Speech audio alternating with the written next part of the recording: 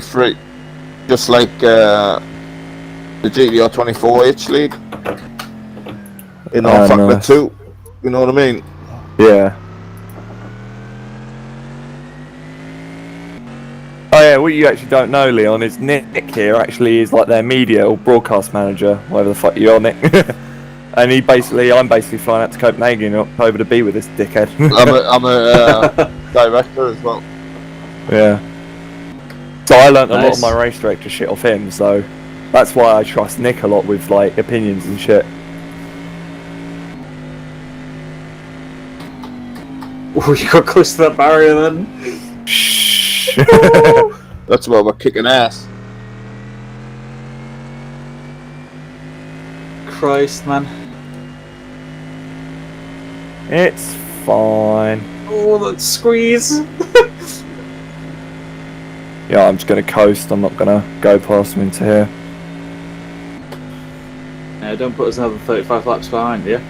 We've got 553 laps. He's not the most confident guy, and I'm not gonna pressure him like that. He's a nice kid. I speak to him a lot, actually.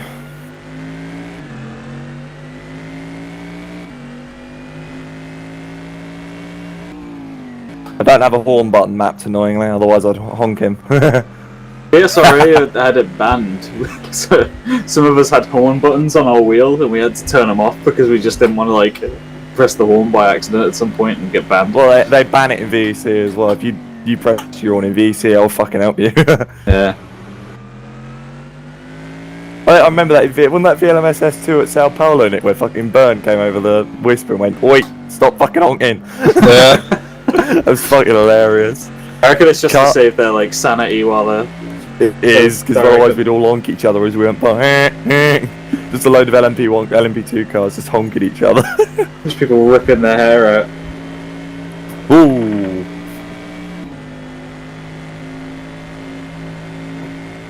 Not the way you're supposed to point. But there's yellows in Section 1 because Alex has spun like a pleb. Yeah, I just got a bit too confident in the turning. It's my bad. What you don't realise is I can just judge you now. Yeah, live. I don't mind that. I mean, it's my first time in a P2 car for a long, long time, so... No, I'm just happy that you're giving us a hand.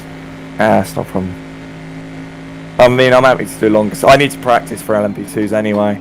Because it would actually just be illegal for me to do what I was going to do, and I didn't... Yeah, we couldn't find anybody else to do it, so... Thanks, Frank. No, but it's like, I need to practice LMP2 anyway. Because I'm running it at Road Atlanta at EERC, so... It'll be one of my favourite cars to drive. I've always been a GE ringer, even Nick knows this, I'm a GE ringer by heart, so... I need to get used to some high downforce things again. I'm hoping it rains during the middle of the stint, so I need to get used to that as well. The thing about the P2s though, they've got a lot of mechanical grip anyways, so it's just kind of like driving a GT car with a load of downforce slapped back on it.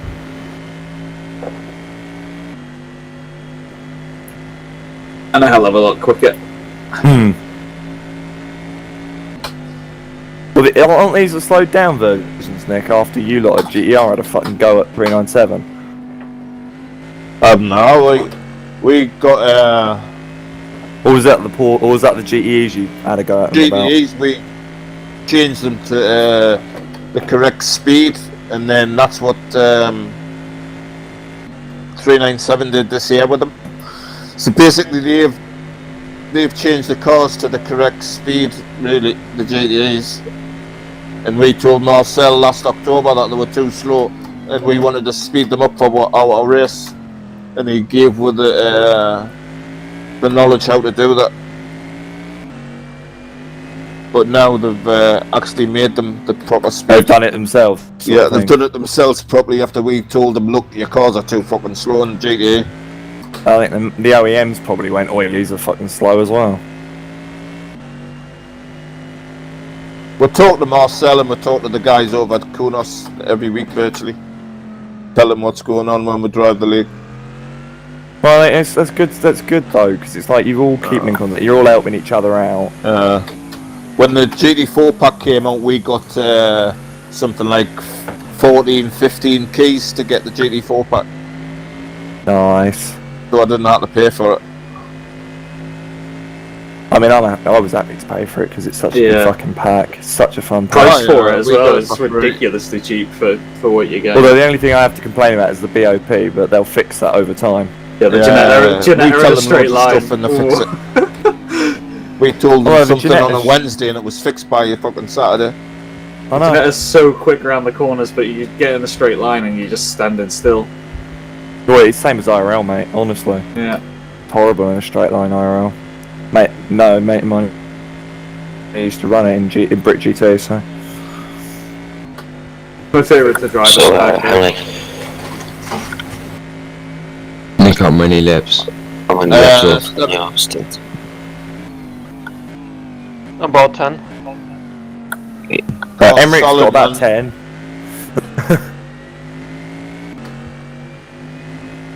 Yeah, Nick here out again. Everyone was talking. He said car feels solid. Yeah, but I want to know how many laps.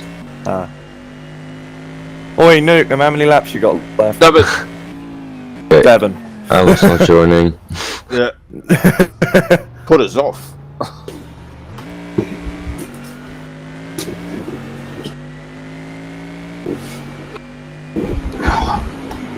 I felt that car gonna go straight around if I tried turning that.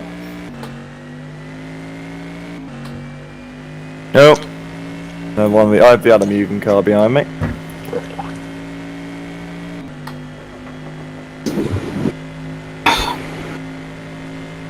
The thing that's weird about our setup is through the infield we're really, really quick. Yeah, it's a really stable car for you, but there's just shit everywhere So you else. just fly away from everybody in the infield and then you just get on any straight and it's like, yeah, go. You go fuck yourself. Sorry guys, I'm just parked here. Go on. Can I get 1+ lap, Lucas? Oh yeah, it might be because they were down a bit more. I mean, I'm happy to give it to him, yeah.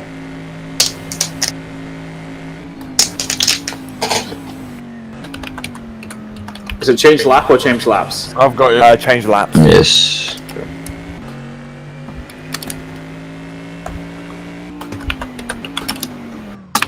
Also give him a scolding for using chat. Nah, it's alright. It's the only way they can get in contact with us without being on the same TeamSpeak channel. So I will let them off for this occasion.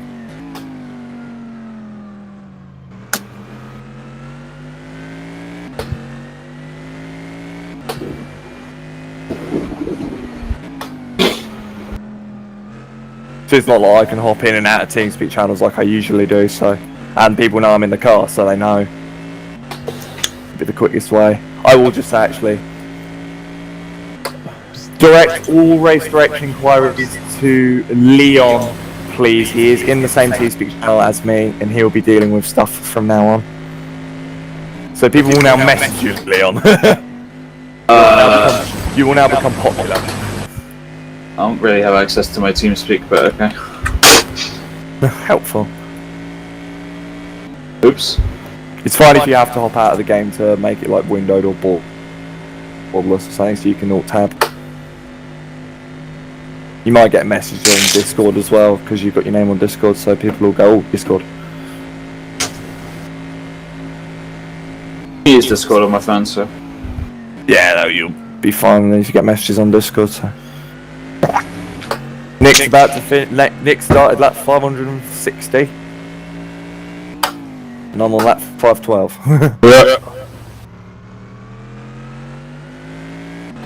Just in a 33.7 as well, I'm quite happy with that. We do kind of have to be careful because we're only like 15 laps ahead of the GTs. Yeah, and we aren't losing time to them. We've been getting laps on them anyway. Yeah, we still got to be careful not Oh, to yeah. bin it. That's why I'm taking it a bit more cautious. That's why I'm not really pushing behind GTs. You get me? We're not gaining anything at the moment, you know. I'd rather get the interval points, you know, safe as they are, and then just stay ahead of the GTs, you know. Speaking of GTs.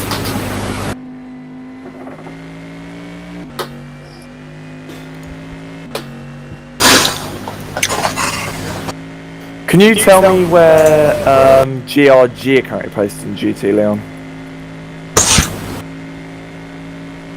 The red Corvette. No, they are the blue Ferraris.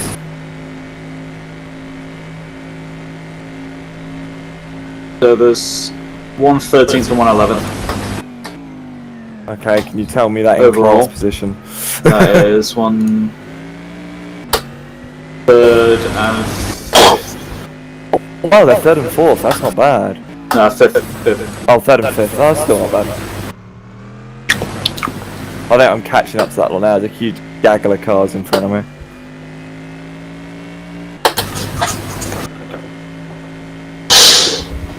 Well, I could have just clicked expand and looked at the bloody teams, couldn't I? I know most people, but I know most teams like drivers, so I don't have to, but you know. I'm up against. Oh, I'm catching up to the special Ferrari. Special God, needs. God bless him. Coach, stick through T1. Short shift up to 3rd, short shift up to 4th.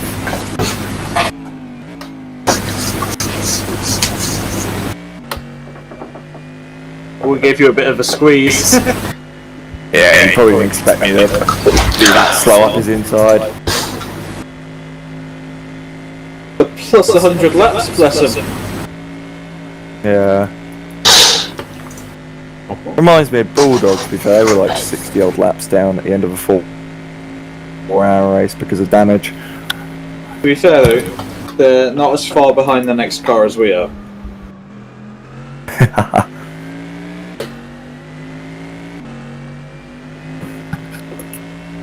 No, they are. Julien Black.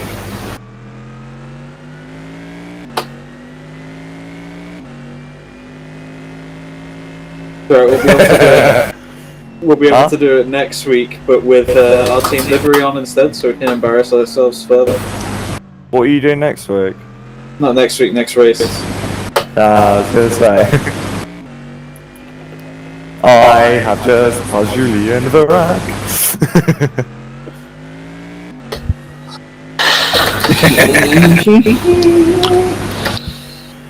You boys fucking love me. Just a couple of laps. Yes. Car's fast as fuck. Yeah, nice. Let's put those guys in 2 laps.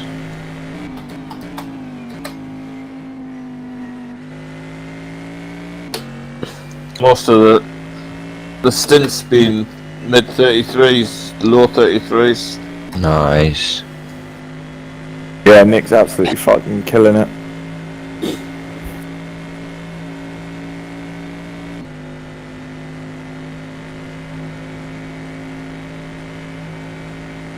Can you tell me if the Ferrari, the GRG Ferrari of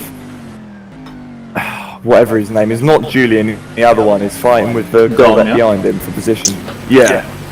Are they fighting for position or are they a lap apart still? Says they're a lap apart. So That is fine then. I wasn't sure if they were fighting for positions. If they were, I was just going to hang back. Oh god, they're side by side. so the Corvette's unlapping himself with their looks of things. Yeah, I'm just going to back off.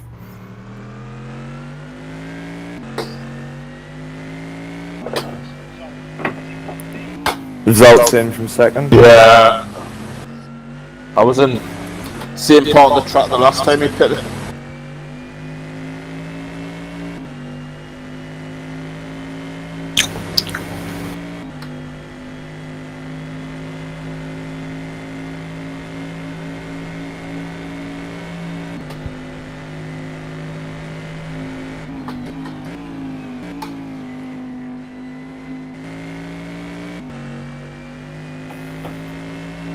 That's not a problem.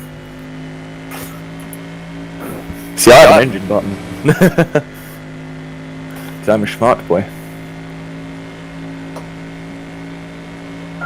It means that the engine doesn't blow up in the pits. Oh, seeing you in the pits. Yeah. Bye, Nick.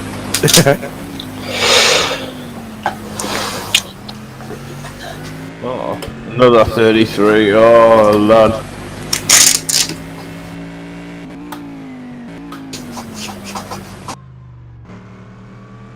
Hey, Still how's very the nice boys, team out almost? there at the moment. Yeah, it's quiet. It's nice and quiet.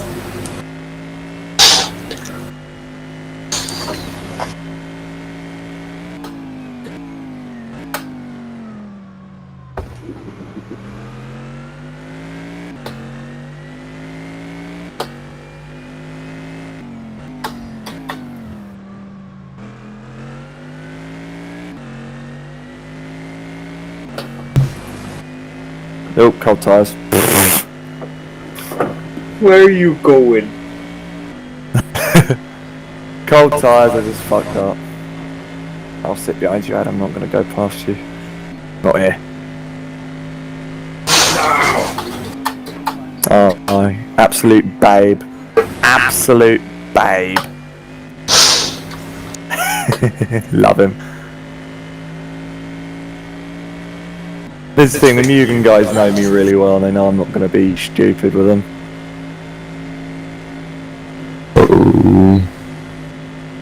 Oh, fucking hell. Yeah, that's a What? short fault. So clear, it's fine. What happened? Think I you was coming tried- into the pits and I hit the fucking, what do you call it? De Corvette was het. Let's fuck all, no damage. Good stint. That's it, as long as you didn't cause them to crash or anything. Nah. There you go. Have fun. Alright, get Why- yourself some brekkie. I will. I'm gonna get some fucking toast, mate. Oh, somebody said, what was that? Somebody set a sign. Oh, right. Everybody's still running, so I don't think anybody's. You're still in 6th gear, like. Yeah, no. Saves fuel that way, good idea. Always. Rapid acceleration on the pits in 6th gear.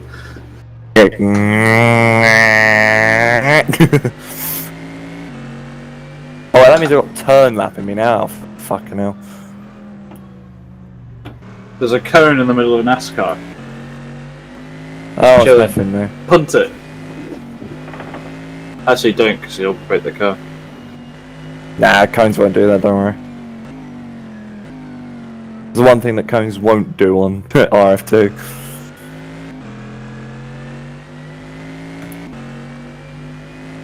But like iRacing, when they get stuck in the fucking car. I thought they still did that in this with like. Which bollards can and happen, things. doesn't it? Because it took off the P2 and F2 wing. Yeah, And it that got was stuck fucking on the hilarious. And it's done it in F1 as well, didn't it?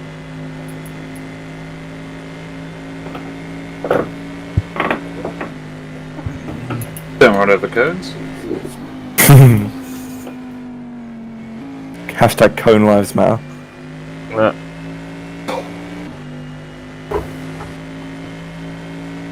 I mean, they are bright orange to say don't. Car feels good, did it, Ted?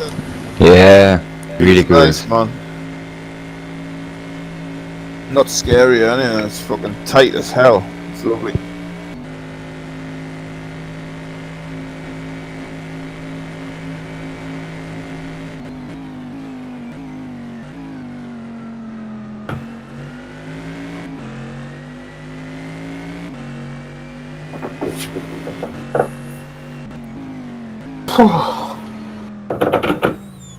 You can just relax and enjoy the race for Leon. Like, it's the joys of being an RD. You just sit back and enjoy.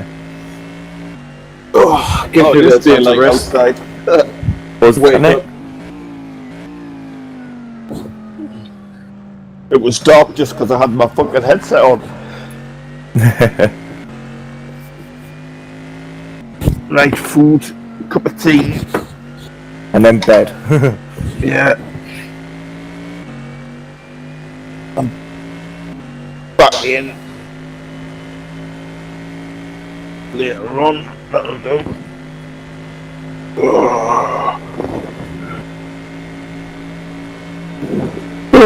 Right, see you later, guys. In a bit, Nick.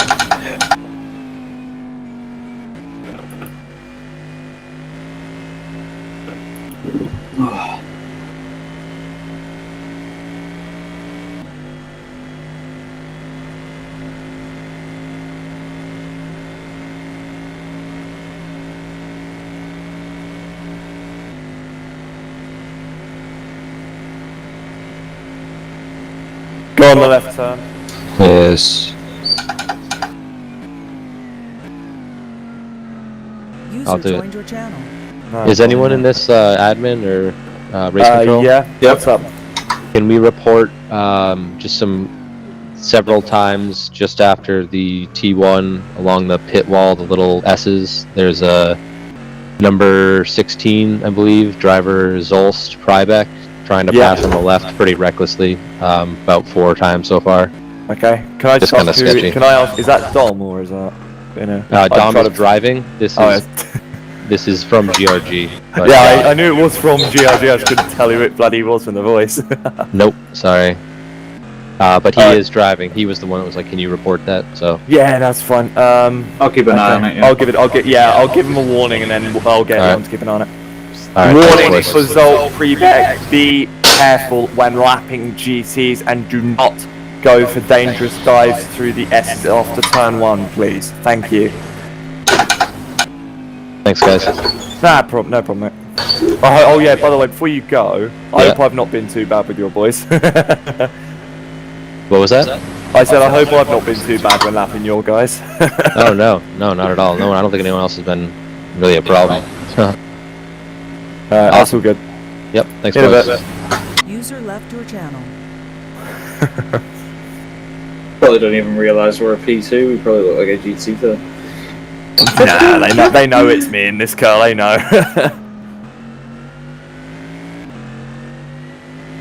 I'm behind our friend again.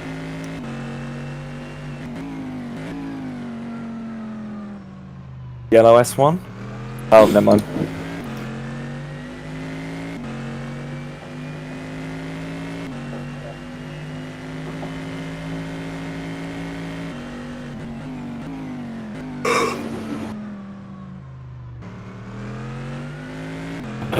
Ooh, fucking hell. Oh, that's a big one. Jesus. Alright. I don't think it's as bad as you think it is, though. Nah, it's not as bad as you think it is. I hit it square on, if you get me. Yeah. Is an LP2 without rear wing? Okay, Yeah, we'll it's call on it the. Okay, drivers, apron. we come to code 80 in 10 seconds. 5, 4, 3, 2, 1, code 80. Gonna box for the repairs as well. Yeah, 8 hours to go. It'd be a really short stop. It's like I've still got like 60 layers. I don't know what happened. I think I might have just clipped the curb a bit too much, or on the outside or something. I can't actually run back in the replay to see any That's fair. previous incidents, by the way, so I don't know if that's. That something won't be I a can fix. problem. I can review all of them post race anyway. It's not a problem.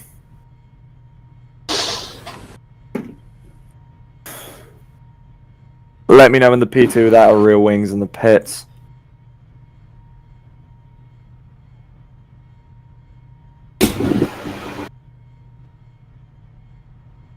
Although I could also technically claim that we're the one that's code 80'd as well. Any suspension damage, or. It's not majorly right hand down, it's like slightly. I'll keep to the apron just for safety's sake.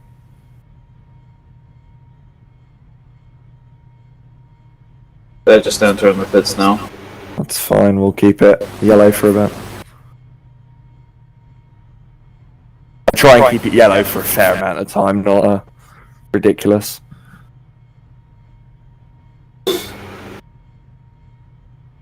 Oh, it might have been Attila that's got no real wing. Rip. I think that's Attila that's got no real wing. Rip. Yeah, it is. Missed his pit box for good measure. Yeah. Let me know when he's in his box. He's in his box. Okay, drivers, we'll come back to green in 10 seconds. 5, 4, 3, 2, 1. Green flag.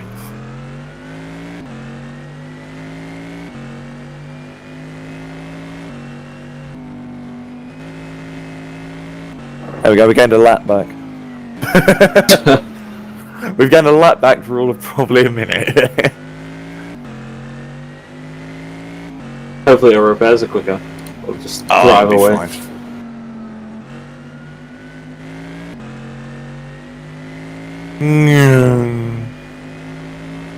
Oh, there goes the Ferrari. How has he gone off in the pit lane? What the? What do you mean? He was on the grass in the pit lane. He's still on the grass in the pit lane.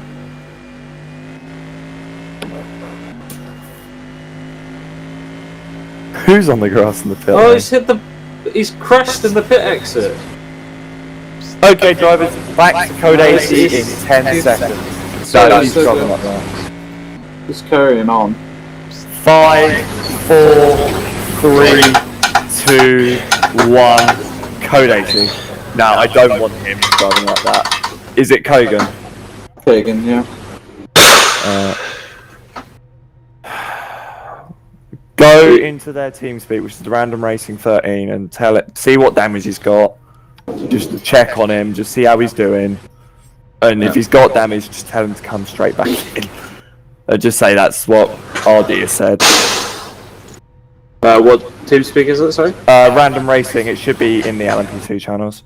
Because I User didn't left move your them. channel.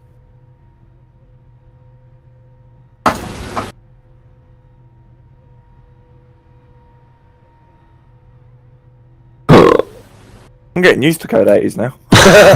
Yeah. Never had any before, never actually had to do one, so. Funny I call enough them, but never have to do them. At least I'm not like Lotra spinning under code 80s. Yeah. Oh my god. Yeah, he did that at Spa the other year, it was fucking hilarious. Wow. He was like, he came over, he was like, I've spun under code 80 like a fucking amateur. And they were like, it's fine, don't worry, keep your head down.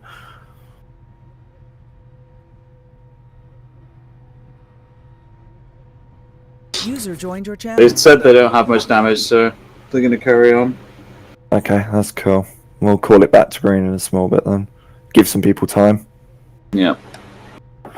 Apparently he pressed minus on a pit exit or something. Oh, no. I didn't see what he was doing, so. I'm glad I called it then, because if he hadn't have responded quick enough, that could have ended badly. Yeah, he was on the grass halfway through the, like, just on pit lane, and then going through the left-hander, he hit the wall, so. Fair enough. Yeah.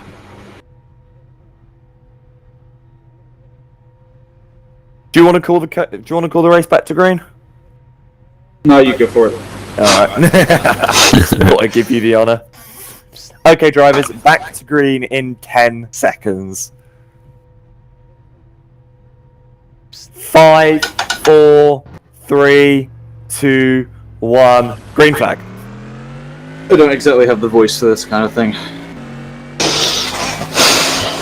You just got to be clear. That's what you got to do. 7 AM. Keep an eye on them. Make sure they're. Oh, fuck, cold tires. I've done it. I've done a Seawolf.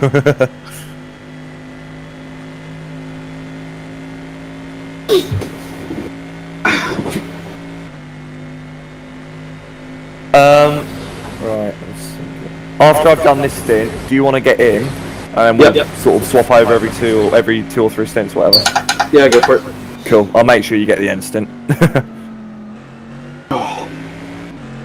We're a bit down on top end at the moment, just so you're aware. It's been the case since I've got in, but we're down about what 10Ks. Not much, but it's noticeable. Wear and tear. User left your channel. Oh, User joined your channel. you alright? Yeah, some issues with my microphone. Ah, no problem.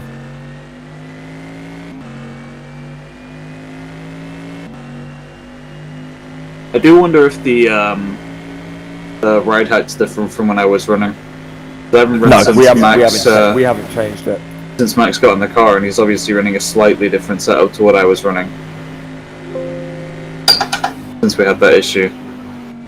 It should be similar. I sent him the one that down. I sent him the one that I had, Right, okay. which is the same as what you had when you got out of the car. Yeah, it should be then. It should be fine. I'll get used to it anyways.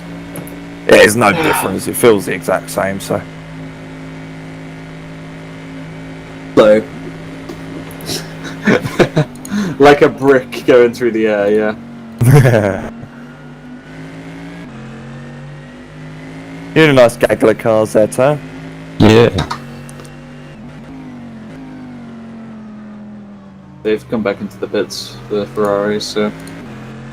I'm behind the donut.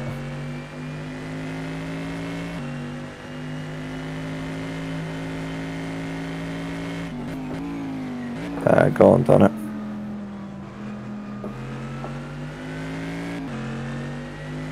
You're gonna stay left, thank you.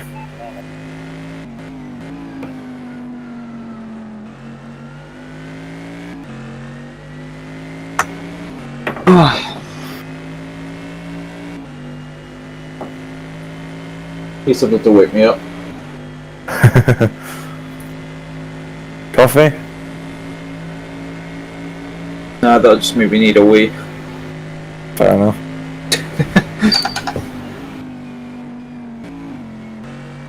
Got up, crew chief ready.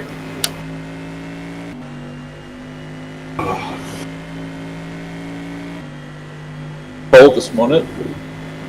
For my top temps. It's nice and cold this morning.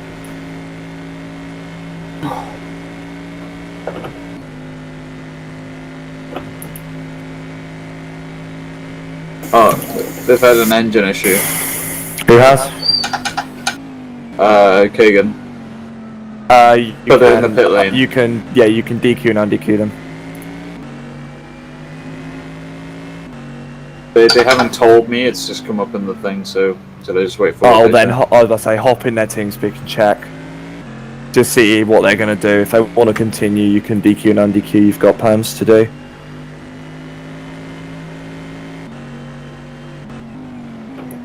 User left your channel.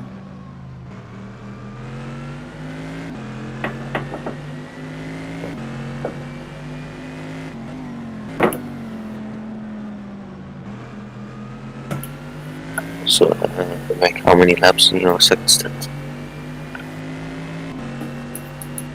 17. Okay.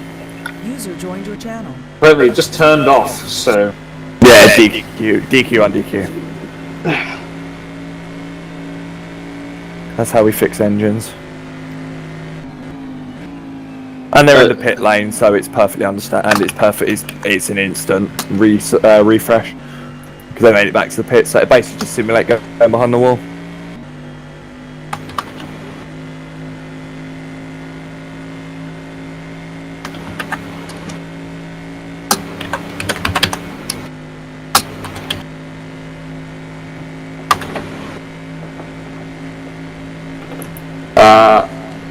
So I DQ them first, or should I? Yes, you DQ and then you undq them, and it basically refreshes the car.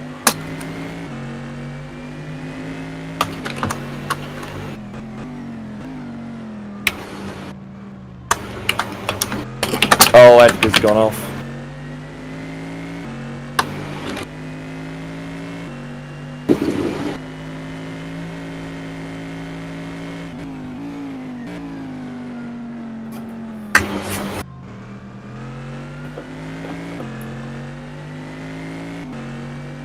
I spy with my little eye GRG esports car.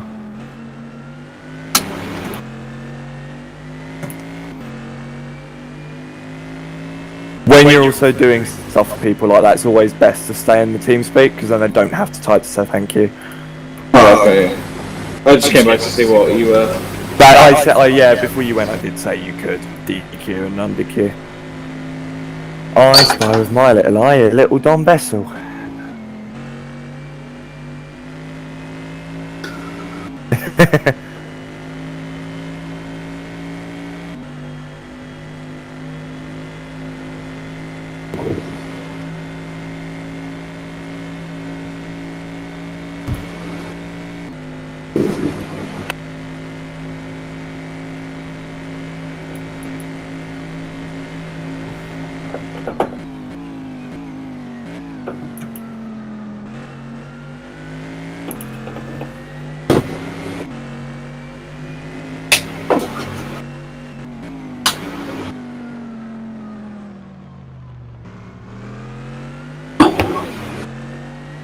What time are you thinking of hopping out?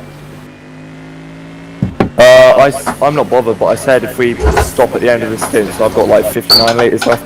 Okay. And then you can hop in. Oh, fuck. Car locked up into one.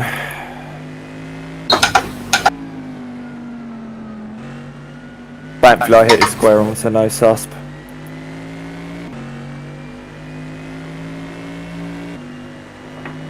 Nice flat spot. Just, Nah, it's fine. It was literally, it's like, like you basically just nose it into the barrier, just like lightly. But it does mean I have to get past Dom again.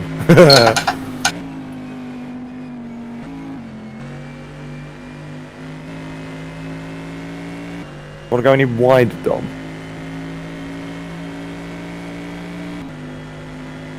Don't sit me over.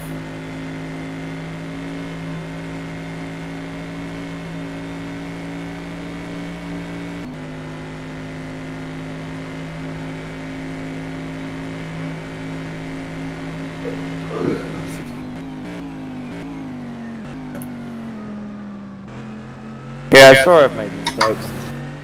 Don't know why I'm making. because you're having to These are race direct and drive at the same time. Don't blame me.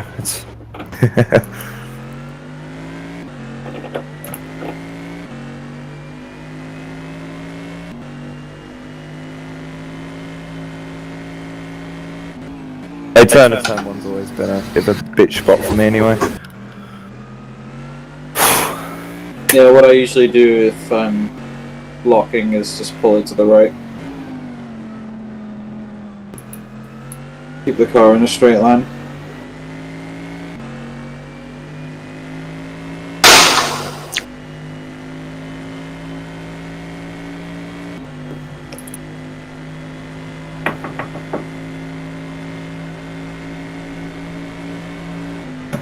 Henrik and Justin, when I get out, do you want me to drag you back to the valet chat so you're in a quieter place, or? Yes. Yeah, we'll do. Okay.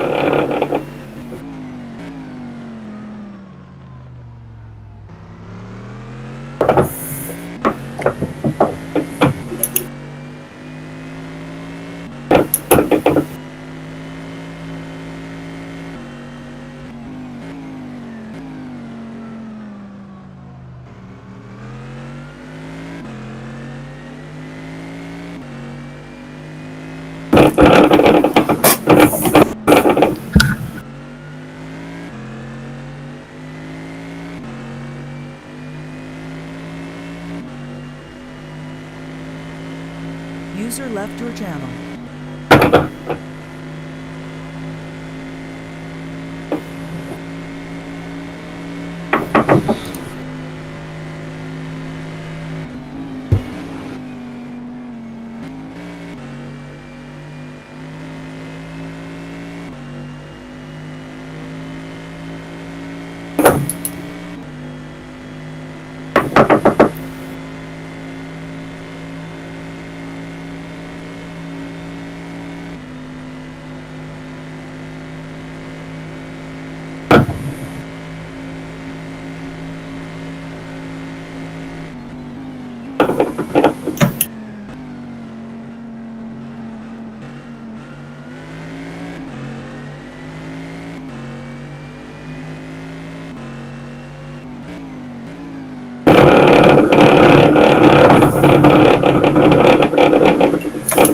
That was Is everything a going noise. alright? Is that real?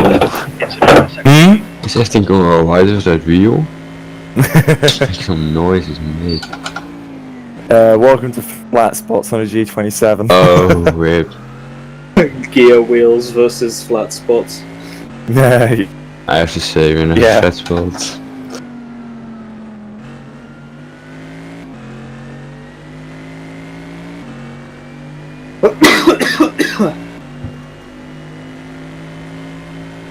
Yeah, it was worse earlier when I had a spin because of Jesus Christ, the fucking flat spots were rattling the old thing.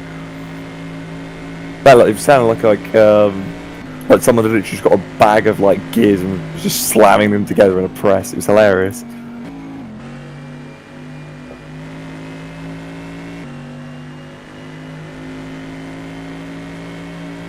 To quote, to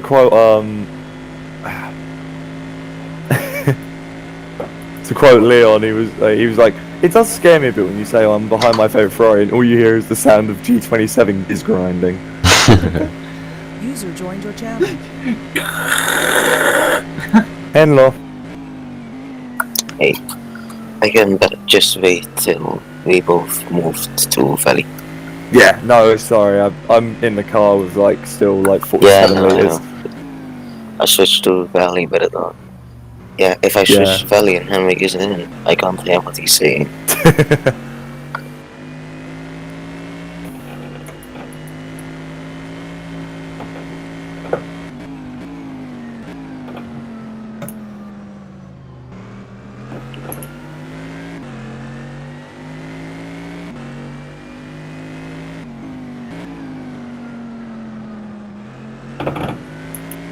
Can you check on 12th place, please, Leon? Yeah, he's just had a spin, he's got no rear wing. Okay, drivers, we come to code 80 in 10 seconds. 5, 4, 3, 2, 1. Code 80 enforced. Didn't see what happened. Yeah, Salt is putting some fast laps in. Need to drive fast. Got a lap in hand at the moment, I think. Yeah, but still. Quick boys out.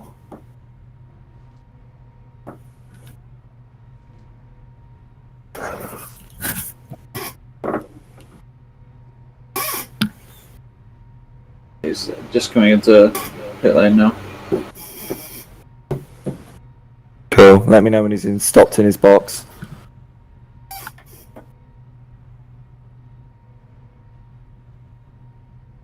Oh, that's the Corvette as well. Oh, the Corvette's going to lose a place. Yep, definitely. Yeah, tell me when he's stopped. In his box. He's up. Okay. Okay, drivers back to green in 10 seconds. 5, 4, 3, 2, 1, green.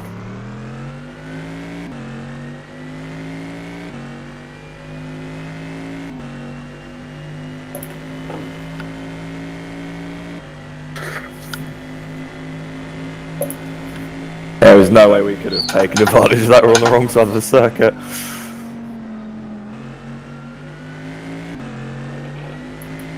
Put too much fuel in the car anyway. Yeah.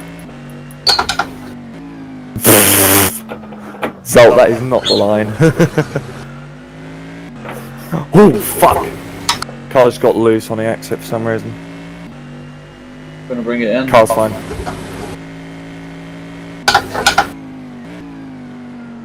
Don't know why the car reacted differently, maybe cold tyres or something. But I Definitely. came through the bus stop and it just literally snapped. And I was like, fuck. Julian had it earlier. And they had no explain. Here you go, turn. What? Can you not hear it? No. Fucking massive rattle I get now. I didn't hear it. Oh, you'll hear it on the back straight.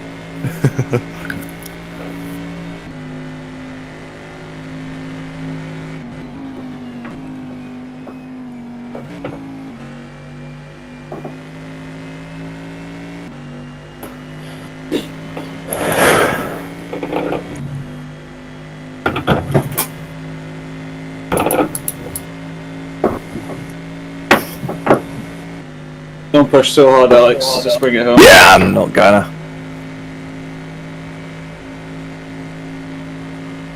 But I'd have to be at my comfort pace, otherwise I either make mistakes or I drive way too slow. It's the Ferrari! Chris is still in the pits. There's 2 places here. Well, he's like a few laps ahead of the next car, so.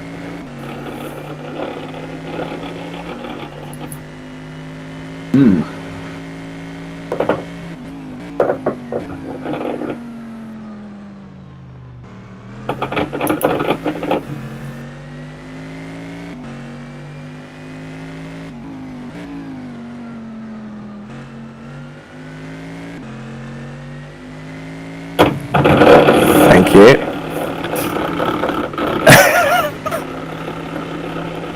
That's a noise. Oh, Ferrari's just... Okay. Yeah, I could see that from a mile off. Has he got a rear wing? Yeah, he does. Oh yeah. Hard to see in the dark.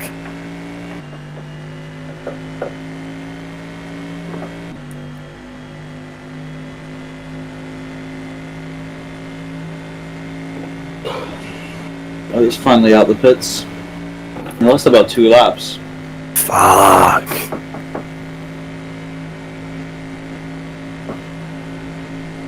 Yeah, he's lost exactly 2 laps. He's behind the car. No.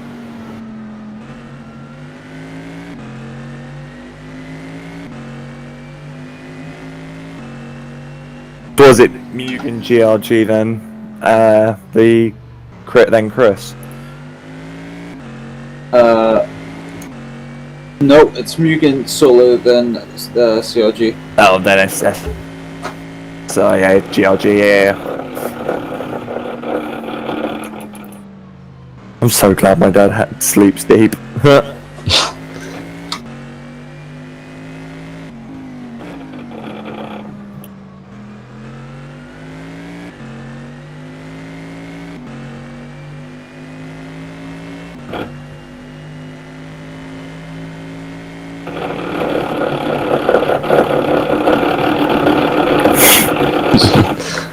Tell me when you're on like 25 liters, and I'll set up the other monitor. Right, yeah.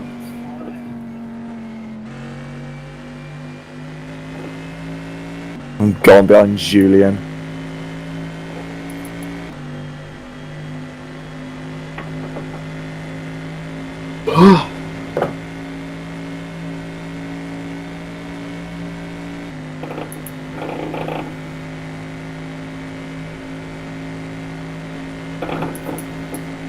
I won't go down your inside here. You sat middle of the track. You didn't want me to go by.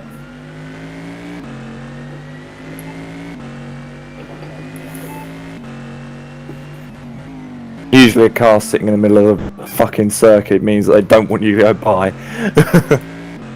Which is fine. I can deal with that.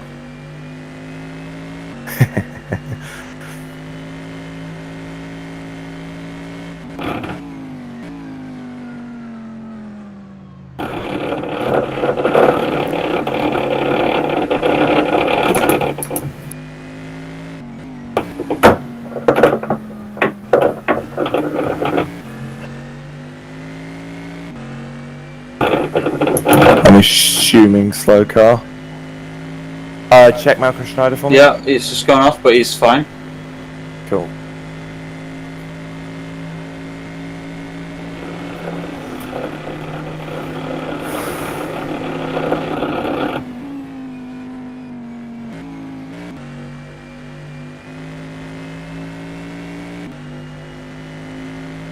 clear.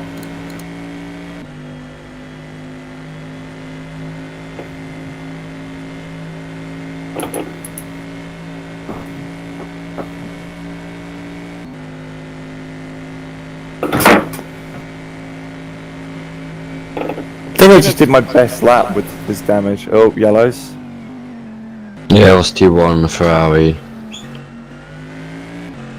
Yeah, he's rejoined, Is that- that's fine. Yeah, he's rejoined. Was that Julian? No, Kagan. Who else?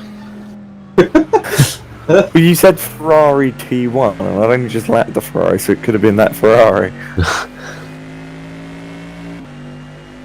Hey, at least it's not Luca Gray. Oh my god. Otherwise, we'd be having code 80s out of our ears.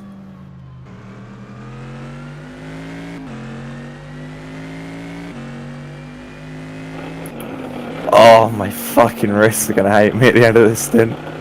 He should race his race in DPi for us in 260, but he just left everything. Yeah, I think you must be thankful. Yeah. Like Ariel was behind me in the start and I was memeing about it with my teammates. So we just let him through. He was in the DPi and I was LMP2. Oh wow.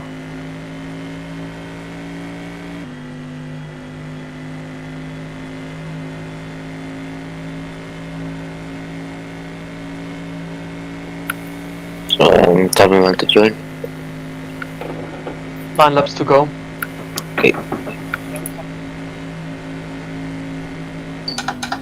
What are we looking like, Alex? 29 litres.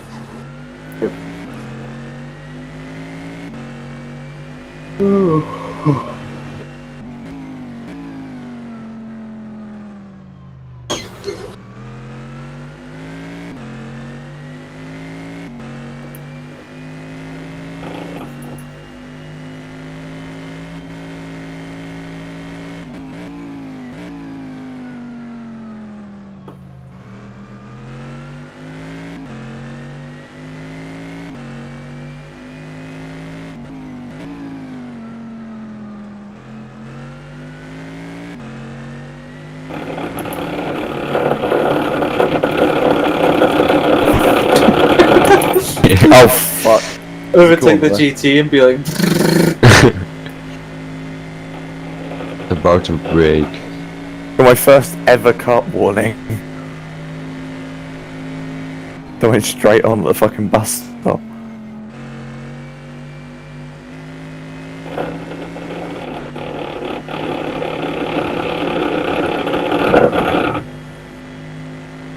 Six litres, so get yourself ready. on it, boss! Wait, I'm boss. Well, I was about to say, you're the boss, you dumbass. On it, employee man. On it's human.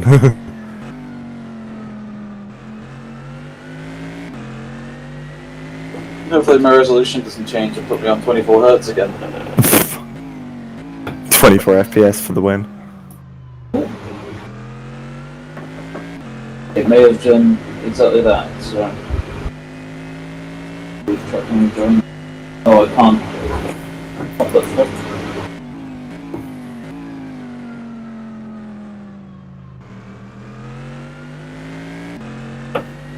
I have to restart our factor, but it should be fine. That's fine. It won't close.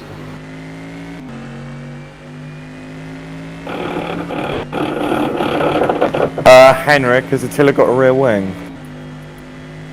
I got a rear wing. Yeah, has the guy in front of you got one that you've just gone by? I don't think so. Okay. Okay, drivers, come to code 80 in 10 seconds. 5, 4, 3, 2, 1, code 80. This is actually perfect. Yes.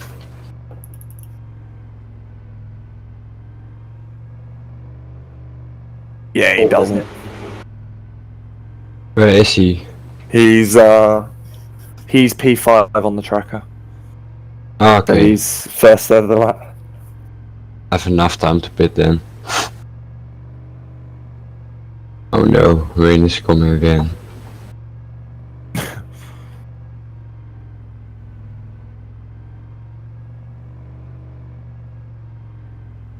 Why are people pinging me in the fucking Discord? I think that was Pascal.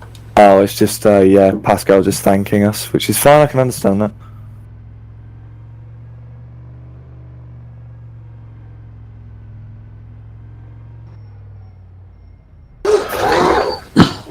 Oh god, I'm behind Donut again. Not even Donut Prodan, it's fucking Donut Desna. I'm gonna put it into safety car mix actually now. Burning up now. Yes, fine. Bloody cold in here. But I don't want to put a jacket on because I'll sweat to death later in the stints. There's frost on the outside of my window. Oh. Summer. I haven't forgot that here, funnily enough. And I'm in the valley, so I usually get it. I'm just driving in spectate cams at the moment. Nice. Don't crash. Again. Okay. It's, I can't do a Luke when I'm actually on track.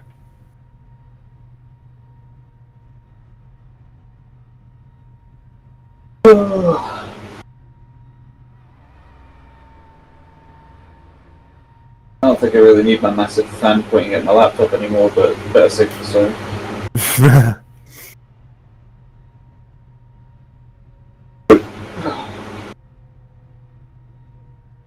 There can be some rain in 30 minutes.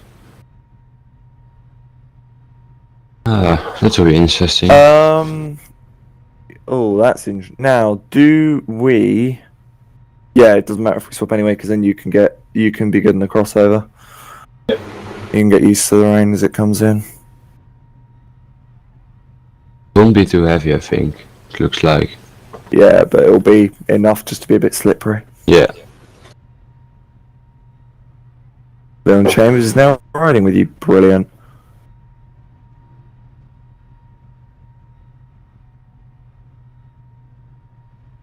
We're gonna have a couple laps under green before I come in though, because I've got like 23 litres still, and I'm like only coming into the bus stop and Lucas is about to pit. But I'll make sure you're selected.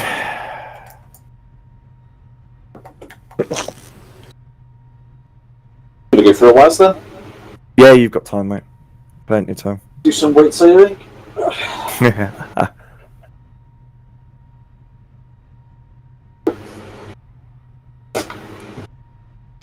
Okay, drivers, we'll come back to green in 10 seconds. 5, 4, 3, 2, 1, green flag. And we're green again.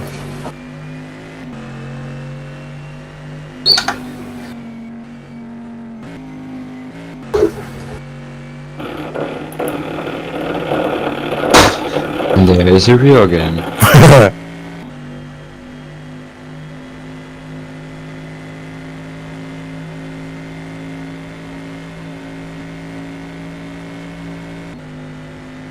Donut.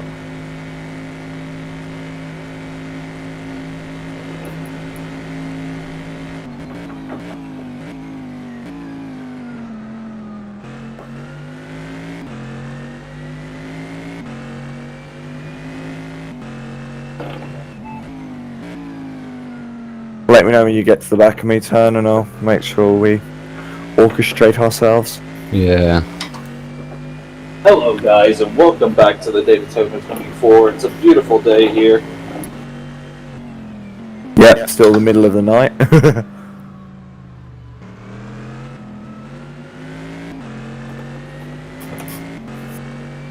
Well, it's actually 5:37 AM. This stint's gone really, really slow for me, weirdly enough. Maybe it's because of the wheel. It was the One thing that constant. surprised me was how fast the stints go when I was driving compared to how when you're watching somebody else drive, like it feels like forever. But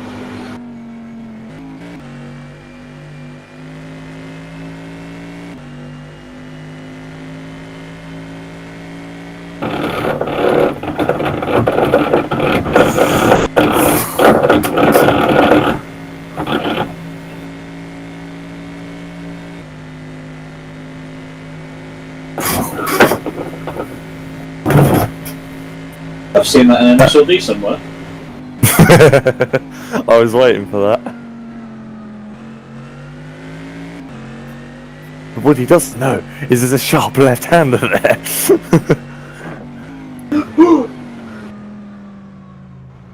Nani? Drifting my shitbox Orica 07. It's surprising how well this thing drifts with that massive shark fin on it. Like, Yeah. usually that would just spin it, you'd be game over, but really hang it out if you want. Not quick, but Oh, air temps are really coming down. 5 laps to go, Justin. Okay, gotcha. I'm about the same, Leon. So after that,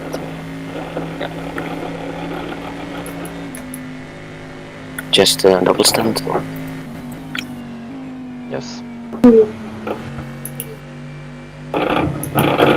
Oh shit, I want to go a bit higher.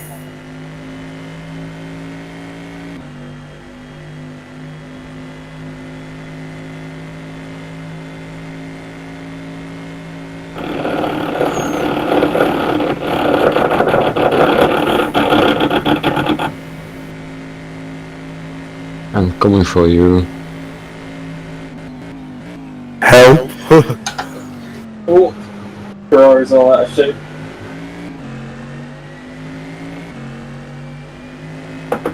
Whoa.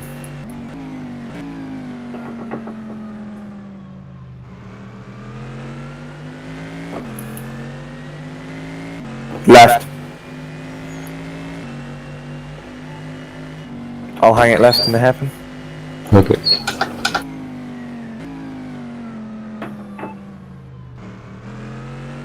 Bingo. Yes. Easy clap.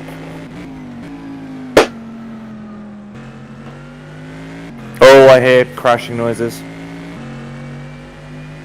Leon, can you quickly flick through, see who crashed? And if they've got wings. Officer's currently not working either.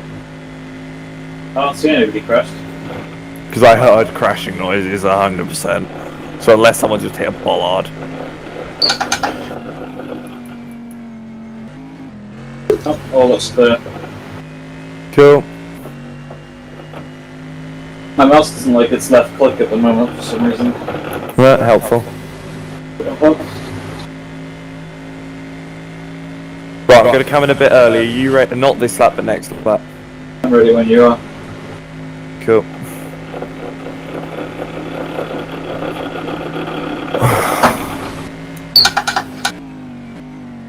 What a wonderful symphony of plastic gears.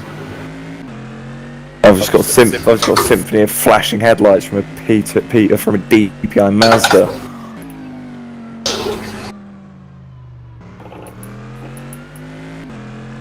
Fucking hell!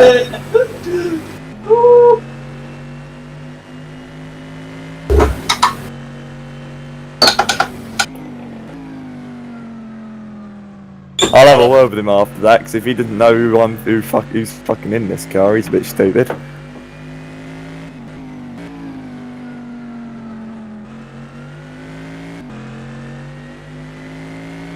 Right, I'm in this time, remember? I'm in. Copy. I'll also drag you two up to valet in a minute when I get in. Okay. Leon, have you got engine buttons or? Nope. No, that's fine. I'll leave the engine on them. That that is something I advise you guys at Delta Map. I think I do actually. I've got ignition. Yeah, that's what I mean, ignition and Engine start, I think. starter. I think it's starter, but not ignition. Oh, I'll just leave the engine on.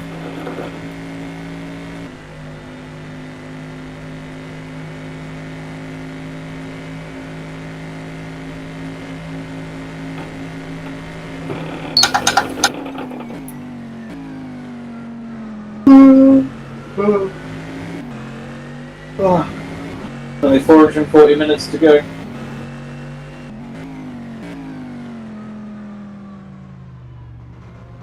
Holy madre hella. Thank you for Hey, your patronage. Valaya. That's fine. I'm gonna probably do a bit of light housework. But let dogs out. Oh, not let dogs out, but and then I'll come back and I'll be ready to carry on. Again, you do the triple or whatever, and we'll go from there.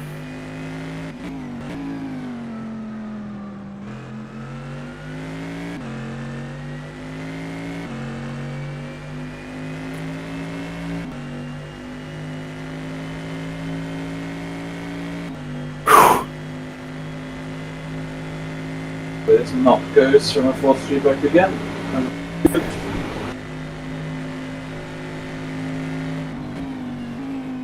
User was moved out of your channel. User was moved out of your channel. I'll be back in a minute. User left your channel.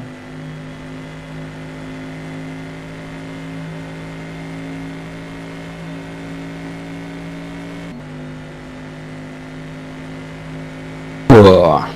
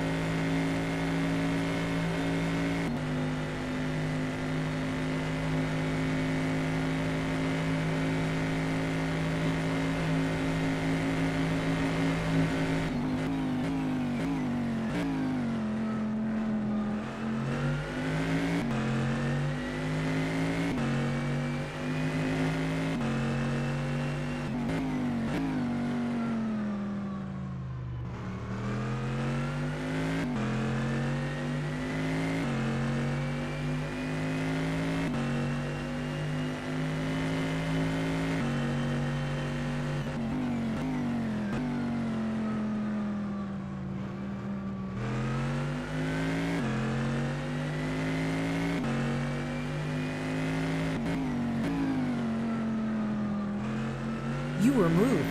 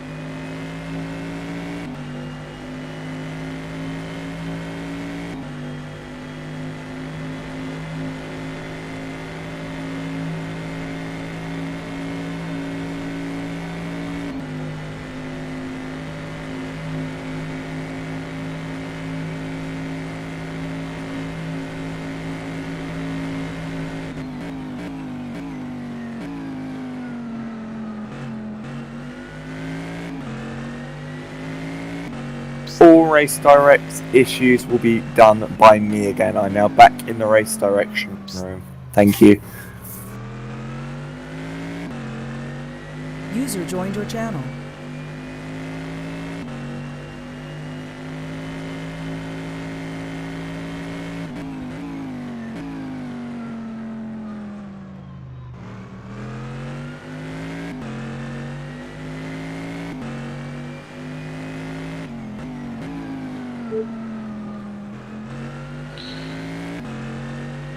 Good.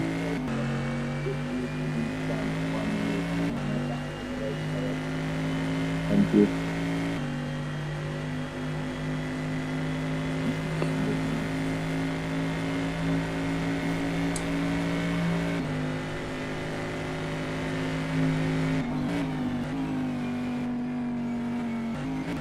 User joined your channel. Hello. How you doing? Still running on 0 hours sleep, but we're doing good. I can't believe you've actually managed to stay up for so long.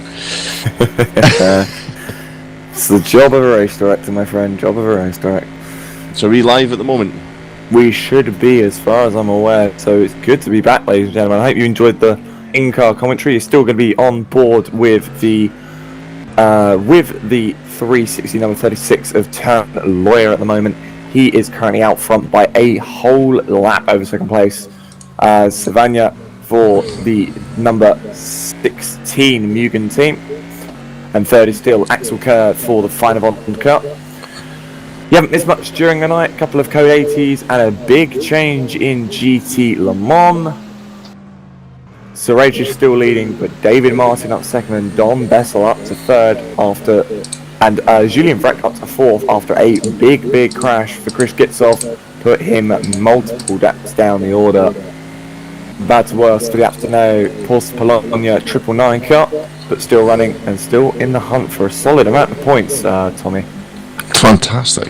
It's just when I tuned out last night, I had watched there was a big accident with Casey and she didn't look like she was having a particularly good time, unfortunately. But I was glad to get caught up, and obviously waiting for the light to come out, which shouldn't be too far away now. It'll be a couple of hours because we're currently 5:56 in-game time. Again, the time was a couple hours behind UK time, so we are pretty much happily set at 5:57 AM in the game. It will probably be a couple more of an hour or two before the sun comes up and we get the beautiful live at Daytona. And again, you can't really think about the end until the sun comes up. And we've completed 600 laps, Tommy. That's incredible. And that is actually second place off. Second place actually just gone off as well. Just going to see how much damage they've got. Nope, perfectly fine. He seems to just back it into the barrier as Axel Kerr spins it at T1. As funny enough as Chambers went round as well. Yeah, I must admit, when I don't know how you've managed to keep your eyes open, and I'm not going to mention it again because if you do, then that's when it'll catch up with you. But if being just commentary and just focusing on that yesterday, even after my short stint, you know, you're sitting, you're talking, but you're not really doing anything. Whereas the drivers are kind of sat in that one position for so long, and it's incredible that they're still doing it. And it's obviously not the real thing. You're not getting the same sort of G-forces or anything like that put through. You're not having to deal with the smells and the claustrophobia of being in the cockpit for so long. But you're still having to keep focused for so long. So, you know, fair play to the guys for still sticking in there. I see that we've had, is it 2 retirements that we've had? Only 2 retirements, yes. The first retirement was Sento Enquist. That was very, very early on in the race. It was on lap 106. Sorry, lap 107. So that was over, you know, that was over 500 laps ago, 400 laps ago now. And the other retirement was Evan Muller. Those guys decided to retract the car.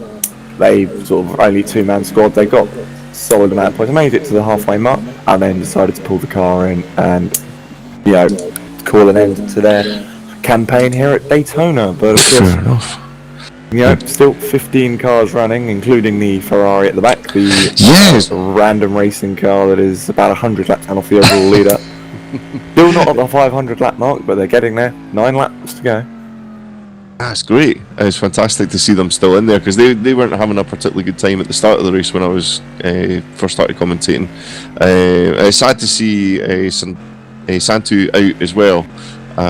He had a really unlucky start and then just couldn't find a rhythm after that.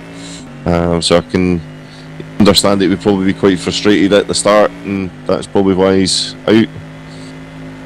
Indeed, and just looking at everyone else, just sort of running around track at the moment, and obviously, of course, the camera's going to be sat on your race leader, of course. But we some days Ian Longcar's gone off there. I don't know how bad it is. Indeed, I think it's just simple backed it into the barrier.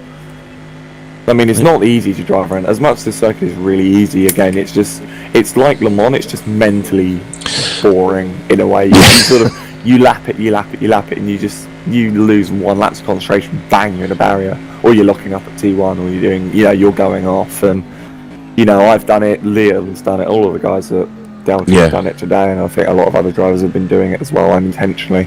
Yeah, I don't know. I don't know about you, but sometimes when I'm going around Daytona, there's parts of the track that just look the same. Yeah. So when you're tired, it's just you think that you're a different part of the track, so you maybe change your braking mark or something like that, and you just think, all right, this will be fine, and it's just like you end up in the barrier, and that's or you end up slightly wider than you think than you actually should be, and you end up, you know, just clipping a curb or clipping the grass and sending the car around. Yeah, I'm quite glad that I'm not doing it in real life. We did hide multiple times. But we'll give you a bit of an update as we've got 7 hours remaining, and 1 more hour until the next points are given here in the VISC Daytona 24, the opening round of the Virtual Intersports Car Championship season here.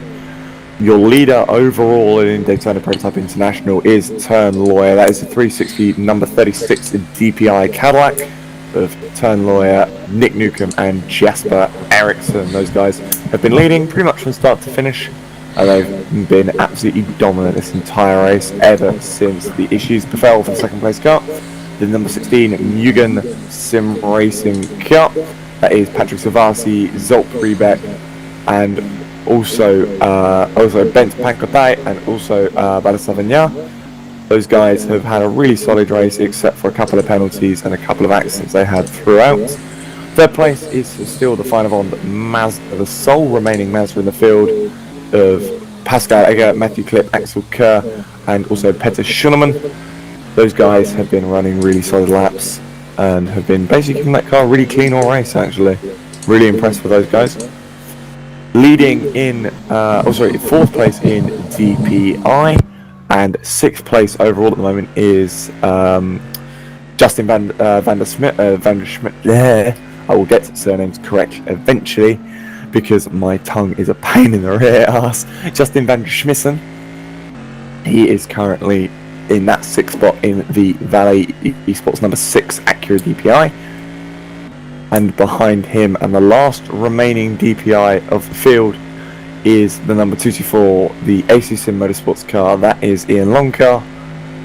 Currently in that car in 5th place. You go to LMP2, and it is still Sandor Lengyel leading for the Mugen Sim Racing number 22 from the 95 Deek Mugen Sim Racing of Bent's Banconivari. And then third place in the last remaining car is Leon Chambers in the Delta Autosport car GTLM, and leading still is Adam Suresh in the Mugen Sim Racing number 88. Second place is David Martin in the Solo Sport number 14. That has been running very solidly all day as well. And in third place, well, they've come back from disconnects, they've come back from accidents, they've come back from about pretty much anything at this point. You might as well have resurrected them about 3 hours ago with how bad their luck was. But it is the 57 GRG Esports car, Don Bessel, currently at the wheel, and directly behind them, Julian Vrack in the 75. That car, remember, was involved in that big shunt early on, as Tommy said. Casey Salt getting involved in the accident where the Mugen car failed to hold its brakes, and big damage.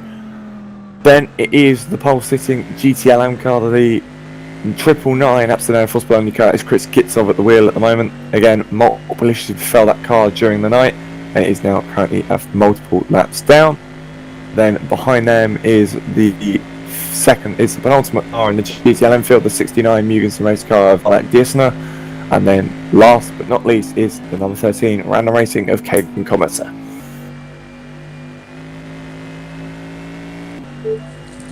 Thanks for that rundown there, Alex. Yeah, beautiful rundown of the field, the 15 car field that we have left. I was able to eat my porridge there as well, so it worked out perfectly. You're welcome. Of course, an hour until we get the next set of points coming up, the penultimate set of points, because we'll only have 6 hours to go at that point. Is at the moment in each class. I will actually get the points up momentarily. I think I did send them to Christian. Yes, I did. It is still the 360 Motorsports car leading DPi by 2 points over the Mugen Sim Racing number 16 in LMP2.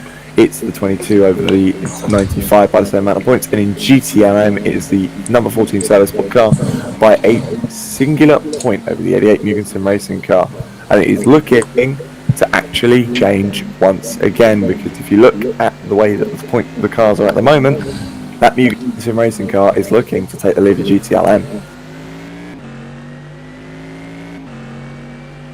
It's amazing that they're still pushing so hard. Yeah, I know, it's amazing how hard these guys are pushing. Now, I need to take a break because I need to get a drink, I need to get some breakfast because it is like 7 a.m, it's like 8 a.m. here.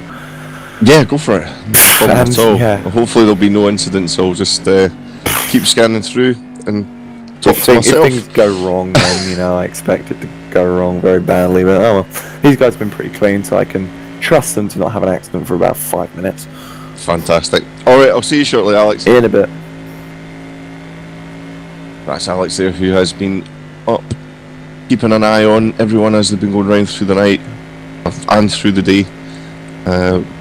Like I said, unfortunately we can't switch between cars at the moment, so you are just sitting with Team Lower, who are just running really a steady, consistent race at the moment. Not like when we finished the stint when the number 2s were coming up and really catching in on them. The number 16, who is still sitting just a lap down, so you know, never say never.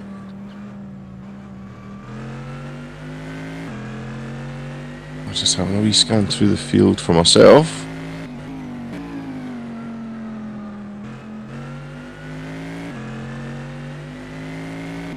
I've just got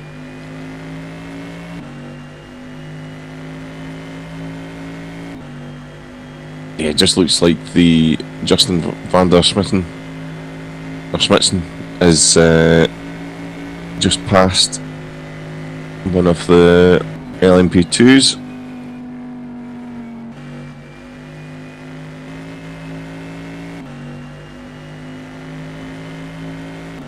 But at this stage, everyone's just kind of just finding their own rhythm, trying to stay out of trouble, possibly nursing some little mechanical problems in the end.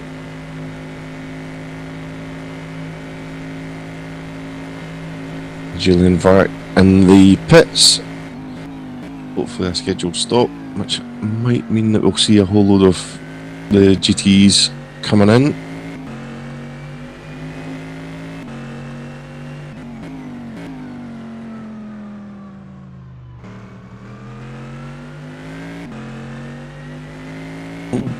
Now, that looked a little bit close.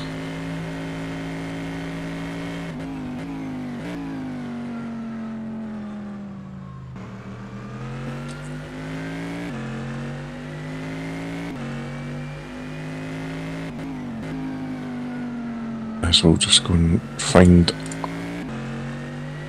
who it was.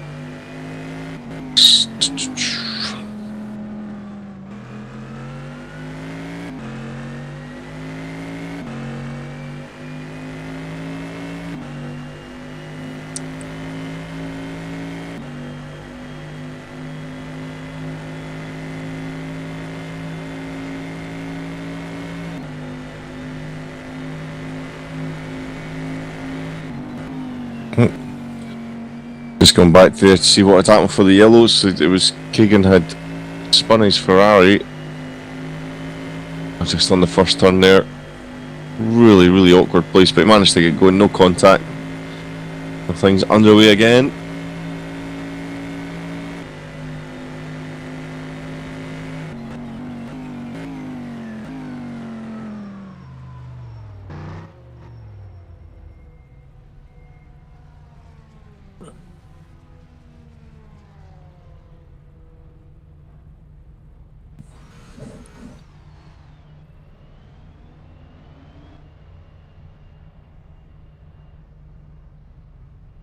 We've had a pit stop for both the front runners.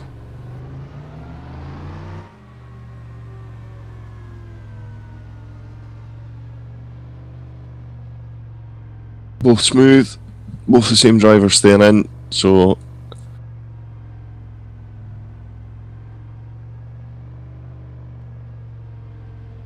oh, nice and easy. I don't think there's anyone around him as he's exiting the pits. There is for the leader as he's coming out into traffic, a couple of GT cars, so hopefully we'll be able to dispatch them pretty quick.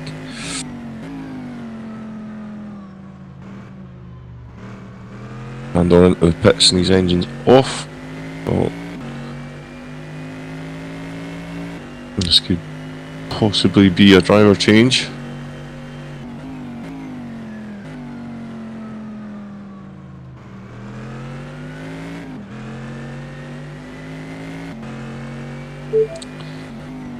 Or not, as he's just exiting the pits.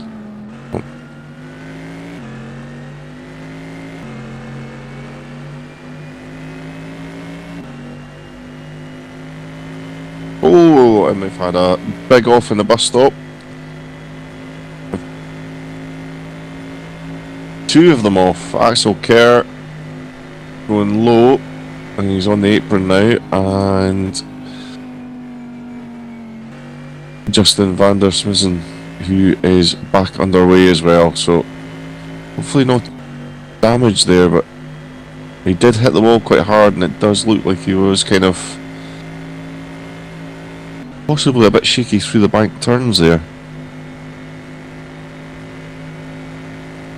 Just follow him round into turn 1 and just make sure that he's still stable. Ooh, really unstable under braking there.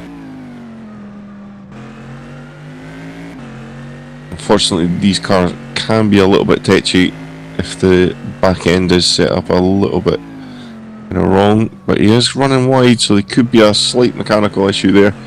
It did look like he hit the barrier very hard, so it could, hopefully it's not too bad.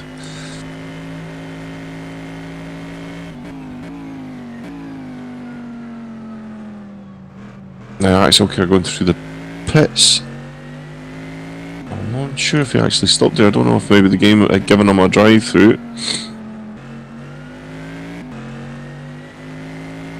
No, he had stopped. So he is back underway. I wonder if Justin is going to come in this time. Now he's coming back up to the bus stop. This is where he kind of had his moment the last time. Yeah, that's much tidier through there, but the exit was just a little bit too much curb.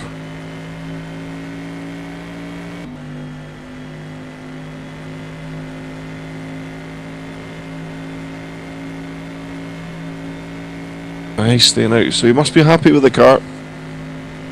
He's got the leader coming up behind him as well.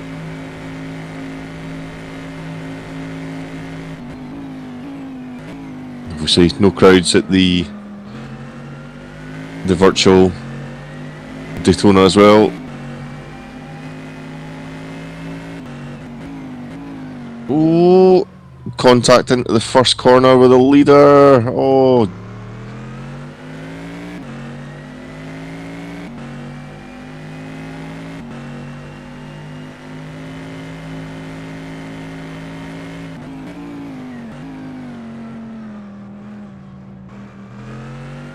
Don't know what he was thinking there. And he spun it as well.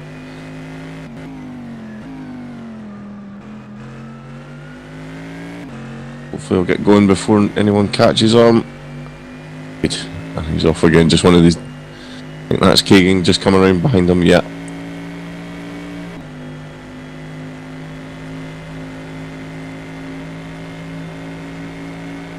Just not having a good time last couple of laps. I'll stop following him in case it's just the commentator not wanting to put pressure under him.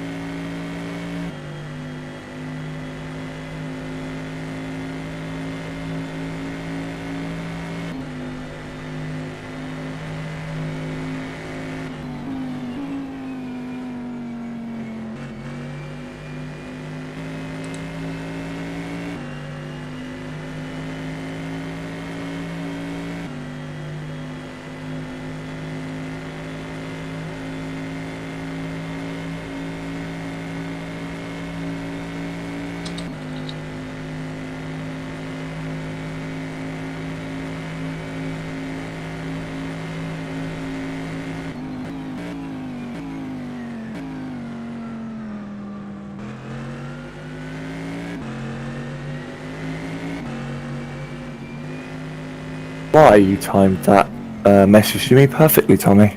Oh, fantastic! Yeah, I don't know if you saw it in the stream where No, there I've was. just gotten back, so. Yeah, it just looked like Justin just ran a bit deep into the first corner.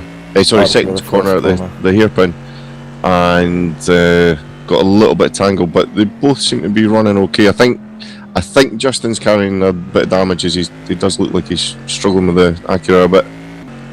I'll check if it's gotten reported, and it'll have a lap. It's not been reported. Then no harm, no foul, as they say.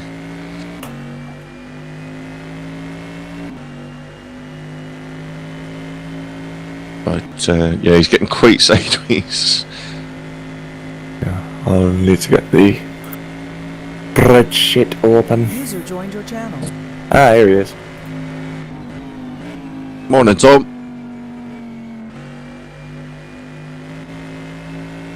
Is he there? He'll be doing his breathing exercises, clearing out the vocals, getting ready.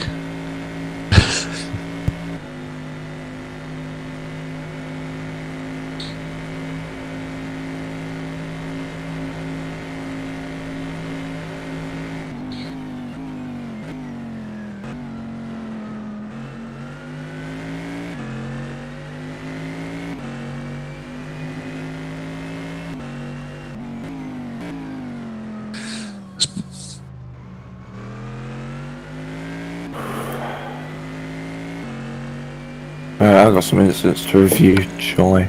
Alright, okay. Hopefully not too many. Yeah, not too many, but I better go. So, have fun with that. No worries at all, Alex. Good luck, and I'll hear the voice Hopefully, of God yeah. if anything comes off it. Hopefully Tom wakes up as well.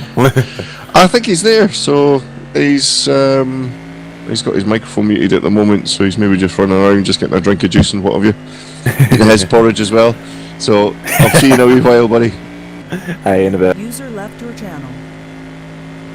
So if there are any incidents, it will just be like earlier on, so we shall just keep our ears open and listen for the voice above everyone else to come out and let us know if there are any incidents, penalties that will need to be served, which obviously we don't really want to see, as we just want everyone to race, but there are stewards there for a reason, and it just makes sure that everyone keeps it clean.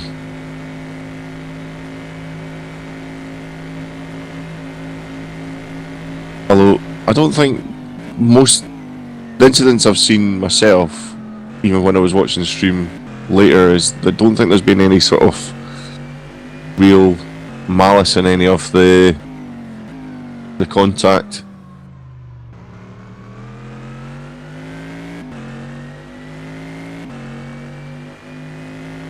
So we shall. Sorry. User disconnected from your channel. We have one of the other commentators who's coming on shortly, Tom Dillon. You might have just heard the user leaving and coming back. He's having some technical issues at the moment, which is a great thing to start with when you're still waking up in the morning. Good morning. Sorry about that. Fantastic, Tom. We've got you now. My microphone decided to just suddenly stop working. Anyway, good morning. How has the night been? Night's been great. Alex filled everyone in and just had a quick sort of rundown of the leaderboard very shortly. Sorry, just a little while ago. I'm still waiting up as well. There was a couple of incidents through the night. He's had to go away and just review some of the incidents that have been reported to him as well. So we might hear him coming over the whisper just to inform us if there's any penalties to be given. But obviously we don't really want to see that. We just want the guys to be able to go out and race. Sorry, guys and girls. So there we are. For the stream, we are still stuck in the driving lead car. So we shall just... Looks like it's going to be radio then for the rest of the morning. That's it. So we'll try and make it sound as exciting as possible, but it's hard. It's hard when you're waking up. So we've had 2 retirements. He was saying that Santu had retired quite early, so that might have been when you were on your stint commentating, Tom, just after I dropped off. I did not see Evan Muller retire. I also didn't see Santu retire. He just retired before my stint. Right. Evan Muller was actually running pretty well at 1 in the morning. I believe his teammate Rob Gibson had a couple of tank slappers into the wall. Right. I don't know whether they had some shadow damage from that or anything. Be aware, I am reviewing some incidents that are backlogged in the system, so I apologise if any of you do not understand where penalties are coming from. These are a few laps old, and I am just going through them now. The first one will be for the random racing number 13 car for ignoring blue flags and blocking a faster car in the same class, therefore ignoring same class blue flags. And that will be a drive-through. I would quite like to draw your attention to the 15th place overall Ferrari. They became a fair bit of a meme during the night. They were 25 laps down when I left my stint, and they're now 35 laps down.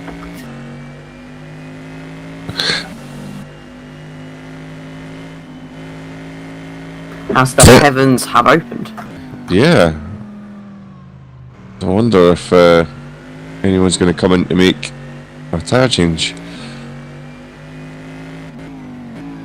There's 36 minutes until the GT window opens for their pits, so whether or not they're going to decide to make that jump when they do come in, I don't know. The rain is currently at 2%, so it's nothing to worry about yet. Obviously in a few laps time there will be a little bit to worry about. Ambient temperature has dropped a lot, but the track temperature is still pretty high, so they should be alright. As it goes, it's still sitting at 29 degrees, so it'll take quite a bit of water to cool that down. They should be fine, but then there has been some slippy moments on the dry track as I just switched to Justin, who had a massive lock-up just before going into the bank curb there. Justin has had a full night's sleep, unlike many of us, so he's come back refreshed and revitalised. His team, Val Esports, have done 596 laps, 618 overall. This race for the DPi should be around 800 laps, so about 200 more laps to go in this race, as we have got 6 hours left now, and I believe the sun should be coming up in the next hour or so. I think it's around about an hour and a half from what Alex was kind of saying as well, just before you came on there. But it'll certainly make it a lot easier to see what's going on. Although when they're going around the main straights, it's pretty easy to see them. It's quite a well lit track, thankfully. But it's a little bit weird as it's broad daylight outside my window and the track's pitch black still.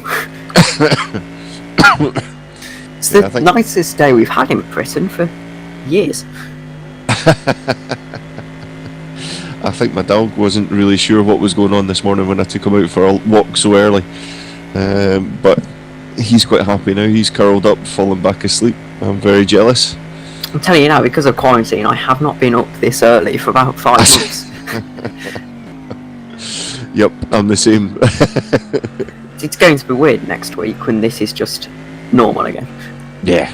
It's quite nice getting up early on a Sunday because it's still nice and quiet. There's nobody going to work, so you're able to kind of just have that sort of quiet in the city, which is quite a rare thing. There's always a weird air on any early morning, particularly a Sunday. Drive-through penalty for car number 75, Romero Perez. This is for an incident on lap 528 for the GT and 560 and 599 for the prototype. This is for avoidable contact on a car that is lapping that caused a collision. Meanwhile, there has been a slight incident with the number 95 5th place LMP2, the Mugen sim racing car. He's just had a little bit of a rear locking into the bus stop. Had quite a nasty hit to the rear coming out of the bus stop. Though they look good to carry on, he has stayed out. I think just being caught out with the conditions a little bit there. Yeah, we're going to see more of that as it goes on. I think once the sun starts coming up, then the drivers will get that kind of that full wake up that they need just to kind of carry them up till the end. The night stints are horrendous. Really taxing. Or certainly for me, when I've done them before, is just that's what drains you. But when you just start to see the sun come up, then it's amazing how re-energized you start to feel. As I'm just having a look at Kagan, who's just came back into the pits. He was in the pits just a little while ago, so hopefully that's not a problem that he's had. Justin has also had an incident. I'll quickly get a replay of that one for me, though. Unfortunately, we have no ability to replay even when Christian is here. But it's a very similar incident to the other one he's got. In fact, it's a carbon copy incident, tank slapper into the tyres. Although I believe he's going to carry on there. I think we're kind of just getting to that point in the track where it's almost the crossover period where the slicks start to not work, and Justin is coming into the pits himself. Yeah, that might be why Keegan was coming in there as well, just as there's quite a few of the cars now coming into the pits. And I wonder if the first place is going to come in, which will be quite handy for everyone watching. So he's still staying out, so hopefully he'll not get caught out by anything there.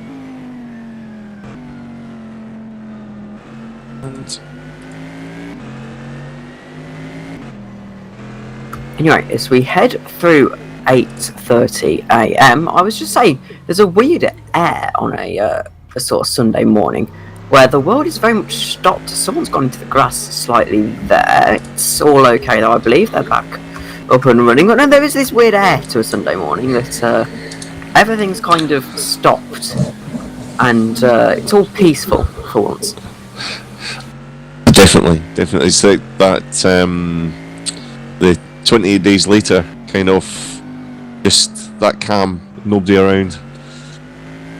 Thankfully no zombies. And with the pubs being closed as well, there's not that many people stumbling home either, so that's quite nice. I think there might be a few zombies on this track right now though. Oh, definitely. Judging by the night stint. Definitely, especially with some of the little mistakes that you see some of the guys are making. Nothing mega, but there has been a couple of spins. Whether that's a combination of the conditions changing and tiredness, or just tiredness alone. There's of course been lots of little mistakes through the night when I was on. I wasn't on for the big night stint. I was on until 1 AM this morning, which is weird. It was only 7 hours ago. But it was weird the kind of mistakes that were going on there. You had cars. Well, we had that massive incident with 3 cars. Big point of the night. Yeah. What was the outcome of that? Who got the penalties, or was it all the Adam Kurt's car, the DPi? They got a penalty for causing the collision, and then the Mugen car got a penalty for not holding the brakes during the accident.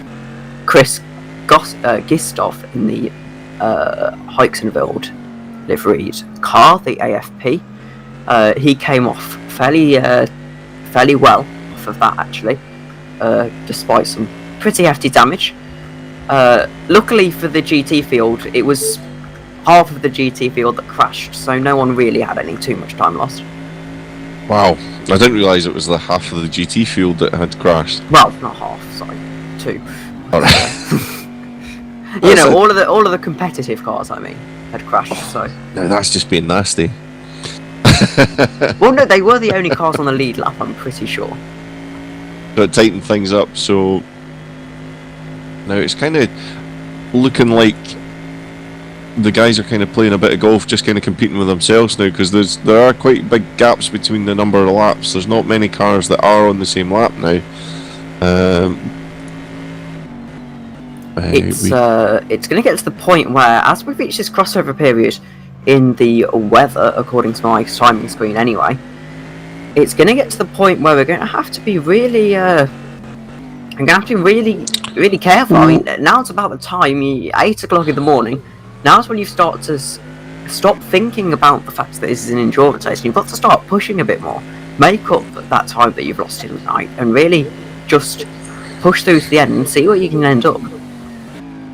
Just had Leon Chambers having a huge spin through the bus stop, but no contact with Slow anyone, DPi. anything or anyone. Yeah, and A stops DPi of Ian yeah, Longcar. Ian Longcar. I don't know what's happened there. This will get code 80'd. He's back up and running. Perhaps I don't know how many of these drivers are running auto clutch. It's a pretty intelligent thing to run in an endurance race. But I wonder if he's not running that and has just kind of stalled the car and had to get it back running again. Yeah, it's definitely.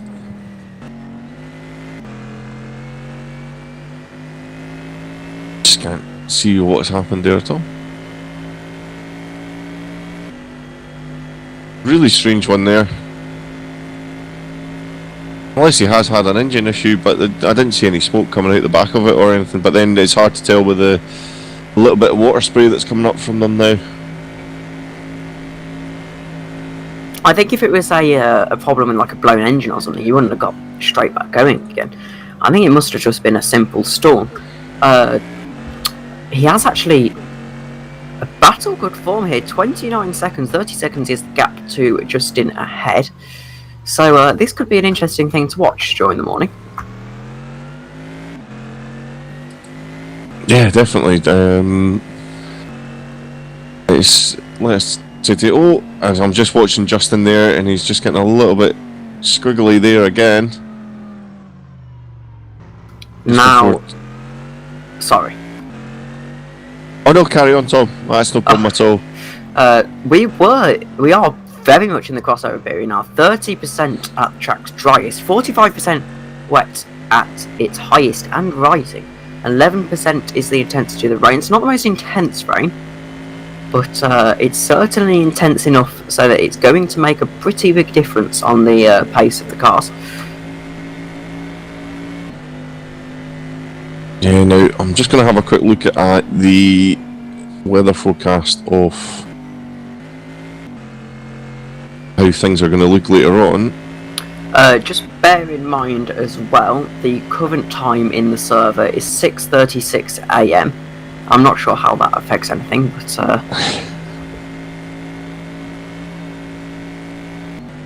I'm not sure how this live weather plugin works actually.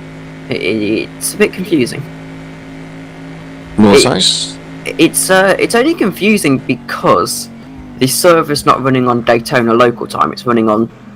It's not even running on British time. It's running 2 hours. 2 hours behind Britain. So I don't know what's going on there. Yeah, I'm just having a this to try and find a weather app that is actually alright. Do you know what? Let's just go for the old.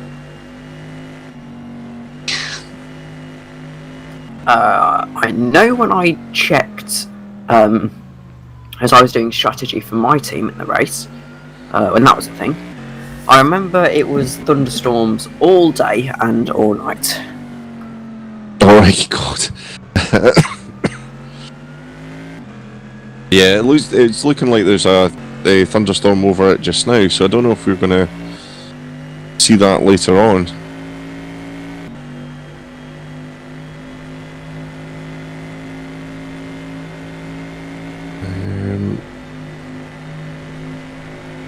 So 6 o'clock it has rain, which we're seeing now, and then sunrise, according to this, is 7:01, and then it's just looking like it's hazy, and a thunderstorm at 4 o'clock is forecast. The Ferrari has spun in the pits. Not the first time that's happened today, although they are 37 laps down to the next car, so I'm not sure it's going to have a massive impact on their race. Peter Schumann saying to drive at 10 o'clock in setting an alarm for 9 o'clock, missing that and somehow wake up at 9:24 with 3.5 hours of sleep. I don't think he's the only person with 3.5 hours of sleep. I'm very much included in that. The joys of running a 24-hour. Like I said, I think if you were trackside and you were having a rest, then at least there would be somebody there to kind of kick you awake, and make sure that you're kind of up and ready to go back in the car. Or, I mean, you would have the whole team of people trying to stay awake and switching in and out as the night goes on. And some people are built to stay up all night. I'm certainly not one of them. I really do not like a night shift. Yeah, when I've done them before, I've always had to have at least a 2 or 3 hours sleep, just to keep myself going, and then make sure I've kind of have a decent rest. So hopefully the guys will be alright. I don't know if there's what's the minimum drivers that we've got for the teams? Is there guys going? Oh my god, that is but insane. I think the rules have been relaxed because of attendance too. You can solo it if you want to. No one's been mad enough to do that, but I believe there is special dispensation if you wish.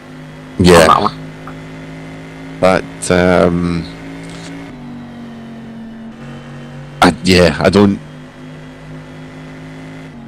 don't think would ever think of doing that. So just as we're watching here, the leader is just going into the pits. What I do know is whether or not you've had a good sleep last night. I'm pretty sure everyone in this field is going to have a brilliant sleep tonight. Apart from Alex, who's actually away to do a broadcast tonight as well. So I've got a broadcast tonight. I'm quite happy. I've got a race with my friends on a set of Corset tonight, and then it'll be resting after that. So whatever time that finishes, I'll be able to call it and go to bed. Yes, I wonder who's going to be the brave soldiers that do the Formula 1 stint later. Because obviously this race does run over into the F1. It's the Aston Martin, brilliant save there, actually. But yes, this race is going to run into the Formula 1, so I wonder how that's going to work out. It's at least if you're commentating, then you can like open up a laptop and at least have have it in the background. But obviously not mentioning any results. Oh, as Aston Martin skids into the pits and hits the wall. Hopefully he's managed to make the pit box there. Did you just see something there, Tom? Yeah, I was looking at the Aston Martin. That's it's so easy to make these little mistakes, as you said. They're not massive mistakes, but still a little bit of like suspension damage or something can actually cost you quite a bit of time throughout the race. So we're now on 61% of the track's wettest. But crucially, the rain is stopping. Ah, well, that's good. That's good. Which then does kind of. Oh. Now, just listening to Justin's car as he's coming into the pits there, and I don't know if it was just slipping with the wet, but it didn't sound particularly healthy there, so hopefully it's just a routine pit stop. I don't know if he's maybe had a. I don't know how big the engine wear is in R Factor, as to whether it's your engine wears over time or your engine. He had another off at the bus stop and just rattled the tyres. So, just missed the entry point, and he's just So I think that may have caused a bit of an issue there. Hopefully he'll get going. Which he has. Martin Brook has taken that position off of them. Very much in no man's land, that 6th and 7th overall spot. I am going to use overall for the LMP2s and DPIs purely because of how mixed up they are. I feel like the LMP2 win wouldn't actually mean much for the teams, considering the LMP2 leaders, I think, 4th place overall. Yep. And ahead of like half of the DPI field. Why they haven't actually just merged the classes, I don't know, unofficially at least. I think it's just probably just keeping the scoreboards nice and neat. Because we were saying this on the commentary yesterday. It says there's a driver swap in the Ferrari, now 41 laps down there. That's on the next car as well. I don't know if you saw what happened to them during the night, but it was interesting. What happened? So Luke Mader spun exiting the pit lane and got stuck in that little, you know, the little, I forgot what they're called. I have not slept. The little green barrier. Oh, He got stuck in that.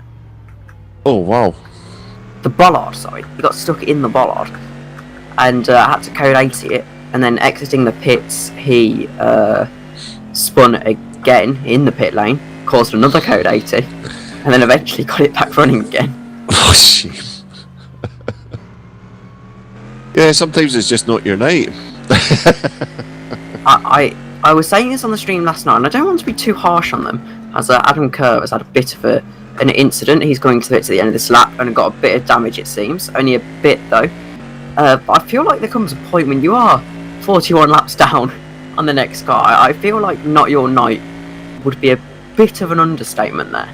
Yeah, it's when it gets to the point where you're more just concentrating on getting the car over the line rather than where you're finishing. And I don't know how, if these guys, if it's their first time doing a 24-hour event, or if they've done them before, but it's certainly even the reward of just actually finishing, even if you are 40 laps down or more, it's just getting it over there. It makes a huge kind of the difference. Exactly, and for championship points as well.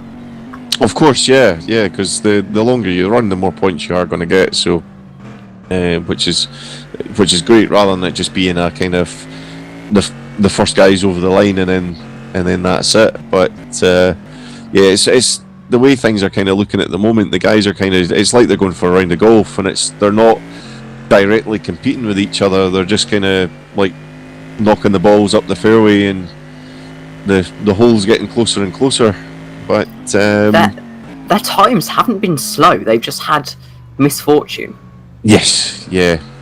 I'm just still on board with Michael Raza, as they are looking a little bit slidey around there, and he does go really, really deep into the hairpin.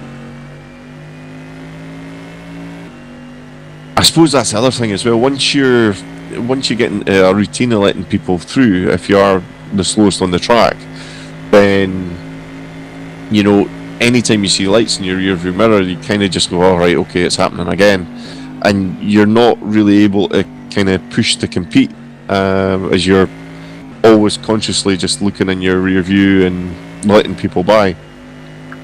I mean, we've still got a 6-hour race to go. That's a normal round of most endurance championships.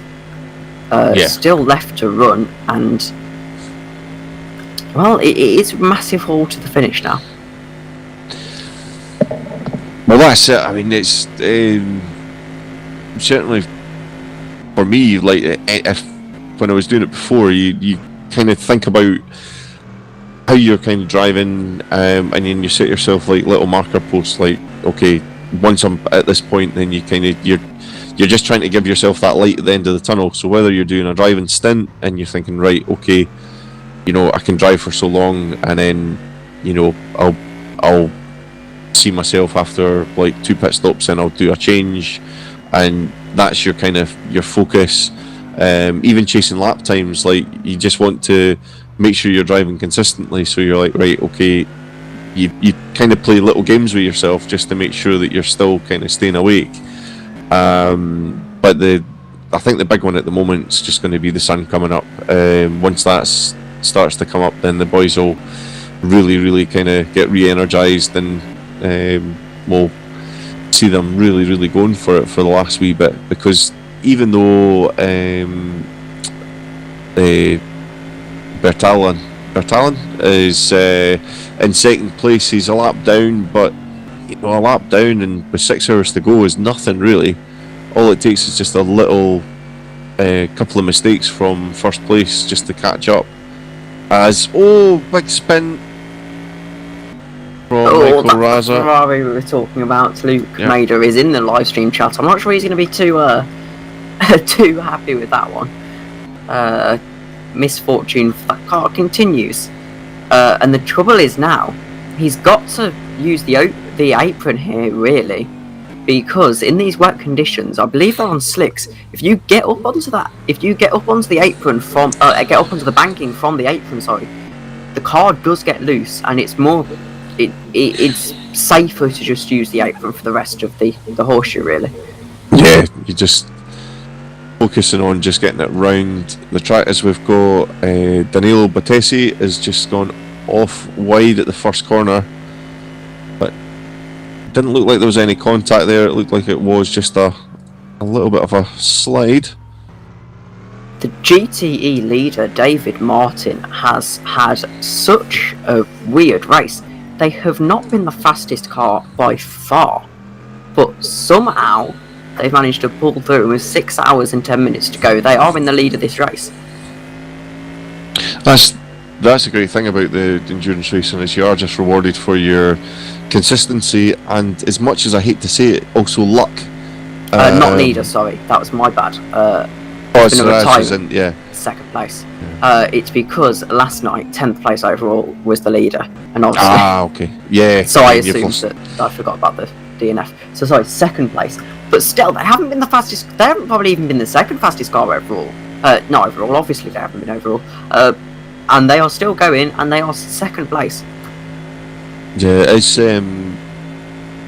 Chris in the Corvette.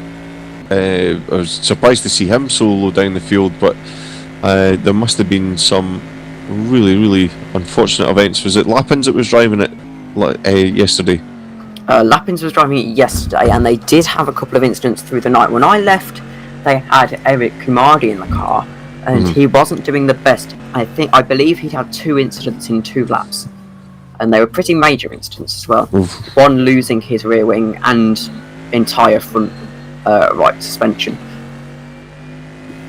Yeah, because I think just before I finished my stint, they had an incident where they had lost a wheel. So they were in the pits. That was the one where he was in the bus stop, wasn't it? And, yes. Yes. So they did actually recover to the lead by like a minute after that. A few hours later, and then it's been a really topsy-turvy race for them.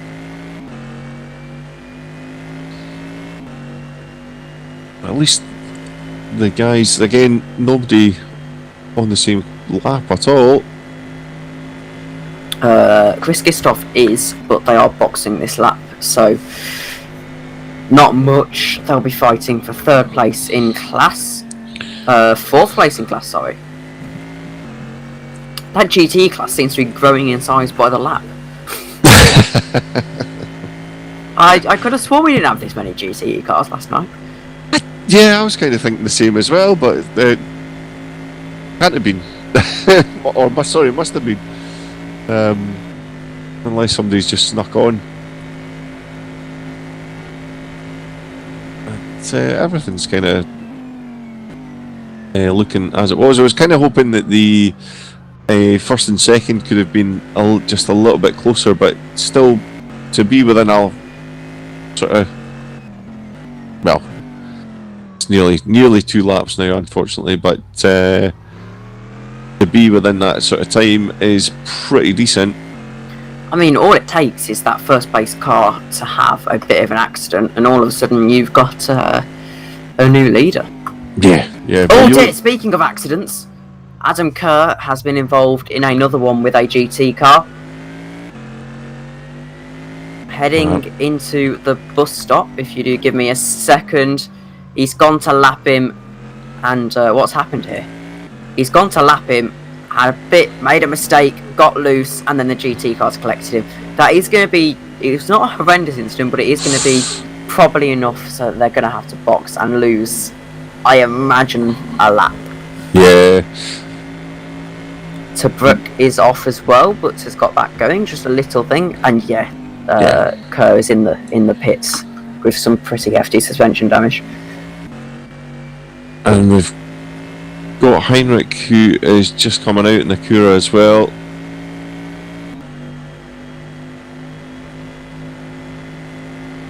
And we'll see if he has a better time in it. And certainly looks a real handful. More so than the other ones, the Acura. Is that the car? Is that your team? My team, we had to pull out. We aren't in the race. Alright. No, basically what happened was we were supposed to be racing. We were the fastest last week. We were looking good perhaps for the overall win. And then pretty much we just, because of VSRA, our stints are out of whack. And everyone was kind of just thinking, in without sounding horrendous, I think the general mood between our teammates was the LMP2 class isn't that big, and we really don't want to. We didn't know how well the event was going to go. Right. I think it was like, do we really want to be doing laps at 3 a.m? Ooh. Really unfortunate through there.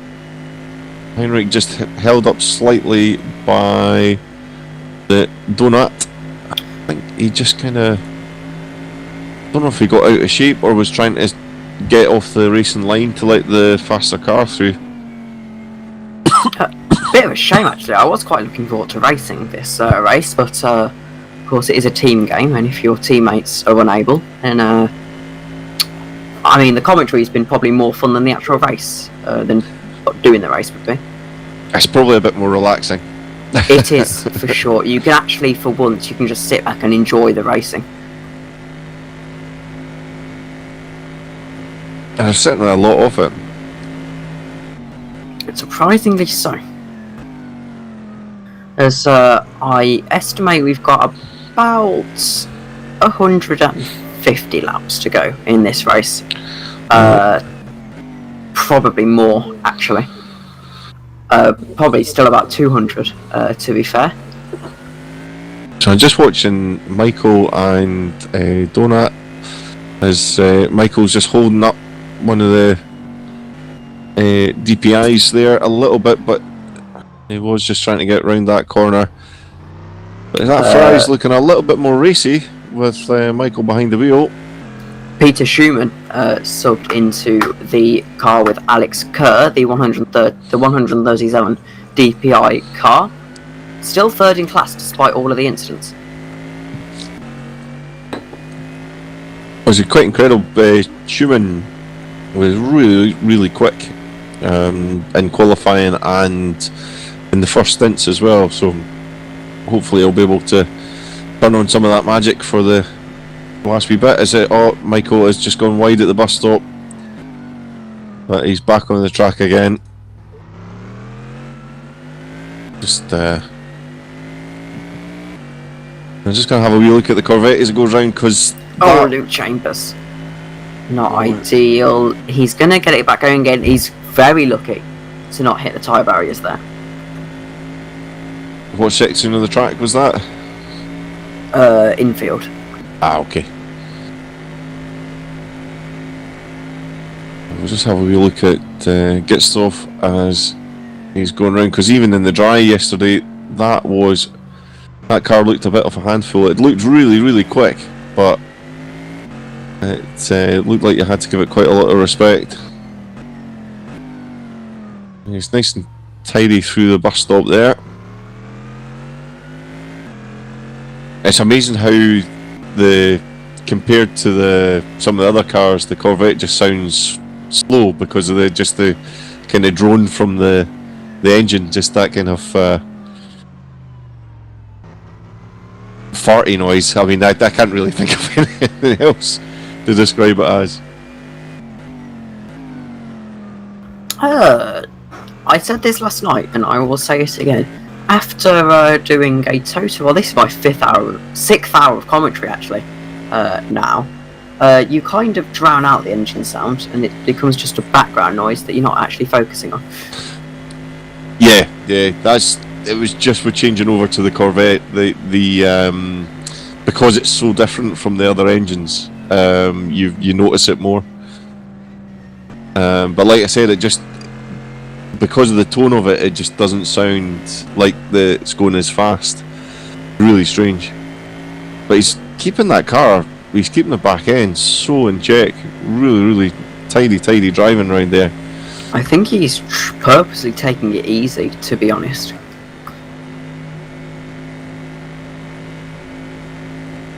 I suppose that's the thing. If you know that it's going to dry up in a wee while, then there's no point in pushing it now and then risking to stick it into the wall or the tyres. Interestingly so, the shift lights on the Corvette versus the overlay I have on my R Factor are completely different. It's the Corvette, the actual car is basically saying that the engine's dead, and it's still barely a third of the revs on my LCD screen. It's not a physical LCD, but you know what I mean. Yeah. Sometimes they don't pick up the gear, as it looks.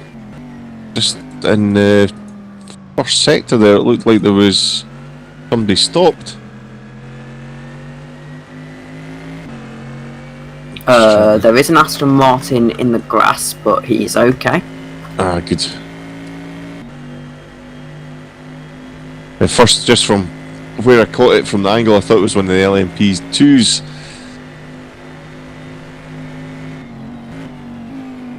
Anyway, it is 9 o'clock UK time, 9 o'clock in the morning. Sunrise should be any minute. In fact, I believe I can see the sun over the horizon, slightly raising above this Daytona track. It is time for a makeshift hourly update, just because of the way my timing works. I'll go through via overall, if that's okay with everyone. So, in first position, we've got the dominant team so far, and they're all picking up even more championship points at this 6 hour mark. Lua is in the car right now, in the Cadillac DPi.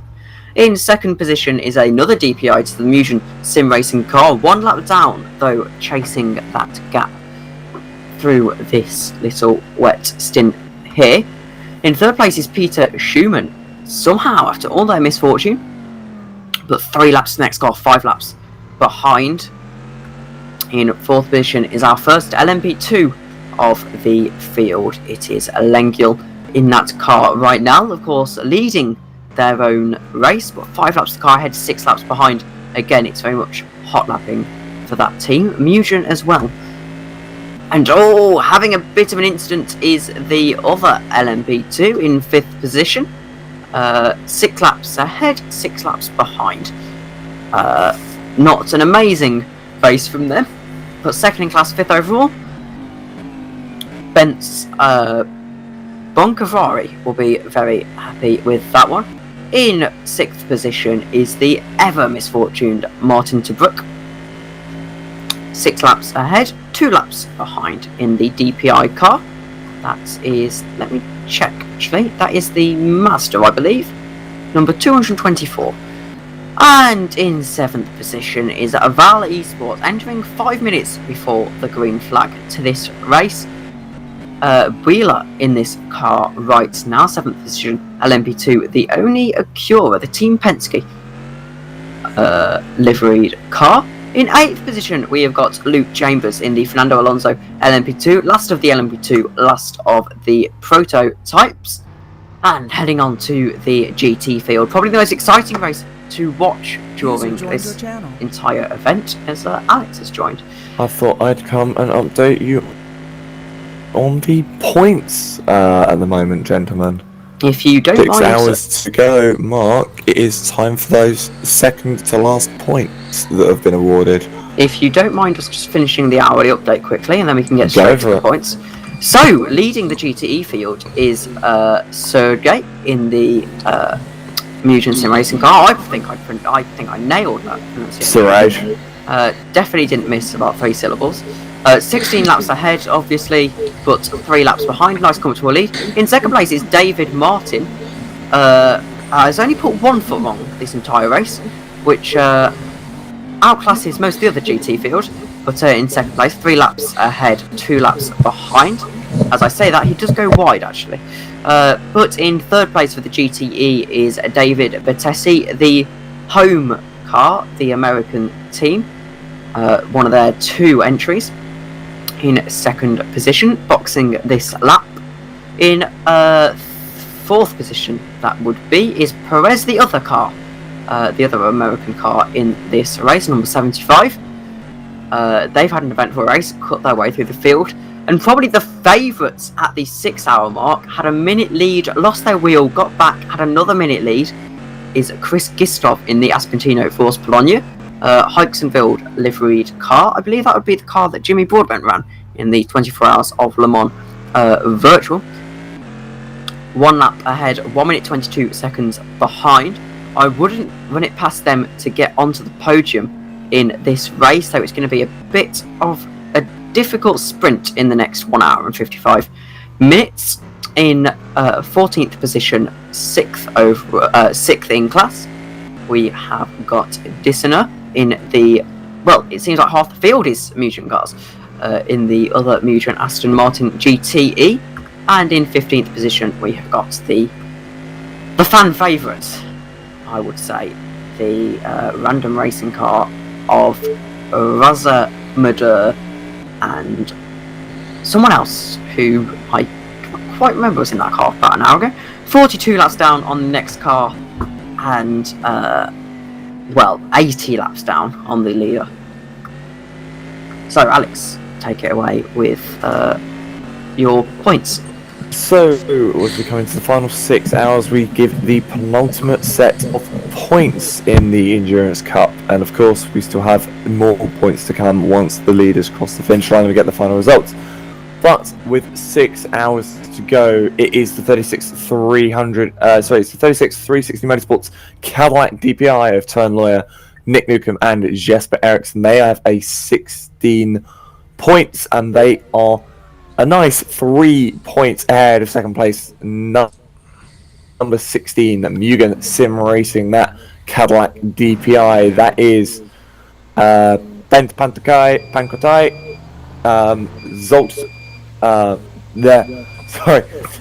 Privek Zolt, Patrick Salvasi, and also Bertalan Savagna. Then in third, it is the 1 through 7 final on car. It's Matthew Klipp, Pascal Eggert, Peter Schoenemann, and Axel Kerr. And those guys are 3 points behind. Second, the rest of the field are on 7. That is the 224 ACC Motorsports car and the 6 Valet Esports car. We go to LMP2, and it's the same old story. The 22 Mugen Sim Racing car, followed by the 95 Deep Mugen Sim Racing car, and then the 56 Delta Autosport. And in GTLM, this is the one that we are all looking at. It is now a tie on points between the 14 Solar Sport Racing car and the 88 Mugen Sim Racing car, in which the 88 would be in the lead of the championship due to being in the lead for more stages so far. And then behind them, by only 5 points, is the 999 Aspentino Force Bologna car, who are currently now tied with the 57 GRG Sports car, who are ahead of them due to being higher in the race. So it's still game on for some of these positions in the championship at round 1 here, Tom, and Tommy. But of course, plenty of time left to go. It's interesting as the sun begins to come up. It is 7:00 time, 9:08 British time.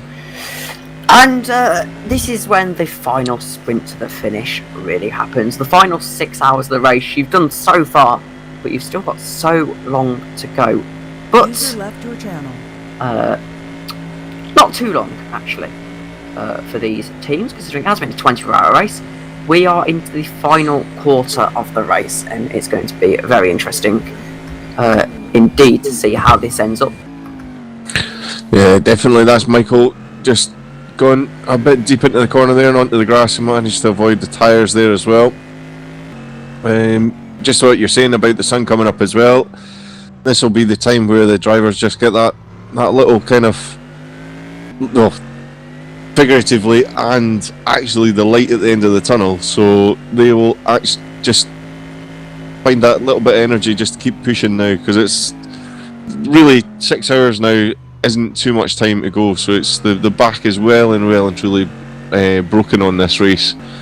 So they'll now be finding themselves pushing and just watching Schumann come through really tidy in the bus stop just as he was passing Michael the back marker.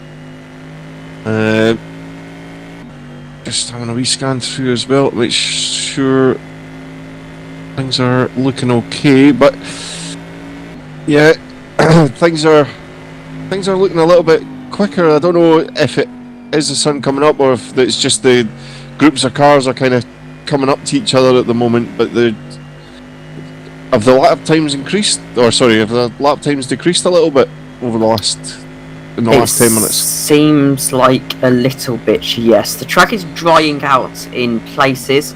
10% the lowest, the lowest condition. 63% though the highest. So the track, whilst there's a dry line forming, it's difficult not to get caught out. Yeah.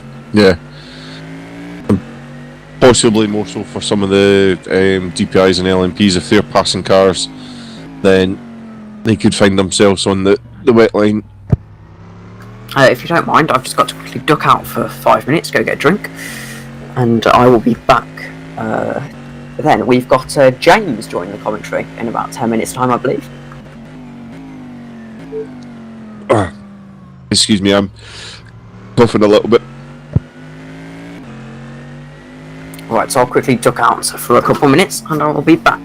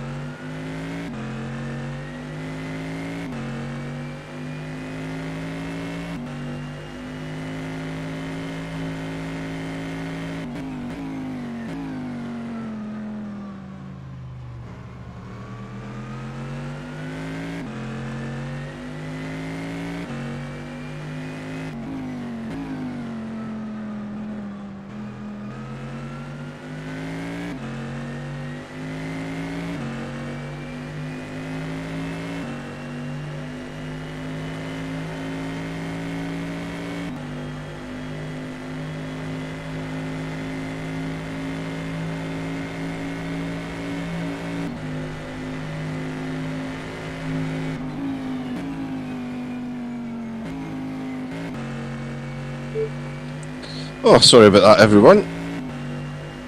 Just a slight coughing fit that hopefully some Cavornia will sort out and see me through to the end of my stint.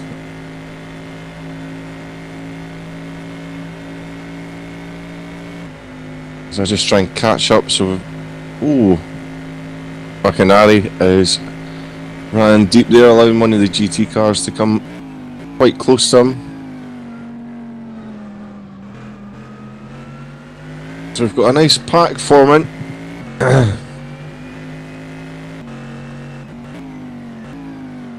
As I'm just trying to see... Oh. He's moved out the way, allowing the faster DPIs through.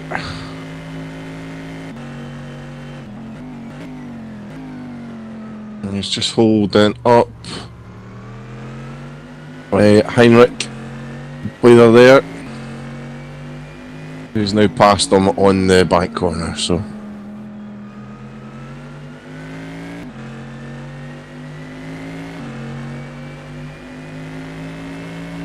just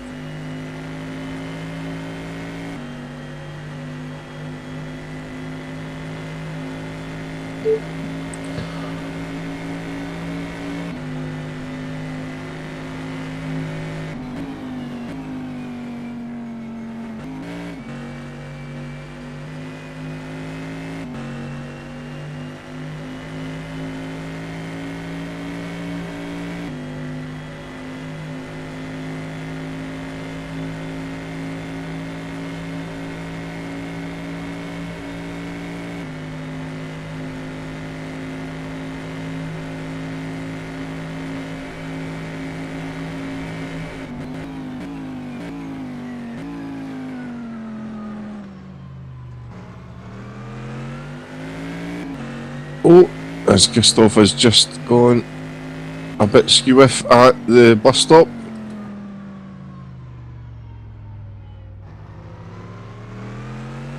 Oh, just completely missed his braking point there, and he's just allowed it just to run on. Better cutting it than... He's lost a lot of time through there anyway, but yeah, just better to do that than spin it around completely.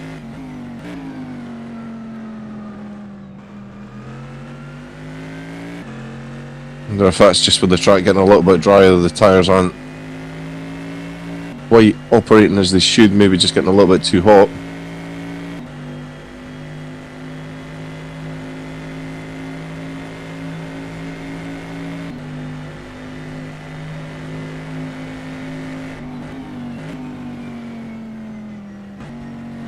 And I think we may be getting joined by James very shortly. This will be very welcome as my croaky voice can have a rest.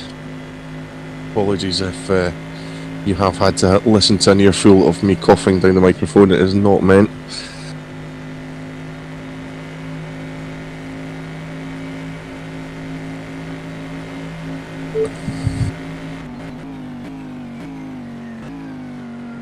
I do apologise about the break to go and get my breakfast ordered, we'll say.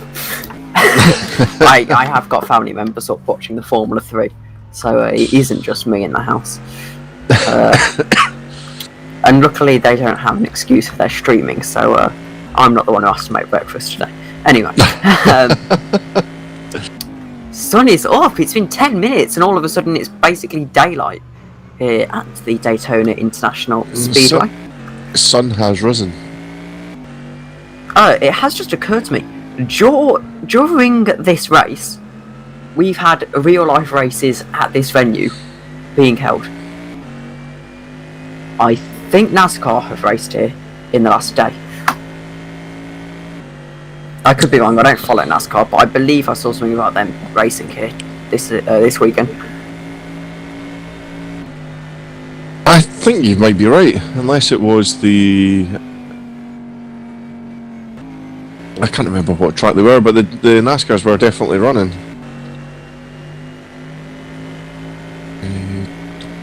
Yeah, I seem to remember somewhere it was Daytona, because I remember they said something about I mean, stream's going to take a dark turn for a second. Please do bear with me. There was something about how they were going to rename it to the Black Lives Matter Speedway for the event or something on Twitter. I'm not too sure. Yes, it's the Coke 0400 that was running. Oh, okay. Which might...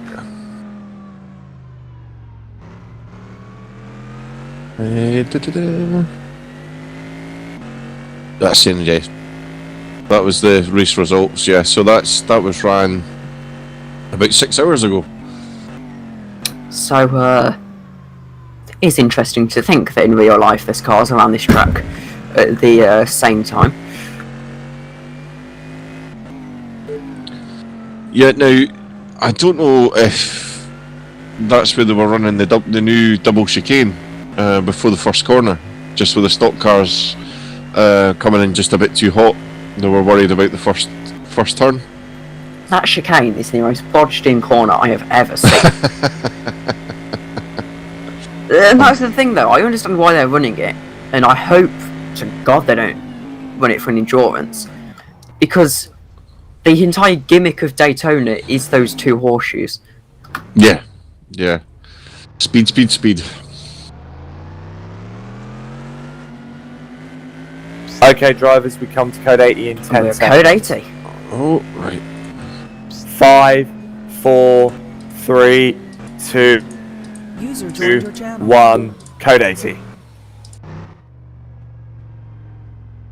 And now... Oh, it's the leader. The leader's gone off. Oh dear. Is he... Oh, is he still... I'm just having a wee look to see how bad it was, if he's... Oh dear. They're going to lose the lead. Anyway, James, welcome. Hello all. It's a very cold morning here in the Midlands of the UK, but I'm very happy to be here to try and take you through a little bit more of the race, and what a time to join in. Being in the Midlands myself, I can confirm that.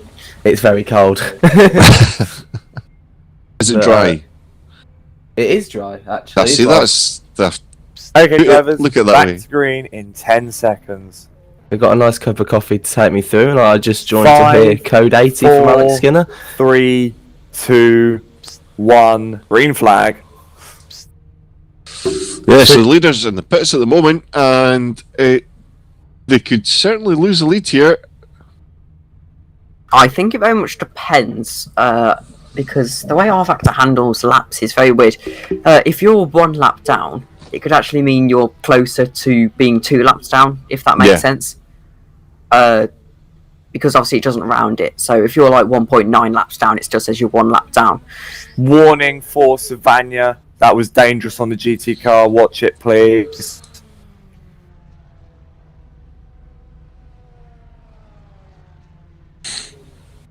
So just flicking through some of these cars at the moment, trying to get a picture of how the race is looking. Obviously, following that incident, there seems to be quite a lot of dust being kicked up by almost every car on the field. There's almost this sort of reddish, muddy It's been smoke. raining. There's been a wet track. It's been raining, to be honest. I think what that is actually just the it's the sun just reflecting off of the spray that's being kicked up. It's getting pretty light here in Daytona now. I believe it's about 4:30 local time, but 7:23 a.m. Game time, and as you can see, the clouds are kind of covering what would be the sun coming up, but it is quite light now, so we'll see some of those headlights turned off pretty soon, but not just yet.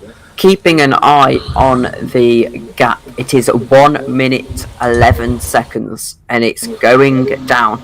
Yeah, still in the pits. So that second DPi is a very, very lucky car, and so it's going to be so close. Savannah's coming through the back oval section now, and Toyin Lower still hasn't moved from his pit box, so this will be one to watch. They're certainly in mode 4 right now, pushing as hard as they can. Well, they are going to make it. Yeah, they're 100%. Oh, Schumann going really wide through the bus stop there. takes a cone with him for his troubles. So, souvenir for after the race. We've seen a few souvenirs being put up so far this race, and that only adds to the list. And officially, I shouldn't speak so soon, rounding the final corner, we have a new race leader. Now, the Mugen Sim Racing car, they have thrown about 15 darts at this race, and they've got one car in the lead, at least. 2 cars in the lead, sorry. Obviously, they're leading GTE class as well. A lot of the cars on the track are pretty spaced, very close together here, actually, if you look at Actually, Savannah. No, Mugen are leading every single class. Yeah. I mean, I'm pretty sure they make up half of the field, but that's not the point. And that car is still stopped. They could end up losing even another lap. Yeah, well, it's got the saying them that it's DNF'd at the side, but I'm assuming that's either a glitch or something that they're trying to sort out just now. The engine is off.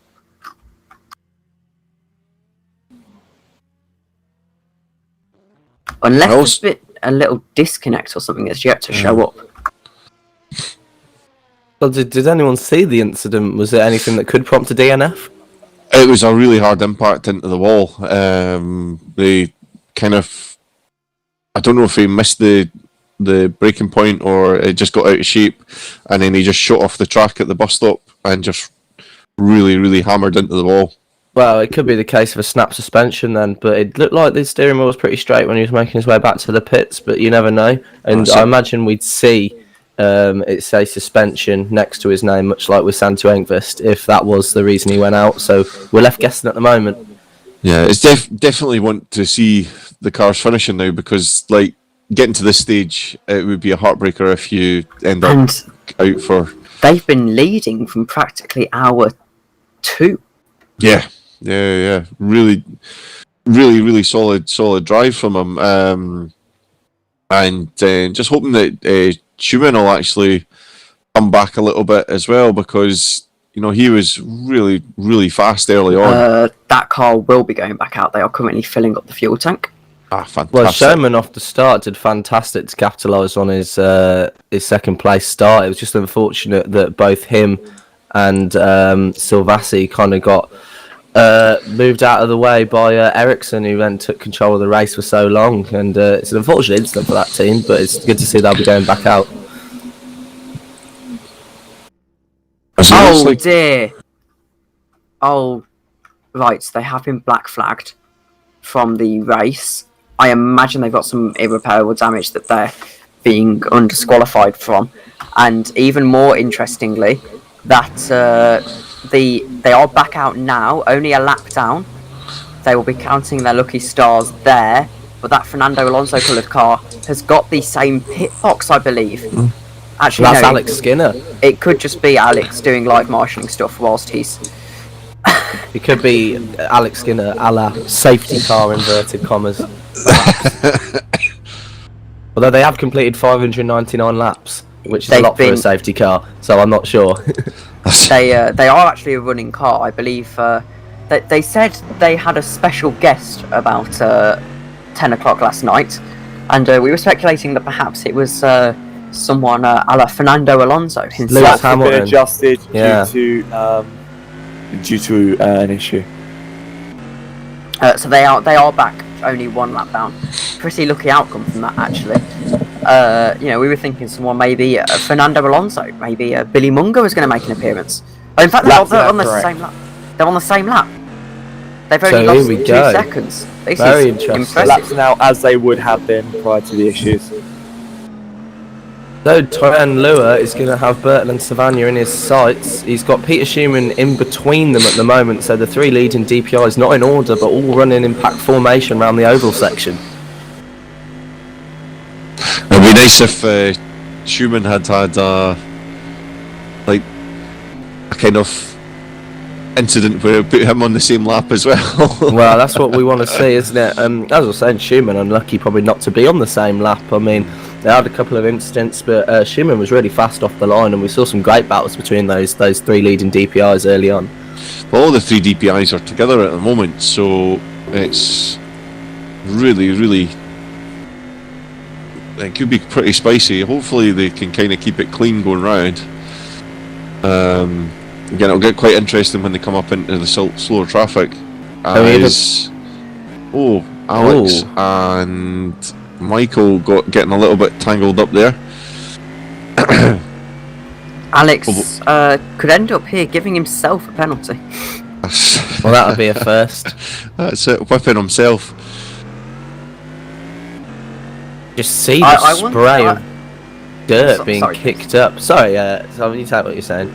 I wonder if we're going to see one of Alex's famous temper flares at himself. So what I was going to say is you just see the amount of dirt being kicked up by these cars following the rain. It's more akin to sort of a dirt oval, or maybe a little stock car race. If you're in the UK, you might know what I mean.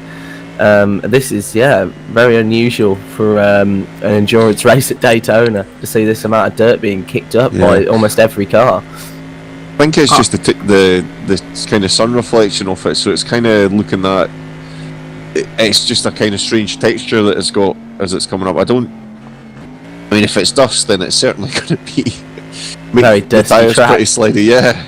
Although we'd expect.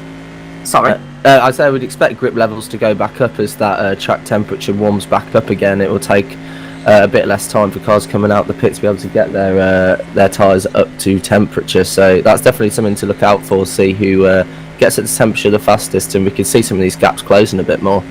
I think this is the first time someone's ever mentioned Brisker on a Daytona stream.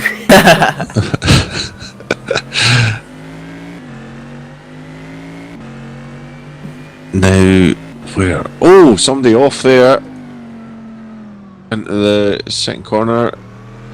Lengill. Just running deep into the first corner there. Eric Kumide coming out of the pits now in that lovely red Corvette that's also been piloted by Ernest Lappins. I assume that was a routine stop. Although they were running on the apron actually when I joined into the commentary box, so perhaps they did have an issue, and but they're back out now regardless.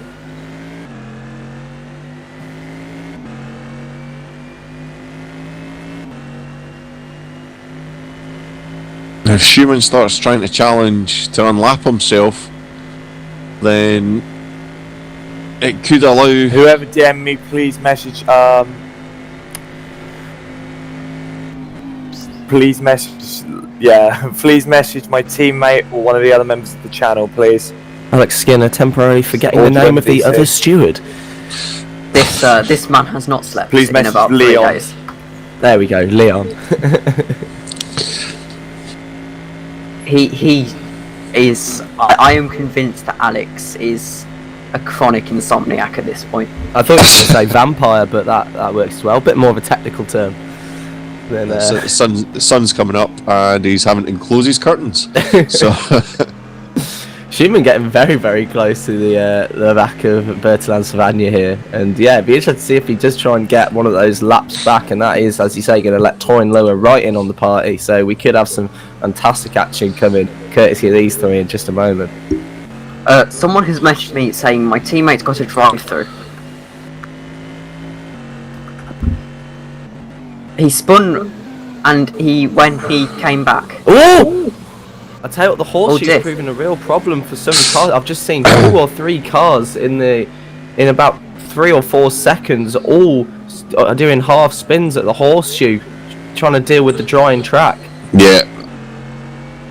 This is the most interesting conversation I've ever had on a TeamSpeak. So Lucas Patrick Attila puts, "Hello, my teammate's got a drive-through. He spun, and when he came back to the circuit, he got a drive-through. Can you delete it?" I'm gonna have to have this awkward conversation where I say I haven't got admin permissions.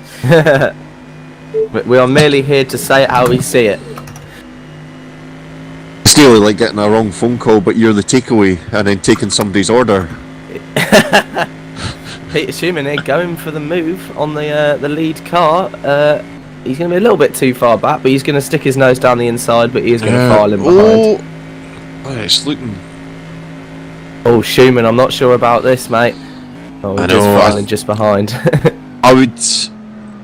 I think if I was in the lead there, I would probably let him go, and then just kind of like follow him around, just so that you're not kind of you're not getting hindered by him. But it's just. But it depends on your mindset, right, doesn't it? Because if you feel like you've got the speed that if you let him go, he's not going to catch you back up again, then, you know, there's no problem with letting him go. But maybe if if you feel a bit tired, if the confidence is starting to falter a little bit, you could be in a situation where you think, okay, there's 5.5 hours left. I do want to keep my rivals behind me as long as I can. Yeah. So it's the only thing that's happening now is because he's defending his lines, and he's allowing the second place to catch up, which if he's got the bottle then he could chuck it by them both. Yeah, absolutely. And that gap has stayed pretty much as it was as we jumped on board with this battle. Schumann getting very, very close to the rear of Bertlad Savagna, and Tuna will just be biding his time here, waiting for Schumann to go for a move and maybe slow Savagna down, and then he can come and potentially take the lead back in just a matter of seconds. Looking at this, Schumann ducks into the pits, actually. Ah, there you go. I can't see. Maybe now there's not a car in between them, but Savagna's got a much better top speed than this second place DPi. So it's going to be really interesting as Alex Skinner making a mistake into turn 1. I'm not sure how he's marshalling and driving, but he can do it all. After being awake for 48 hours, but you know. Well, we've seen Alex Skinner race director, Alex Skinner driver, Alex Skinner commentator. It's a man of many caps. Yeah, and he's wearing them all right now. And helping out this race leader. He is a little bit of divine intervention. I wonder how as Alex Skinner holds up the DPIs. So the first thing he does is after them losing 5 laps, puts them on the same lap. I wonder how much Lua has had to pay Alex Skinner for this divine service. Intervention. Yeah. Not that I'm accusing anyone of anything. That's it. Do as I say, not as I do. This could be a perfect move, though, as you're going to see it perfectly on board on the stream into the bus stop potentially. No, he's not stupid enough to make that with 5 hours and 23 minutes to go. But I reckon into turn 1, he's going to try and get him. Whilst the top speed isn't so amazing, the actual the slipstream is helping him along here and just kind of towing him, keeping with this guy ahead. And he's going to look for a move into turn 1.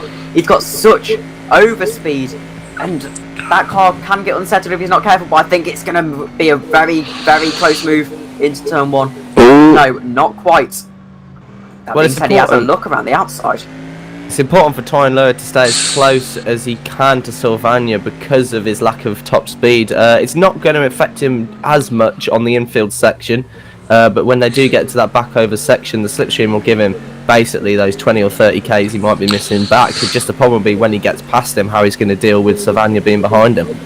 This is where experience is so important, because all that has to happen is he's just got to stay behind him. He can't really afford to force that move. He's just got to stay behind him, set it up over the next half an hour really, and just let it naturally happen.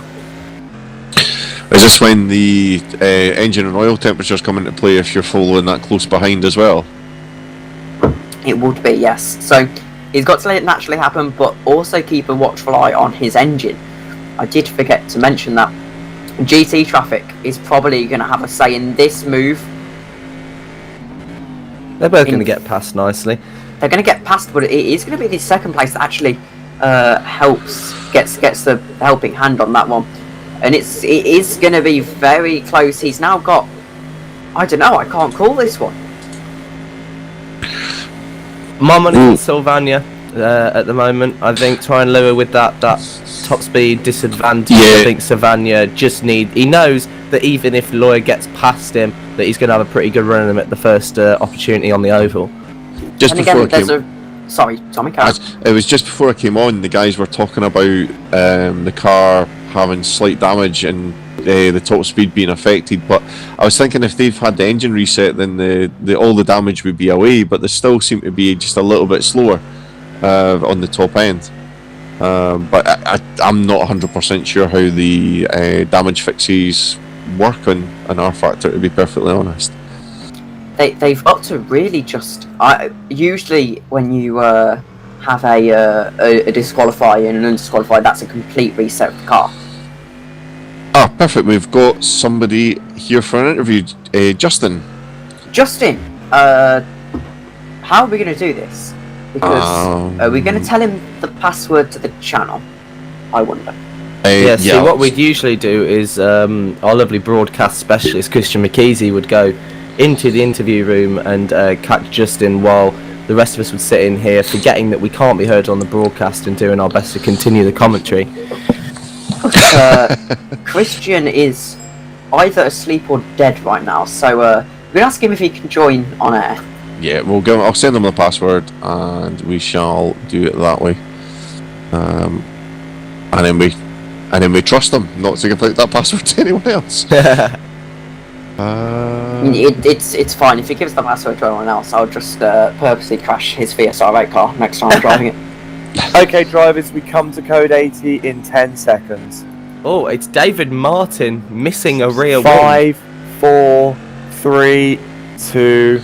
He's 1. crabbing all over Code the 80. oval section. I was saying he's not put much feet wrong, sorry, as we've also got an issue with Bentz has had a red flag, a drive-through, a black flag, sorry, a drive-through, and they're going to get a further warning. Roland Sooks making his feelings about the incident very clear in the race chat, just by putting... Should be under QA, Lucas. But this is interesting for David Martin. It's been about 12 hours since we last spoke, Justin. How's your race been since then?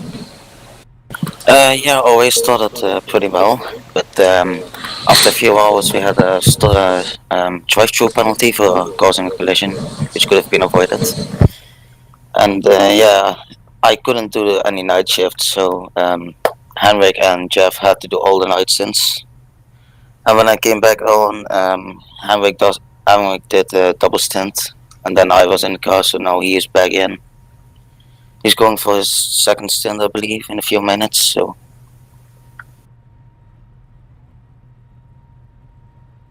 Yes, sorry, I was just away in my own world reading Discord chat, people moaning about the last place car. There was...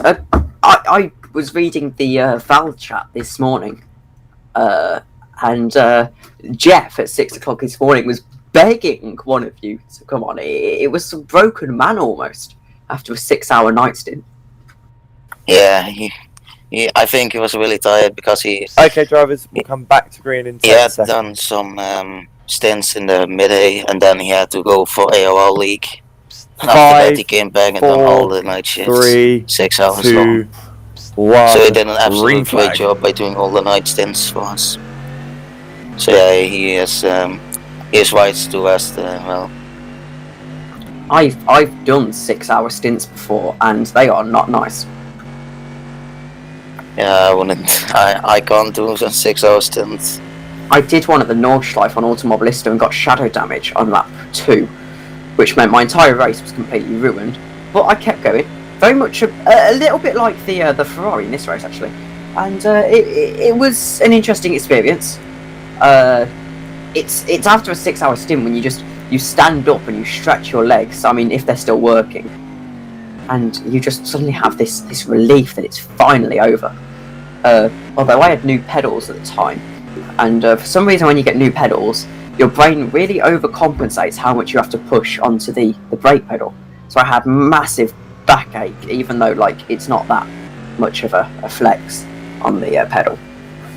And yeah, it wasn't the most pleasant experience, I'll put it lightly. I was just wondering what the track conditions are like right now. Obviously, we're dealing with a drying track from that wet stint. How is your teammate handling it right now? Any concerns, or are things getting a little bit back to the levels of grip that you'd be hoping to see? Well, when I was in the car, it started raining, and we communicated with each other, and we thought the best thing would be to stay on the slicks. But after the driver swap, before the driver swap, Henrik said he wanted the wet tires on because he saw me struggling with the softs in the rain. But yeah, now after the rain is stopping and the track is drying up, he decided to go on to slicks, and I think it will stay dry for at least an hour or two, and I hope it will. But yeah, we'll have to see what the weather is like. So 6 hours to go. You've had a fairly nice haul of points. Probably the most stupid question I'll ever be asked. Has the win have you ever thought about the win? You've got in fact you've got almost 30 laps to the leader. But have you ever thought about maybe a miracle could happen? And oh dear, as just ahead of your car there's been a massive accident with the Fernando Alonso car of Alex Skinner. So no, I was wondering, have you thought about just maybe you'll have the best luck in the world and not necessarily get a win but get a podium today? Yeah, we were thinking about to get a top 5 because we had no practice because of the VSOA was cancelled. So we were aiming for top 5, but yeah, you never know what's gonna happen in these last 6 hours. So maybe something will happen and we get some places from that. Anyway, best of luck. Oh dear. Commentator's curse. As I say best of luck, you have an off. Anyway, best of luck with the rest of the race.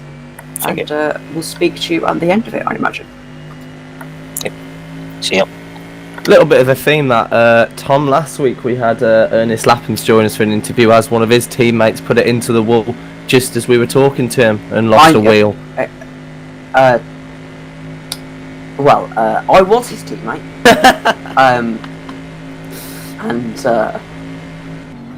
Yeah, no, that was User left your channel. I didn't lose a wheel, but it was I still kick myself about that crash a week later because that cost us the win. It really did, and it's a bit of a kick in the teeth. That basically the brakes were cold after code 80, and I locked up the front for the first time ever in LMP2 and hit the wall.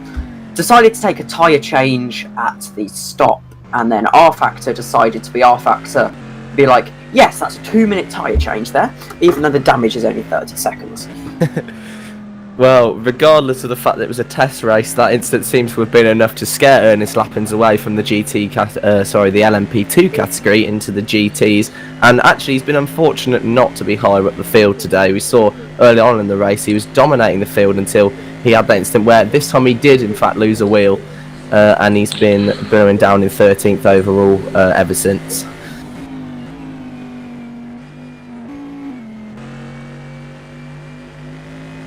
Alex Skinner in the Fernando Alonso car is back in the pits at the moment. So I did miss that accident, I have to admit, although I did go onto his camera to see him rolling over the grass, giving it a nice little mow. When you're the league owner, driver, steward, you also have to be the groundsman.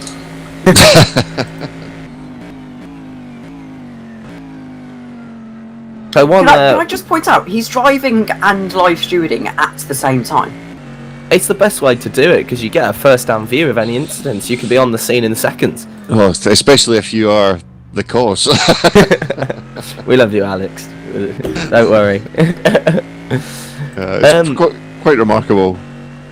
Bertrand Savagna and Toynler no longer having this ding-dong battle because I believe Savagna came into the pits under that code 80, so that's putting 45 seconds back on Lawyer, but on an alternate strategy. A minute back.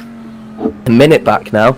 So it'll be interesting to see how that one develops as Savannah kind of has to juggle his way through 2 cars of traffic there on the back oval section, but he's managed to do it without much incident.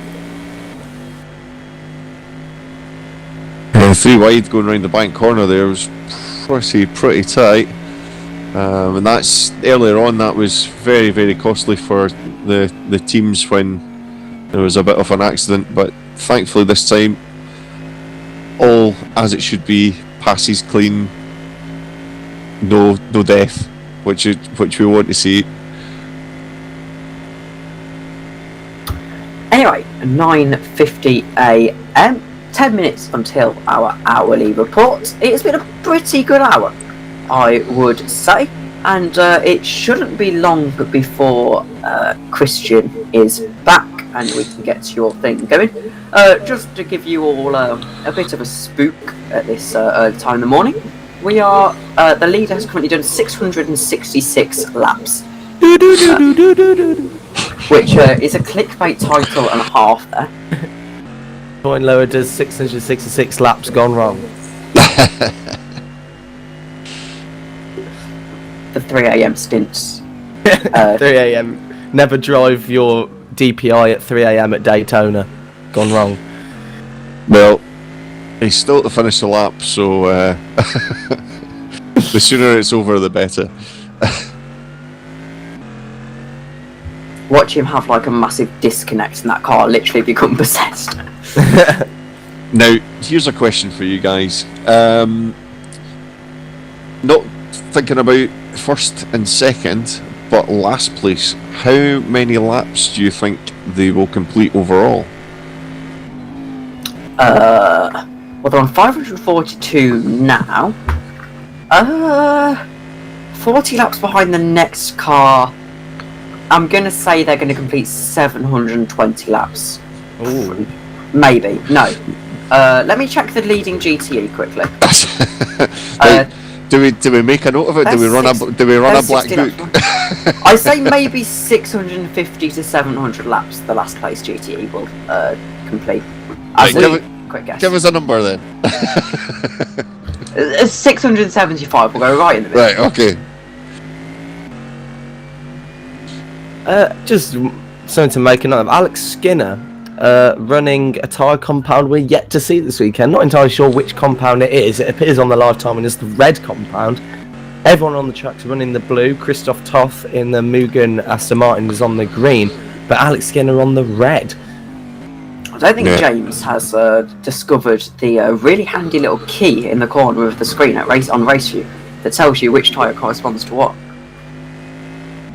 I can't see it. It's not here. I swear there was. My days of not having R-Factor 2s and having to race engineer have taught me all about RaceView and the pains of using it. I've not got any overlays, so I'm just kind of not seeing anything. I've quite literally got my driving overlay on, and am using the gaps on that LCD as everything. I haven't got a timing tower or anything. Yeah, I well, should I tell you what, a handy probably little... put live timing up actually, but too late now. Actually would be a handy little thing to use the TV overlay of RaceView and put it over my game, and that might make it a little bit easier to keep up with the live timing without having to tab out. You're not running in Windows mode? I always run in Windows mode. I am, but even still. Yeah. I find that it's only driving we're actually running in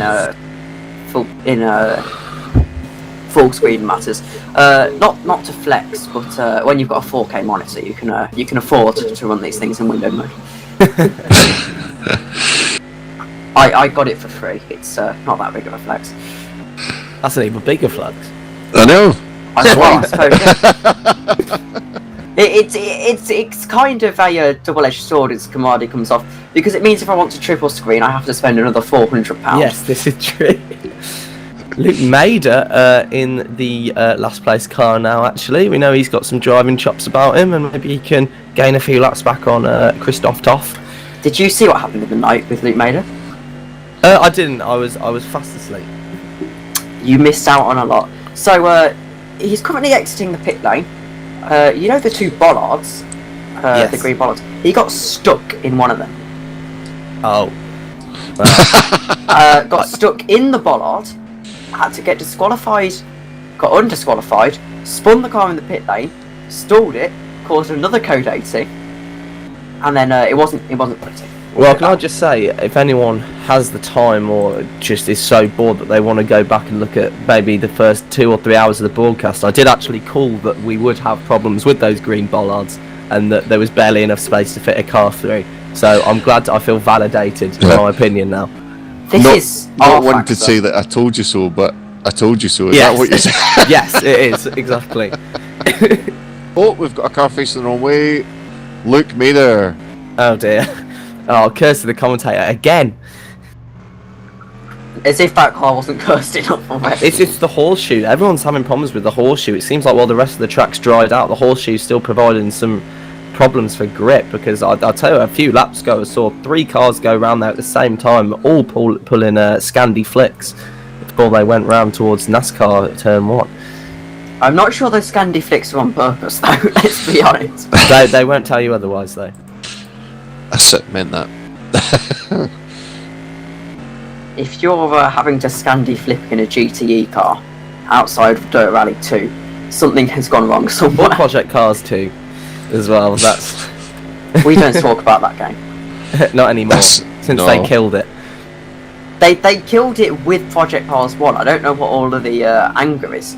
It's like, it was an awful game already, they've just somehow made it worse. Recently coming from my Xbox onto PC, it was a good entry level game. Yeah, I like to joke about it, but it wasn't actually that bad. I was spoiled with things like I mean, even before I moved to R Factor 2, I was spoiled with things like Automobilista, Assetto Corsa, R Factor 1 and things like that. Oh, he's off again at the first corner, Luke Mader. And so I think... Go on, James. Yeah, he just went straight into that handy tyre wall that Aidan Williams has put down to stop anyone trying to complete a NASCAR lap. Bettessi's made the same mistake. Oh dear. Well, it's just under braking, isn't it? Perhaps that what front brake tyres are they bias has on? caused Are some issues. they still on wets? It'll be slicks now. Yeah. For sure. It's the track's drying and the dry line. It's fully dry in the driest conditions, so I imagine it's just about clearing that standing water now. Is maybe just out driving the car for the track conditions.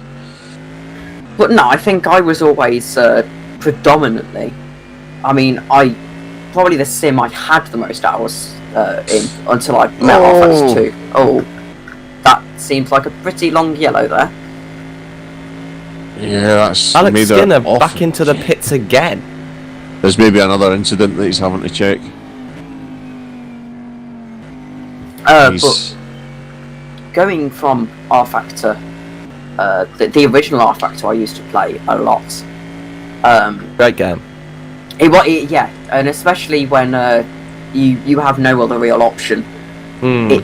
I would personally recommend it as a beginner's sim to anyone who wants to get into it. It's honestly a really fun game and had a very lively league racing scene, surprisingly, up until about 2 months ago. Well, yeah, I mean, my first experience of PC sim racing was being involved with Formula Sim Racing on our Factor 1. And yeah, that was a bustling league of obviously our figures like Bono Huis, Morgan Morand, and also Stoffel Van Dorn for a little while as well. And England's third best commentator, after me and you, James. Alex Jack Skinner. Nicholls. Oh, Jack Nicholls and Alex Skinner as well. And Alex Skinner, yes. He's somewhere. Oh God, he's off again at the first corner. This is so painful to watch, but I just can't stop it. This Ferrari has been painful to watch for the last 15 hours. Well, it's what we saw from the Porsche last week. I'm not surprised that no one has decided to bring the Porsche out this week because we saw just basically a never-ending showreel of incidents from any German engineered car last week because people really struggled to get to grips with it. So what's happened here is they picked up the Ferrari and thought this is a bit more stable, this is a nice balanced car, and no it isn't. Well, there's some of the other guys are doing all right with it. The David Martin is kind of holding it together quite well. He did just lose his rear wing, Tommy. Oh, did he? Yeah. I could make a joke here about German reliability, but I'm not going to. I feel Well, like it's usually very good. Usually very good. Well, no, I've heard that apparently German cars typically, or stereotypically, are not that reliable. Wow. I don't know. I like my Volkswagen. They got, yeah, I mean, Luke has done it again! Oh, Very lucky no. on that one. this is, really off. Personally, my favourite... Oh, no. Oh! Bertrand Savagna hits the wall coming around Luke Mady, who was coming back onto the track. my personal favourite GT car is the Aston Martin, to be honest. I like how the Porsche handles, but to be honest, I just am a massive Aston Martin fan. It's the 488 for me, I have to say. There's just nothing quite like it. So I quite like the Mercedes. Was it SLS? Hard to control though, that car though. Yeah, Very oversteery. Yeah. Mainly because my team, we had an amazing livery for the Aston Martin when we did the CFEG. That's an old name now. WSCC Championship. Great fun, that. As one of my good friends, he's taken it upon himself to make skins for the sort of Sunday nights that we kind of just do, just silly races on a set of Corsa, just amongst a few of our mates that we're all mates in the real life as well.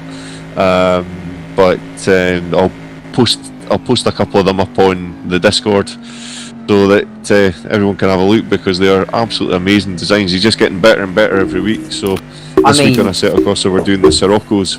I wish I wish I could have mates in the real world that actually I know, that's like a business going to go. that understands sim racing, let alone do it. I've got probably, I'd say 3 or 4 that understand it, and 1 that occasionally does it. That's about. I That's could about one that claims to do it, but in reality plays Forza. Hey, and it's an accessible arcade title for our Xbox friends. Yes. The poor souls. I heard your rant about Forza on the stream last night, actually. Yes, no, it wasn't that much of a rant. I think I did go a little bit harsh. But when you show footage of R Factor to these people, you usually get responses such as, "Well, of course you spun. You were steering the wrong way," or things like, "Oh, those graphics are really bad," or yeah. "Why is he driving off of the track and using the curb?" I think R Factor 2 and also R Racing is one of those games where if you're viewing it kind of from a broadcast standpoint, the graphics don't look fantastic like the further out from the car, but when you're actually driving it, everything's modelled really nicely. I think.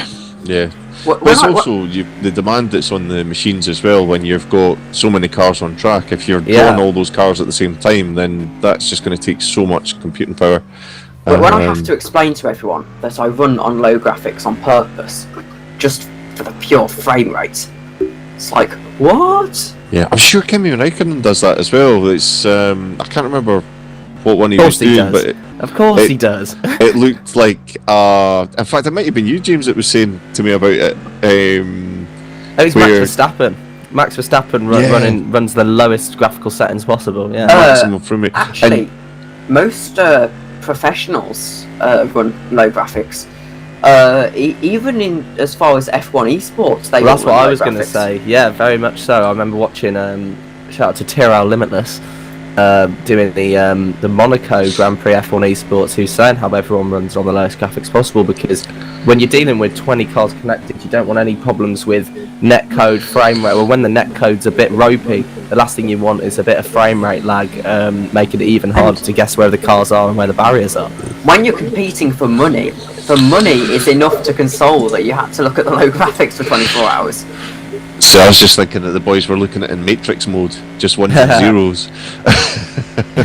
Yeah, it's interesting, isn't it? Kind of, if we talk about the F1 esports side for a second, I always find it interesting the different tactics that that people use to give themselves the best chance to win that money. For instance, you'll see someone like TRL Limitless who just really abuses his gearbox. I mean, he's famed for how quickly he goes through the gears up and down to get them, as he says, the maximum rotation through the corner. This is my annoyance with F1, and apart from the fact that I find a lot of the leagues I've been in, it's certainly been a very interesting community to deal with. Yes. And it's like just little things, such as there was a massive debate on Twitter saying we shouldn't let under 16s league race. It's like, that's funny because that's never been a problem in R Factor. Yeah. I know VISC has got their 15 age wall, but that's a bit different because that's because of the prize money. And just things like that, and it's the fact that you've got these guys and they're spanning the gearbox. It's pretty much who can span the gears as quickly as possible. Well, to be honest, when I was taking part in FSR at the age of 12, I now looking back wish there had been an age 16 age limit, so no one saw my embarrassing performances at Hungary and Valencia. Trust me, I can second that. But yeah. I think that's something for the whole like all the communities out there, is like everybody's got to start somewhere. And what's quite nice, and being in the driver brief for this race, was like there was a little bit of laughter. Brian Lower massively blowing smoke into the pits. Look at the back of his car. Oh my god! I thought that was spray. Don't worry. Okay. It's the spray's changed. The texture's changed colour now, and it's exactly the same texture as the smoke colour. Oh, now I've lost my train of thought. You're talking about 12-year-olds getting into sim racing. Yes, that sounds really weird. Just generally with all communities, old and young, is there's like what I liked about the drivers briefing for this with Alex holding it was as soon as it came down to talking about the racing and then starting the racing, as it was kind of like this is game time, and everyone just switched into that kind of like, it still feels quite a good atmosphere when you hear the other teams chatting and stuff. You've got younger people racing in like R Factor 2, but the difference is they behave most of the time. Yeah. You don't really have. It's very much a problem of maturity rather than age. You've got I'm very much of the belief that it comes down to skill and how you behave rather than Jesper Eriksson and the GT having a little bit of a come together. Has changed hands. It's 6 seconds, and they are a pit stop up, I believe. No, they're not. Sorry, ignore that. Anyway, hourly report. We've missed it. Well, go now. Quickly run you through. So, it's been an eventful hour here at the Daytona International Circuit. The sun is fully up. It is blue skies with a little bit of cloud. The track has been drying progressively over the last 2 hours, actually, but in the lead is Savannah after an incident for the car that's been leading most of this race. Though, closely behind is that car, now Jesper Eriksson in that DPi, the Cadillac. In third position is Peter Schumann, 3 laps down, very much in a league, race of its own. The LMP2 leading their class 4th overall, Zoltan Boda in 4th position, being the second Mugen leading in this race. All 3 classes led by a Mugen car. In 5th position is another DPi, I believe. No, it's an LMP2, sorry, of Bent. In 5th position is Tobruk. 6th position, Bieler for Val Esports. 6th position, Alex Skinner. Live marshalling, doing everything at the same time. 8th position, sorry. Leading on to the GTE field, we've got the other Mugen car, Serege, David Martin, David Bessel, Vrak, Kamadi, Toth, and then finally Maida. And that concludes a very short hourly report. I don't actually have much to say. Apart from the little battle we saw between Savannah and the second place car, there hasn't really been much to report in the last hour. That sort of kind of drifted off as Eriksson came into the pits. a couple of times before. Savannah's even been in once, actually. So. Sorry, I'm just looking at a little bit of an incident. Mader just came out of nowhere back onto the track. I'm just going to have to go and have a look at it. Sorry, carry on, James, and I'll just let you know. You've got to be so careful with how you come back on the track. We saw actually a disqualification last week for Luca Gray coming back onto the track in that Audi GT3 and was instantly hit with the banhammer for rolling onto the track in a dangerous position. So, yeah, Luke May's going to have to be careful there, especially with so many laps down. He's not going to want to make the situation any worse for him and his team. Luca Gray did a bit more back onto the track dangerously last week. Yeah, we're giving him the benefit of the doubt, though. I mean, that was what actually finally got him disqualified, though, I believe.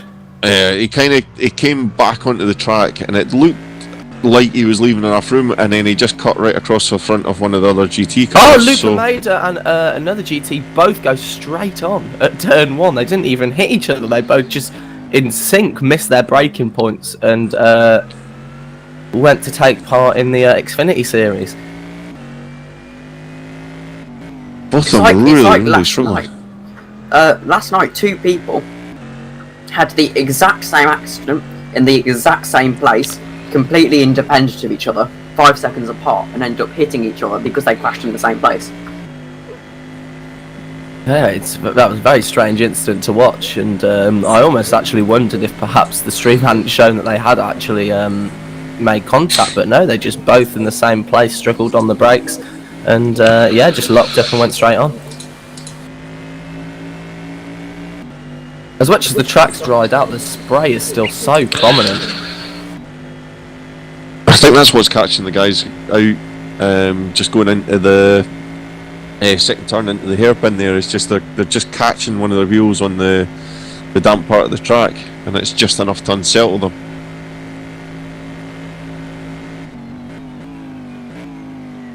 But Jesper Eriksson, I think, made about a second up on Bertrand and Savannah in the last couple of laps, so that might be a battle that we're getting rewarded with again very soon. Now, Savannah did have the faster looking car, like, just before when they were catching up originally, so we'll see if that's still the case. Because Ericsson's now, well, I've got 5.4 seconds of a gap. I don't know if you guys are showing different. Well, I'll have a look at the live timing, but that's what I was going off. 5.4 seconds. But last lap, actually, Jesper Eriksson was slower, but he's just set a personal best first sector on his last lap. And Bertrand Savannah 54.3, sector 1. He's brought it down to 5 flat, so he's definitely in the hunt at the moment, and it does look like one of the cars ahead has a lot of dust kicked up. You tend to see that a little bit in the bus stop. It doesn't necessarily mean there's been an incident. It's a little bit the fastest way around the track. Here. It's a little bit deceiving from that camera angle what is actually happening at the bus stop, because they do tend to take a bit of a creative line, let's say, through there. Just having a little look down the order right now. Everyone running in nice clean air at the moment. Oh, Alex Skinner off at the bus stop and into the tyres. Big crash into the tyre wall. And, he hits his rear wing into the tyre wall then after as well. He's going to come back onto the track. This is a difficult place to have to rejoin the bus stop. He's going to have to wait for all of these cars going full pay towards the bus stop before he can get his car back on track. And there's a lot of them. There's about 4 or 5 cars. Oh, okay, he's going to take it now. Oh, he does quite well. He's got to be so careful. That's it. Otherwise, he's got to hit himself with his own banhammer. I wonder if he's just going to whip into the pits, or if he's just going to stay out. Well, it seemed like quite a big impact. Hit the front, then hit the rear, so he is going to stay out. Very robust car that he has there, which a lot of them are. As I don't think there's a single car that's not kind of kissed a tyre at some point. Martin de Brake has a spin and almost collects not Bertan Savagna, Zoltan Boda in the process. Yeah, good awareness there to avoid them.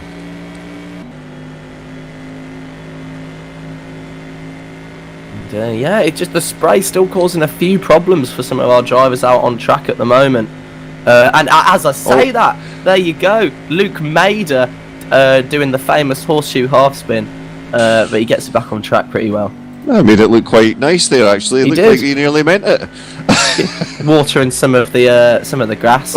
Then deep. This is where he was had his questionable rejoin before. It's such a difficult turn that to get correct. It's all about feeling on the brake pedal and getting the best exit. It's so easy to bog down and get a little bit close to the tyre wall. You really want to brake a little bit earlier than you think to try and essentially slingshot your way out of the corner onto the oval. But yeah, it's one of Daytona's trickier corners, I'd say.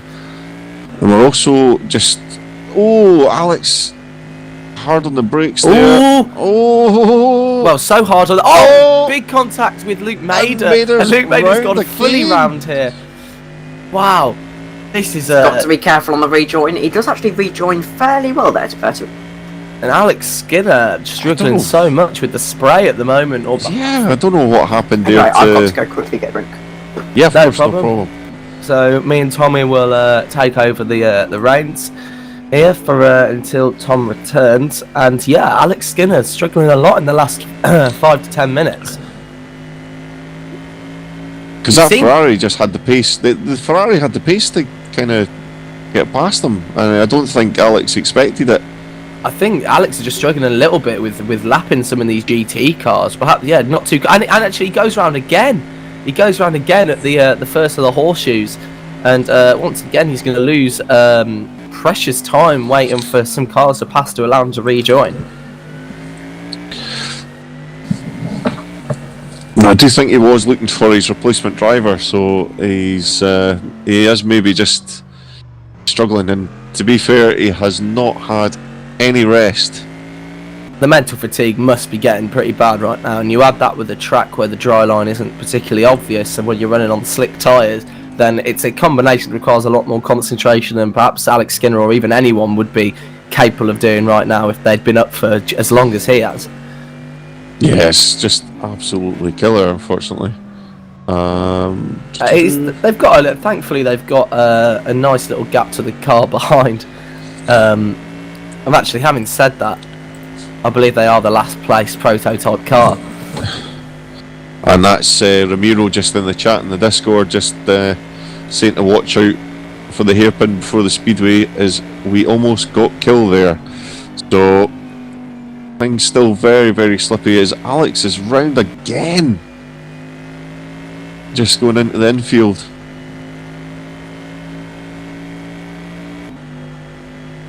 Yeah, and he's just losing so much time having to wait to rejoin the track because he's in a little bit of a spot here where a lot of the GT cars are pretty close together, and as he's coming through to try and lap him, an incident like that means that, he's going to have to get around these cars all over again, so he's losing so much time having to re-lap cars that he's lapped just 10 to 20 seconds beforehand.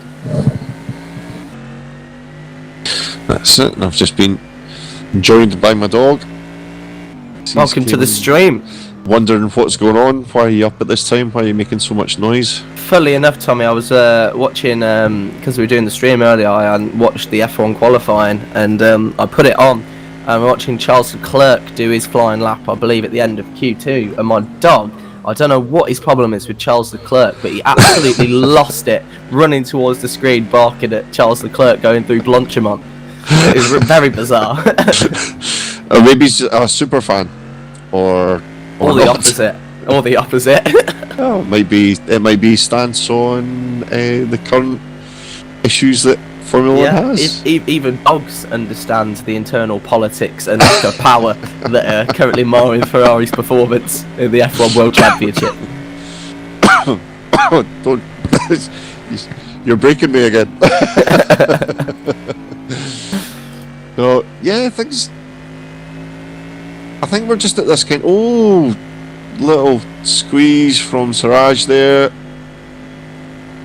just on Savagna as he was coming through. As we come into the final hours of the race, we've seen cars getting a little bit more aggressive than we saw early on, which you would expect, but Lads, there's 5 hours to go. Calm down. It's like, oh, Alex Skinner getting very close with another one of the prototypes. I believe that's the leading car. Jesper Eriksson, who has a half spin and almost loses it. And if he had done, he would have been collected by the 488 coming in to take the corner. Yeah, and we've just got it was Adam Siraj again, which is unfortunate because like the GT cars are generally, I mean, looking at most of the driving, it's all been very, very clean, very good sportsmanship throughout the race. So it's just unfortunate when they do kind of come together, or even just holding up somebody just for that little bit. But blue flags are always a contentious issue because, like, I think about, and I imagine probably a lot of people will, is the amount of grief that you get on iRacing, where it's like as soon as a blue flag comes out, if you're about to get past, somebody will flash their lights and they're maybe like 2 corners back from you. And the thing about blue flags, especially on iRacing and GT racing in general... Sorry, Ericsson just coming up on the Skinner there. Oh, and he's held it. Held it very well. Jesper Eriksson, we saw him hold spin really well at the first corner just at the start of this lap. And so, yeah, a bit of a wobble for Eriksson. Yeah, I don't know if he hit the wall. It looked really, really close. Roland Sooks into the 5th placed prototype car now. But yes, so this is the thing with GT racing in general, is that you're talking about iRacing, how quickly people lose their patience. Blue flags, pretty much in most series around the world outside of Formula 1. Formula 1's very much the exception, are just purely informative. Yeah. I honestly think with iRacing, it's not just the patience they lose. Quite usually it's the tyres as well. Yes. And lots of safety rating. Yes, but I think they also lose quite a bit of money as well in terms of bank loans. I'm too harsh on iRacing. I ought to try it at some point. That's the one thing about iRacing. I wish they just offered a free trial or something. It's just such a simple thing to offer, just like a 1-month free trial. Well, what they tend to do is pretty much any time you go to sign up for iRacing, there'll be some sort of 50% discount on. It's one of those things where it's always on sale, inverted commas. So, but usually it's like, oh, have 3 months for like £5. It's like, well, part of me just wants to try it for a couple of days before I spend the money. I just have like a single player mode or something I could try. Well, AI racing is this is the thing. Obviously you can't get it for free, but AI racing is a feature that iRacing have brought in, where with certain cars and tracks you can just race against the AI. For instance, if you fancy a bit of NASCAR versus the AI, you can even race against AI Dale Earnhardt Jr. I mean, don't get me wrong, I do quite like the iRacing, the way they do their broadcast. I watched quite a bit during quarantine of their someone from the Apron actually. I watched quite a bit of their eNASCAR series. Yes. That was pretty decent actually. Obviously nowhere near the VISC quality. But who is? I mean, no one is. I mean, VEC looks like a farmers' league compared to us. As we've had a change at the front, guys, I think. Yeah, Jesper Eriksson takes the lead as Silvassi is in the pits, and he's actually getting stuck behind Luke Mader, who pulls over to the side to let him back through in the pit lane. Luke might get a penalty for that, actually. The thing is with iRacing, I mean, as much as I like the driving model, you know, it's not even really the driving model or the quality of the simulation you're paying for. It's the service of being able to have populated races at pretty much any time of the day whenever you just want to hop on and have one. And in a clean fashion, because as harsh as the safety rating system might appear at times, Tommy, we know from our experiences on Arkham Menards how frustrating the safety system can be. It does keep people relatively clean. Yeah, any of the oval racing is like we talk about luck in endurance racing here, but the oval racing on iRacing is just it's a roll of the dice really. But and then I've actually, it's one of the few games where I've actually changed to set up the chat on it, because I've met some folk in the open lobbies who are absolutely brilliant. Fantastic to drive against, and if you make a mistake, then you're able to warn everybody that's kind of coming around to you, and the majority of people are fine. But then in saying that, you get folk that are paying a subscription and they'll still ram you off the track, and that's where the protest side of it is actually quite good. So again, you're paying for all that extra, and it is expensive. I mean, I think that's one of the worst things about it, Tom, is I couldn't recommend it to somebody because it is so expensive. It would have to be purely their decision. As the sole sim I play though, basically, you know, occasionally I'll hop on something else. I'll occasionally hop on maybe F1 career mode, but as like a competitive sim racing sim, you know, if you take away the financial side of it, there aren't many other games where you can hop onto a NASCAR race against Fernando Alonso and then watch him rage at someone in the chat after getting pushed off. I can imagine that person excitedly running off to their friends saying, "I rammed off Fernando Alonso." I mean, I do a local go-karting championship, which is cheap, but not exactly. In fact, it's pretty much the same subscription fee as iRacing, double, in fact. And I get rammed off the track, so it's not. It's not an iRacing thing. No, but it's just a problem with sim racing in general, because you're not putting your physical self in any danger, so you just take more risks. Yeah, it's 200 mile an hour going in a corner where you would possibly think maybe 2 or 3 times about it in the real life. In this, you're not thinking.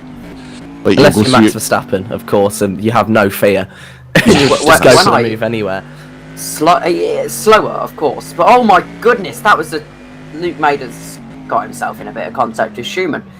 That car is made of titanium or something, hasn't it? Oh, that was very close. Jasper Ericsson, the race leader, is very lucky to get away with that one. But what I was saying was, Mr. Brooke has gone off as well. At the bus stop, I was when I first started getting into karting properly. It took a while to adjust to the Luke Mader again at the bus stop. 3 people off the bus stop in space of 30 seconds. You can't come back onto the track like that. Not at all, but it takes a while to adjust to that. I'm pushing very hard right now, but this isn't a computer game. If I do crash, it is going to hurt a little bit. Yeah. And I can speak from first-hand experience. When you crash in a go-kart, it does hurt. But I think this is the thing though, that it might be helped by if you're just someone like me who does karting occasionally just for fun. If you spend most of your time sim racing, I feel like it does help you take more risks, and you kind of get a bit of that track confidence, probably falsely, because as you say, if you do crash, it's going to hurt. But I find that it does help me kind of take corners flat out that perhaps I would think otherwise if I hadn't had any experience on the sim. I think the sim helps you with car control a lot, or kart control, I suppose. That being said, I don't know, because I got my force feedback wheel after I started karting, so I don't know whether it was the karting that helped me with my car control, or whether it's the sim racing that helped me with my car control. Unless you're running, you know, a motion sim, you're never going to get anywhere like close to the real experience. But just by learning the physics of the car and even the way setup works, so if I move the brake balance here, it does this. If I run less aero, I do that. If you were someone going into the real world of racing, it's all things that you do need to learn. And if you can give yourself a head start in that regard, I mean, look at someone like James Baldwin, for example. He's, you know, been sim driver, F1 esports driver for years, and now he's hopped into the British GT and he won the opening race. I mean, the thing that annoys me a slight bit about the James Baldwin thing is he is hyped up so much as a gamer, first time in a car ever.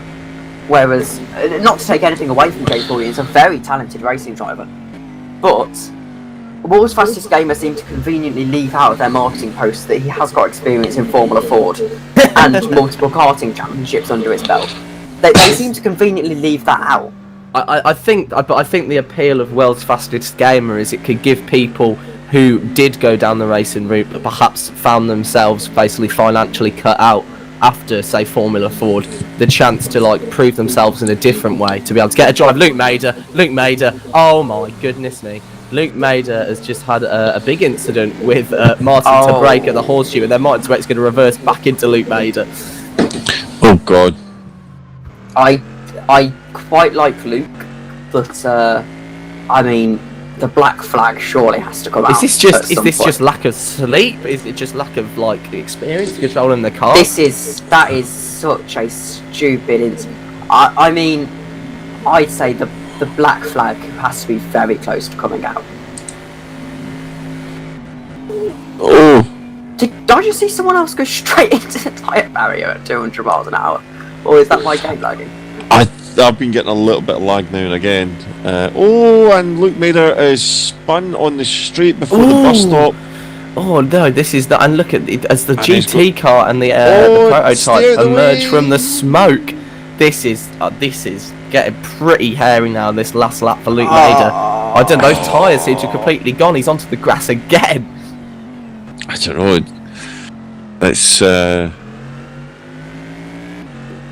not ideal. I mean, it's what we were talking about earlier on, Tom. Is you want to see all the cars finish, especially at this point in the race. But if you've got a car that is just like posing a hazard to other drivers, then it's I don't know what you do. Do they take the car out the race, or do you swap the driver? Swap the driver, I think, is the best thing to do. But it could very much be the fact that Luke Mader is incredibly tired and there's no one to take the baton off him. There may also be the car's actually just got damage on it. Can I just point out that Martin de Brake had that incident on his 666th lap? As I've said, whoever is messaging me, please message Leon or come in the voice chat. Thank you. That is a man who is going to kill someone if he gets messaged again. Yes, that did sound like a man at the end of his tether. Lucas Lichten takes over from de Brake. Lucas Lichten Big engine failure. Big engine failure and almost into the tyre barrier. No, I think it was just a bit of spray, actually. Rapidly up to 200 kph. He said he was having wheel issues with his Fanatec wheel, and sounds about right. I sincerely hope that someone who's going to splash the cash on a Fanatec wheel, to put it diplomatically, big incident at the bus stop. I'm not sure who it was. Alex again. It's Alex Skinner and someone at the first corner as well, Julian Vrack. I think someone with that kit. I should sincerely hope this can be put down to a bad day at the office or hardware, because I feel like if this is just him driving with no issues, then Tommy, he's got a bit take his Fanatec. What was that? Sorry, take his Fanatec. Yeah, I'll 250 quid. I got my Thrustmaster TMX for that price. Luke Mader, into the pit wall, and Alex Skinner. Well, I'll tell you what, that's right in the eye line of Alex Skinner there as well. I don't know if he'll be impressed, but he did actually manage to kind of compose himself and get back on the track pretty quick. A little spin for style, a la Charles Leclerc at Hockenheim. This is. Now I wonder if Alex is getting messaged about him, or if there has been other incidents that we've been missing, because we've kind of been talking mainly about Luke, unfortunately. I'm just going to have a wee look back to. Well, I'm going to watch on board with him for a minute. Sorry, it was just my game lagged. It looked like Silvassi had just slammed into the tyres. On board with Luke Mader, there's nothing particularly to criticise in the way he's taking, his braking points on any of the corners. He's braking just about where you'd expect. He's just really struggling with oversteer or perhaps cold brakes, though, to be honest, the amount he's been on the brake pedal in these incidents, I'd be surprised if that was the issue.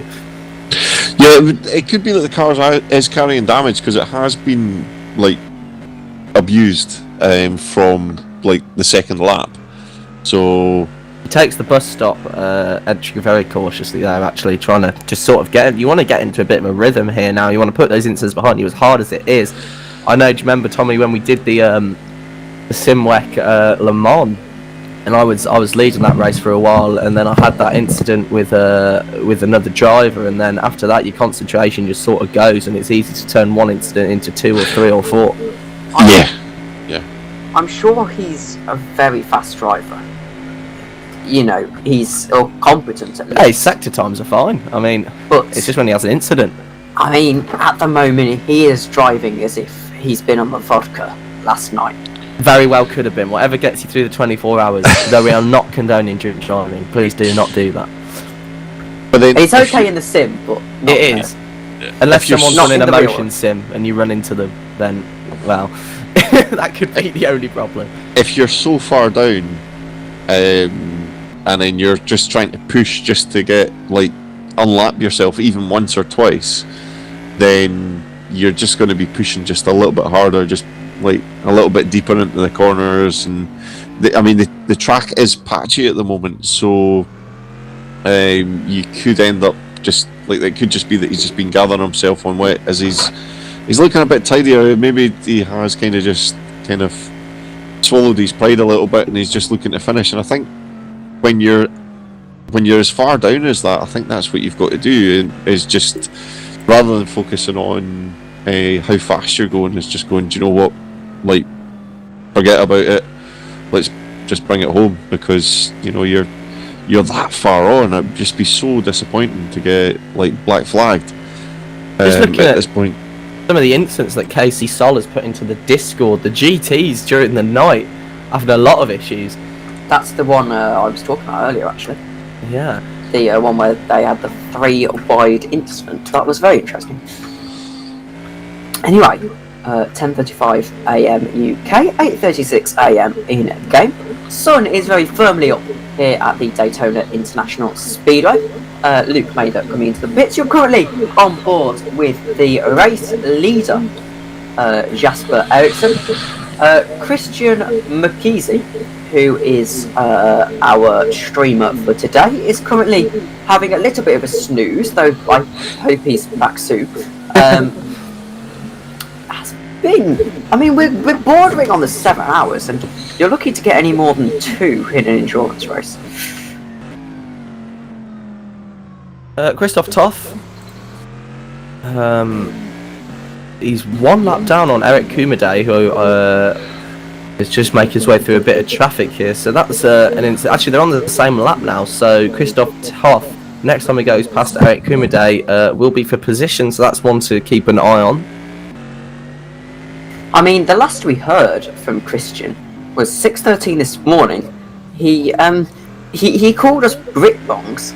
I did see. Oh, Christoph Toff, curse of the commentator, goes into the tyre wall at NASCAR Turn 1. And, yeah, well, I know Christian's been having some having some issues he's been having to deal with. So he's been up for most of the past sort of 24 hours or so, trying to sort all that out, and as well be the only person in the commentary team educated on how to set the broadcast up properly. So the thing that unsettles me slightly is Christian has got he hasn't got headphones, I believe. So we are currently obviously we have to be, but in real time we are currently blurting out around his house. Someone get your alarm noise ready down the microphone.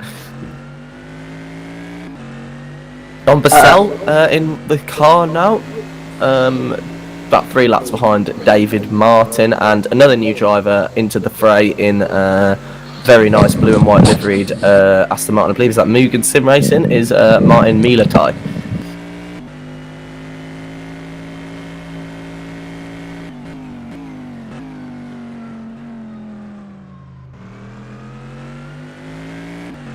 Now Luke Mader is back out on the track. He's avoided an incident for the past few laps after he came into the pits. I class that as a win. Maybe he's just coming to get off those tyres. Yeah, it doesn't look like there's as much spray getting kicked up around the track now, so hopefully it will make things just a little bit stickier. It's dried out a lot actually in the past sort of 10 or 15 minutes or so, but it did take a very long time for the track to fully dry out. Sun's out, guns out. Oh, Silvassi goes wide at turn 1, but keeps it together well.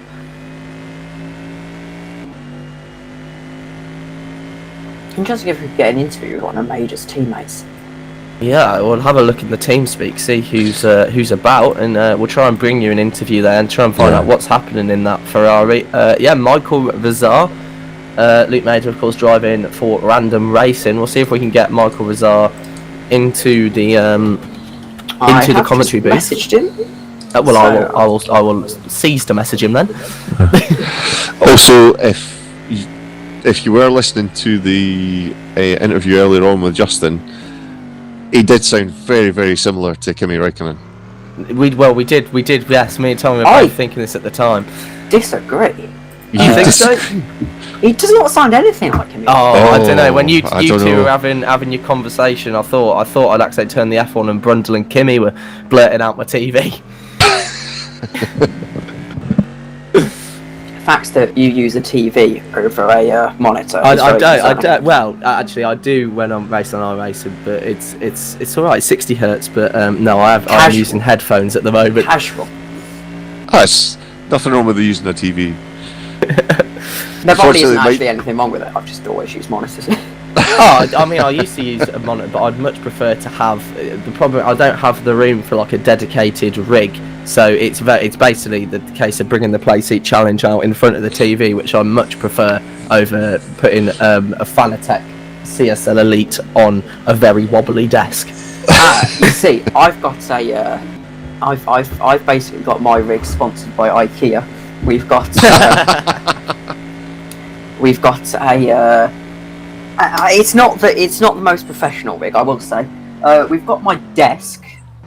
We've got a Thrustmaster TMX, which apparently cost the same as the second-hand Fanatec wheel, which was a bit of a mishap for me. As Grimaldi has gone off.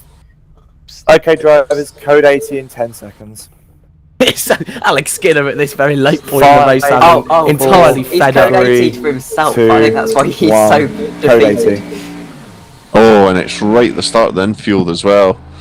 He's missing his spoiler. And so we've got my wheel, and then we've got my Xbox being propped up by a Lego box for my. I don't race on that anymore. And then we've got quite literally 2 stools from the kitchen propping up my pedals just so that my pedals aren't on the floor. Well, I mean, I can tell you that the TV that I use for Alex Skinner missing a back wing. Yeah, he just went wide. A-spun at the horseshoe. It didn't look like he hit the wall particularly hard. It just must have been the way that he hit it, and it just spat his spoiler off. So, yeah, not ideal. So we taking some of the attention off Luke Mader at the moment, though. However, the story of the last half an hour has very much been drivers struggling with the drying track, and another example there. Oh, Alex has gone off again. I think I figured out what must be the problem with Luke Mader. So, he is Australian, so we have to give him credit. He is driving upside down. I imagine that has a bit of an... I imagine that has a bit of an effect on how well he drives. I think you might have cracked the code there, and so we apologise to Luke Mader, because I couldn't even imagine how difficult that must be. It's amazing that he's still conscious after all this time. All the blood rush to the head hasn't got to him yet. Yep, as Alex has just warped back to the pits. Alexson has left the race, but the vehicle has been stored in the garage. The message on our screen at the moment. Henrik Bieler comes out of the pits, took that code 8 as an opportunity to get what is essentially a free pit stop. And I wouldn't be surprised to see most people do this, as also Patrick Silvassi in, but Jesper Eriksson stays out, so that'll be interesting. I'm just unless he's coming round into the pits now. Yes, he is. I wonder if he's going to stop. So, in terms of strategy, for the LMP2s, there's 6 stops remaining. I imagine it's probably the same for the DPIs. As for the GTEs, they've got about 4 stops remaining in this race. No. Is Ericsson going straight on here? It does look like he's not going to take the opportunity to have a stop unless he... It's just coming up to the bus stop just now, so... oh, he's a little bit further back than I thought. It's unfortunately, I hadn't plugged in my controller before starting, so I'm just going off the vanilla cameras as we're watching things going round. So a very brave Luke Mader behind him, trying to keep his tyres warm, swerving all over the track. As we're coming up to the 700th lap of the race. Wow. I hate to be the one who points this out, but I think we've got a bit of an issue. What's the issue? I wonder if we've Alex has had to reset. Alex isn't in TeamSpeak. Okay, He's had a connection lost. Connection lost. He's DNF'd. Maybe he's just having to reboot to come back So in. we don't, as it appears, currently have anyone to call an end to the Code 80. So we might be in driver's parade for a few more laps than we expected. I just hope he does actually come back. Otherwise, we'll be watching the world's slowest Daytona 24. Still would rather watch it than the French Grand Prix, though, to be fair. Yes, well, so would everyone.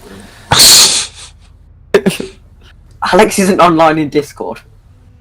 Okay, so this is this kind of situation that you only get in the world of sim racing. Okay, disaster over. Is he He's back? rejoined, yes. Oh, Okay. sorry. So a little bit of drama coming to you, courtesy of technology. I honestly thought Alex had rage quit then. I think maybe he had. He's just had to find a new monitor. Understandable. He's gone down to Curry's. He's come back. He's ready to go again. I mean, if you don't have about 7 old VGA monitors lying around in case of an emergency. Well, the issue there is finding the VGA cable, not necessarily the monitor. Oh, right. So my computer's from the Stone Age. Apart from a brand new graphics card in it, which isn't actually supported by the BIOS, so I've got a really hacky way of getting it to work. Code 80 for a bit longer, just in case the rejoin goes badly and the rear wing is still not attached to the car upon rejoin. So apologies for the long Code 80, everyone. But yeah, so if anyone who's into PCs properly saw my setup, they'd either gasp at how it works or be very disappointed in me. I think you just have to bite the bullet and put it on PC Master Race and just see what people think. I don't even think the BIOS update supports this graphics card. You think I would have just updated it, but A very ropey looking exit for Luke Bader coming out of the pits. You just see still how much spray is being kicked up there. I thought we might have been past this by now, but no, it's still going on, and he's looks like he's being towed along by a wire. I'm trying to identify the car in front of him there. It's not Christoph Toff. It is.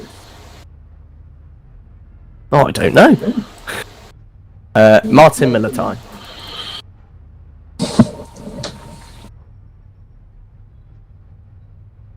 Justin van der Smissen, Kimi Räikkönen, who we talked to earlier, is now in the car for his next stint. we could start to see the final driver changes actually in this one. If you're doing it properly, you're either now in your penultimate driver change or in your final driver change. Silvassi now after that pit stop 2 minutes and 26 seconds behind Jesper Eriksson, but you wonder the longer this Code 80 goes on whether Eriksson will start to get cold feet and think about coming into the pits. Yeah, I think Ericsson might make a stop soon because their strategies had kind of fallen out of sync. Well, if there's a time to make a stop, your closest rival's 2 minutes 26 behind. Do it now. I think if it was me, I think I would be definitely contemplating a change. They have to be. Update for the lead. Actually, this has played perfectly into the hands of Ericsson. There's a 1 minute 12 gap, a free pit stop, and that evens out the pit stop that they were behind on. Anyway, Yeah. so now they are in the lead of this race. I think earlier on Silvassi was the faster driver, and I Okay, think drivers that will he's- come back to green in 10 Oh, seconds. well, Ericsson's not going to have the opportunity to make that free pit stop because 5, 4, 3, 2, 1, green flag. Even so, Hey, he's what's still Zoltan got... Boda and Roland Sukes here on the restart, so close together on the bus stop. You are talking to the viewers who can't watch. I was talking to you lot, to be fair. I do apologise, viewers. That's We it. do hope Christian comes back soon. and for those watching in black and white, This is virtual IMSA radio. Yeah, for those listening on the radio. ooh, now Luke Mader has gone round at turn 1. This is realistic. Actual IMSA do actually have a radio. And I'm on as well. I'm pretty sure the IMSA commentary is just the radio commentary over the TV graphics. Yeah, I believe that is the case, and I think they did as well for the Indy 500. What you tend to get is people turn up to the race, buy a radio, and then just listen to the commentary on that. Or in fact, I believe I was reading you can buy a radio at Indy that allows you to tune into any of the radios of the teams. However, what the issue with that is, though, if you have a transmitter radio, so I sound like I know way more about radios than I do, then you are actually able to transmit over different team radios. So that one's quite a difficult one to please. yes. So if you're in the Midlands and you've got a CB radio, James's call handle is Need to go get my radio out. Gap Ericsson Silvassi 46 seconds currently.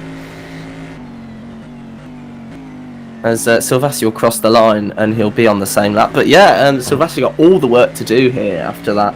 Those rounds of code 80s kind of put things all out of sync. and it looks like with it being daylight, the crowd has returned. Doesn't look like they're All keeping 9 of you? socially distanced, but They've all filled back up to the stands. It's probably a few hangovers in the crowd, probably a few people who don't remember where they were at 4 o'clock in the morning. But we've got the space in the other stand though. There's actually, Tommy, on my game, the stands are completely empty. yeah, I think there's one stand that's got people in it. It's quite. I'll need to try and find it unless I'm seeing So things. what's happened there is that the Daytona staff have tried to make concessions for coronavirus, but instead of spreading everyone out, has just plopped every ticket holder in the same grandstand. It's you're getting it stand. Leon Chambers taken in from Alex Skinner, who has had enough. And Axon has given himself I don't blame him. a 4-lap adjustment. Oh, look, Mader. I don't know if he's staying out the way or It's the slightly- horseshoe again.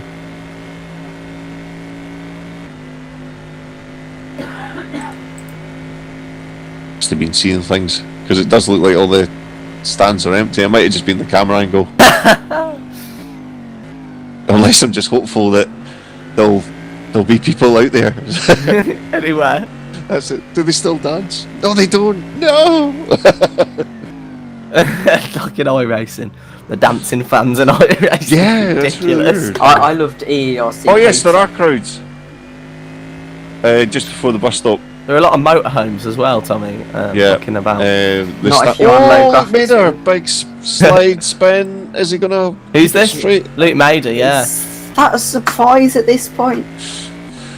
We get excited every time it happens. Obviously, we wish no misfortune on Luke Mader, but how long is it going to take before we sort of go, oh, Luke Mader's had a spin?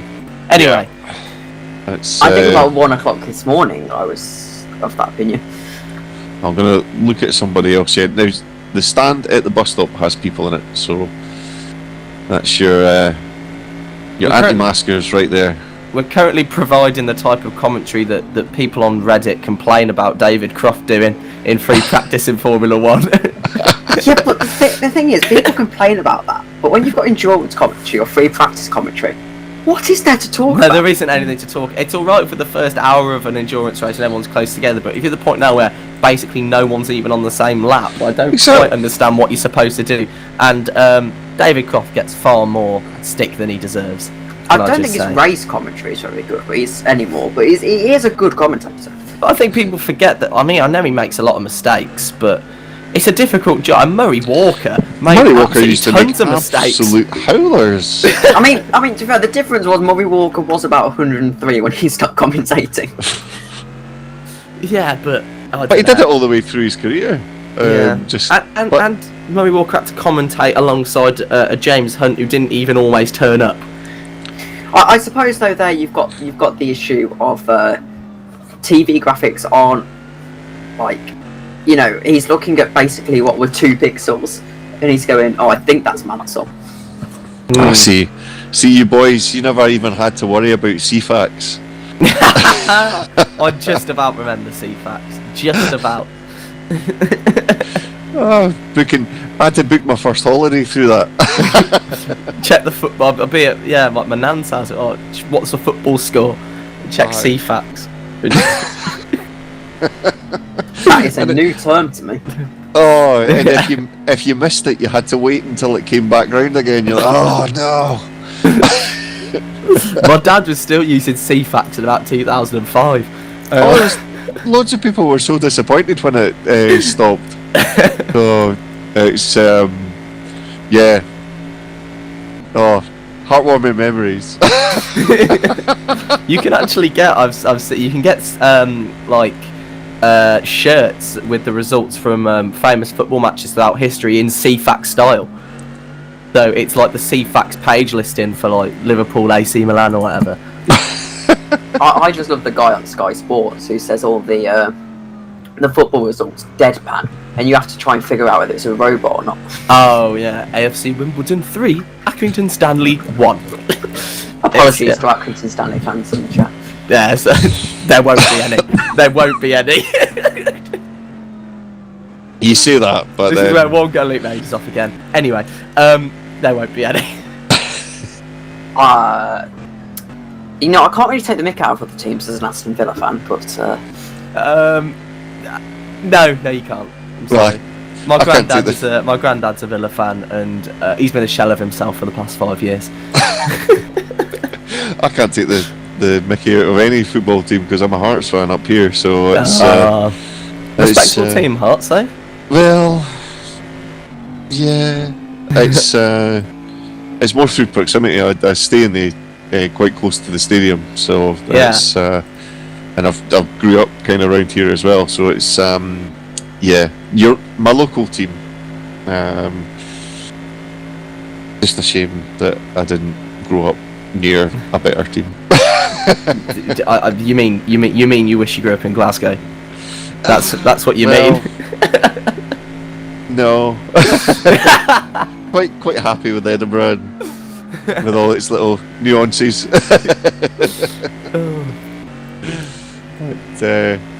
Funny. Yeah, so we should really kind of have a look at the racing. Yeah, I think so. What racing? It's the amount of spray kicking up on the back oval really makes it look like that Luke Raiders had a severe engine failure. Actually, probably is that has, smoke? but it's just Is like that pushing smoke? I think that could be smoke. No, it's the pit lane's not as because obviously not many people are going through the pit lane. Yeah, It's alright. nice. He's came down along the apron as well, so I don't know if he has gonna rewind and have a wee look. Having the motivation to keep going at this point in the race when you're sort of 45 laps down is pretty it's Oh commendable. my goodness me, they are more than 100 laps down on the leader. That's to be expected in a GT, to be fair, to be at least 80 laps down, but 134 Yeah, but not 130. it's pretty interesting. Silvesti's actually dropped back a little bit from Ericsson. Right, we've got a bit of problem now with 4 hours to go. It's 11 o'clock UK. Oh my, that is a very lucky thing. Oscar Harrison is about to join the commentary. We've got to figure out a way to wake up Christian. So, guys, my Twitter handle is twitter.com/JamesPuthra. Please tweet me the best ways we can wake Christian up, and we'll test them all on stream. This man wants Twitter clout. It's just yeah, no, fair enough. Or in the YouTube chat, because if you're watching it, YouTube you can just do it through that way. Okay, fine. YouTube chat it is. Yeah, put it in the YouTube chat. What's the best way to wake Christian up? What I do actually like chat's is, going to erupt into conversation. since we lost Christian, we've had this stock image of a man sleeping on a pile of wood in the corner of the screen. Because we all know that's what Canada's actually like. Yeah, That's one of our better mattresses. Who's going to be the one that wakes him up? Or who's going to be the one who sends the first message to him? well, we could all just call him at once, and he just. I mean, I feel sorry for poor Oscar Harrison, who's come on to try and do his shift. He's gone into the commentary Discord to try and talk to Christian, and he's going to be talking to a man who isn't conscious. I don't know if he's still got the speakers on through Discord as well, or if... Nope, his speakers are off, so... I've sent him the password, just in case. The password is so genius, by the way. I can't share it, but I wish I could. well, it's. I'm lost with the password. I don't understand it at all. But there you go. I'll explain to you when we're off air. It's a bizarre one. Perfect, so... It's recap time, if you want to take it away, Tom. Okay, I'll do the recap. Right, I'll do the recap on one conditions that you will spam Christian in Discord. Poor guy is going to have his alarm set for us.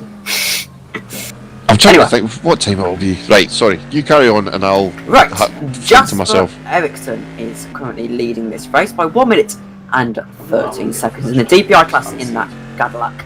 In second place is the Mugen Sim Racing car of Silvassi in also the Cadillac. In third position is Peter Schoenman. A little bit misfortune from them.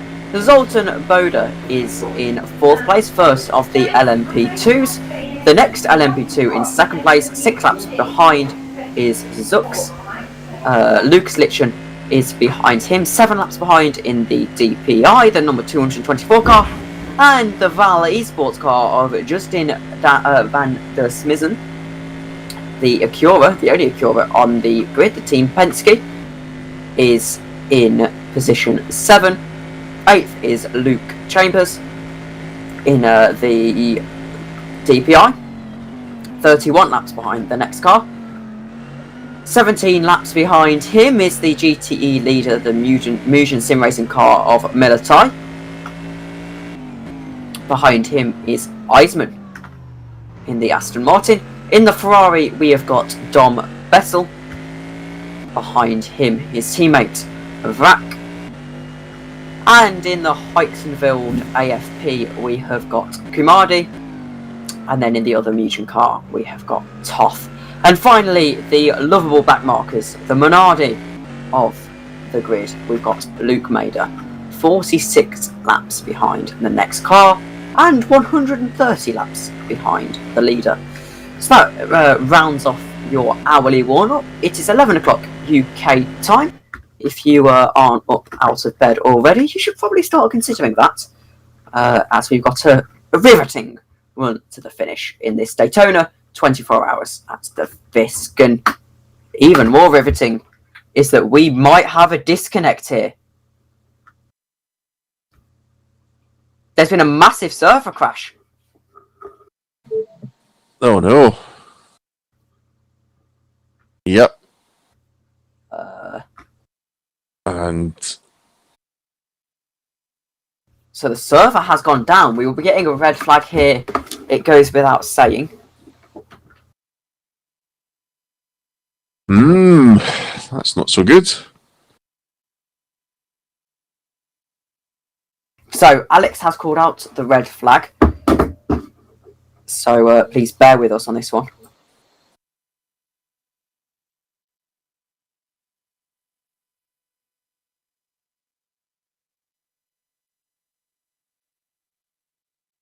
Hopefully they'll get this sorted as soon as possible. It looks like the entire server has gone down here. Somehow we're still in the call.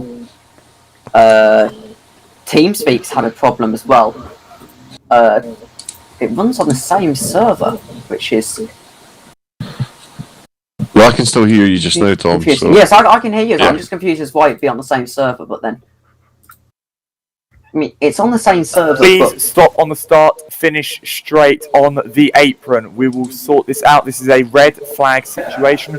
All drivers that can, please stop on the start, finish straight on the apron. No overtaking. This is a red flag situation. Thank you.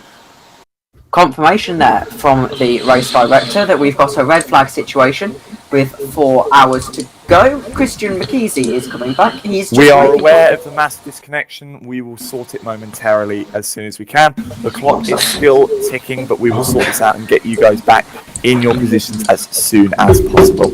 Alex, interestingly there, probably learning from his mistakes in EERC, keeping the clock ticking. A very good move, actually, during the red flag.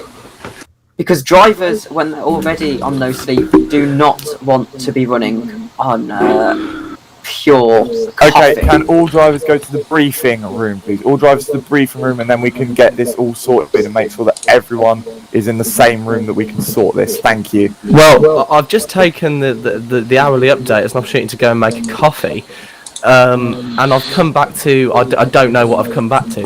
A red flag situation. A red flag situation, James. Do we have a reason?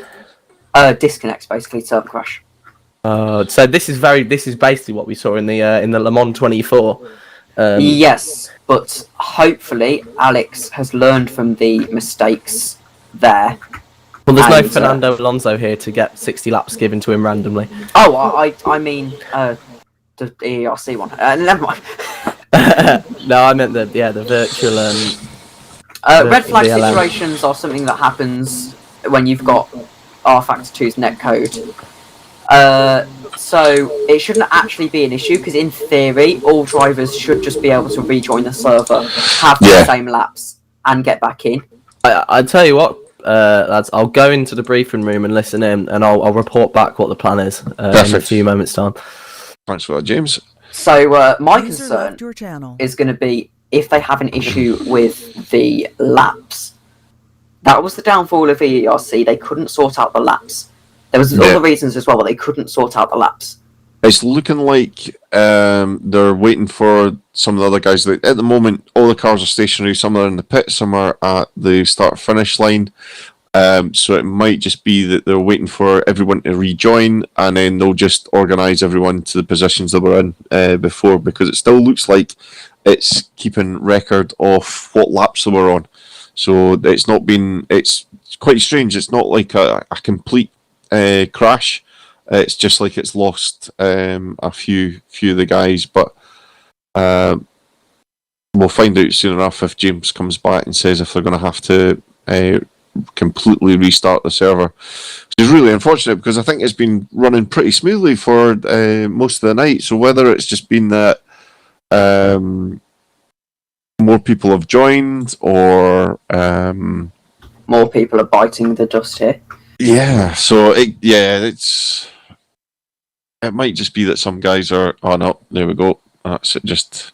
I mean, servers do crash. This does just happen. I mean, this server's, I can tell you for a fact, has been up for 8 days and 12 hours. Exactly 57 minutes and 54 seconds into that, I will say. Though, User joined your channel. Hello, Oscar. Hello. Good morning. You It called was, us at a perfect time. was it? I just Red flag. Yeah. So I couldn't figure out the password, and then Tom got me, saved the day, and got me into I this did channel. whisper at you as well. Did you? I didn't get that. Yeah. I mean, don't read it out loud, but, you know. Well, yeah. For whatever reason, I just didn't get it. It's alright. I'm here now. It's a very good password.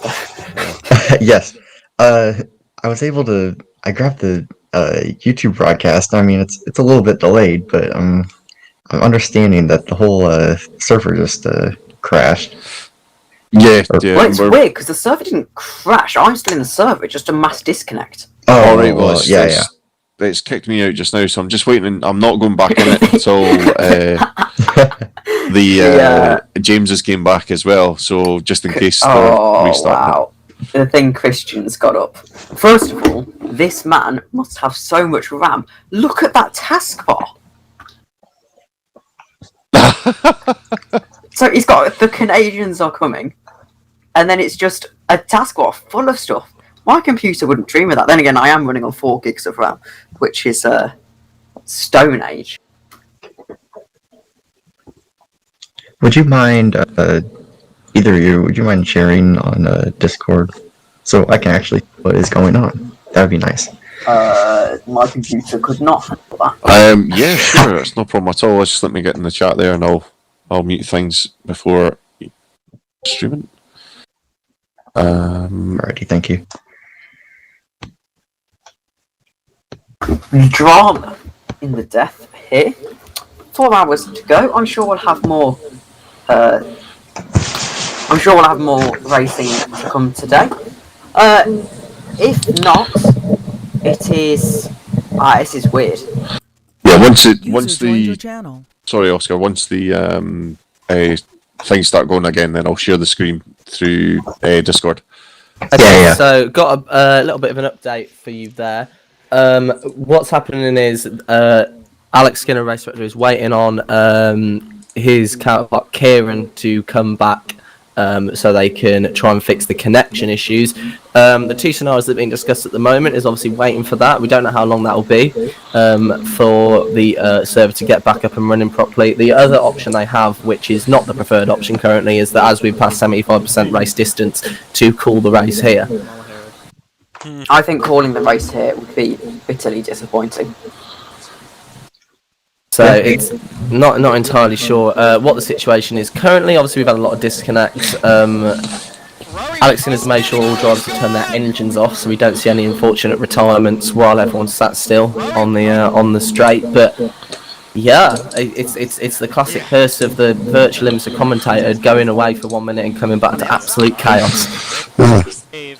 Did you throw the coffee over your keyboard or something? Is this what is it your fault?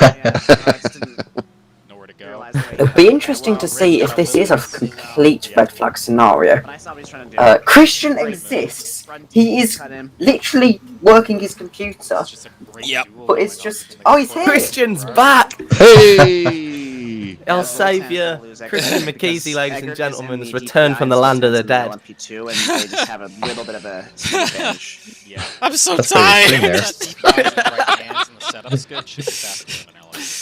How have you been, Christian? Did you have a nice snooze? I think I got off at 2 and then 6, so it was 4 hours. I guess that's enough in endurance racing. I should be happy I got in. That's a lying in endurance racing. Gosh. I know, so. I can't believe it. Stops there. I wish I recorded more highlights. I would have more to play right now. Well, the stream is, so basically what you've missed is actually, this is a good point for the stream, I forgot to mention, another thing I witnessed in the briefing room. Luke Mader making a very awkward apology to all the drivers he's had an incident with, most of which the replies were just, The trouble with Luke is he's got that classic Australian accent where they cannot physically sound serious.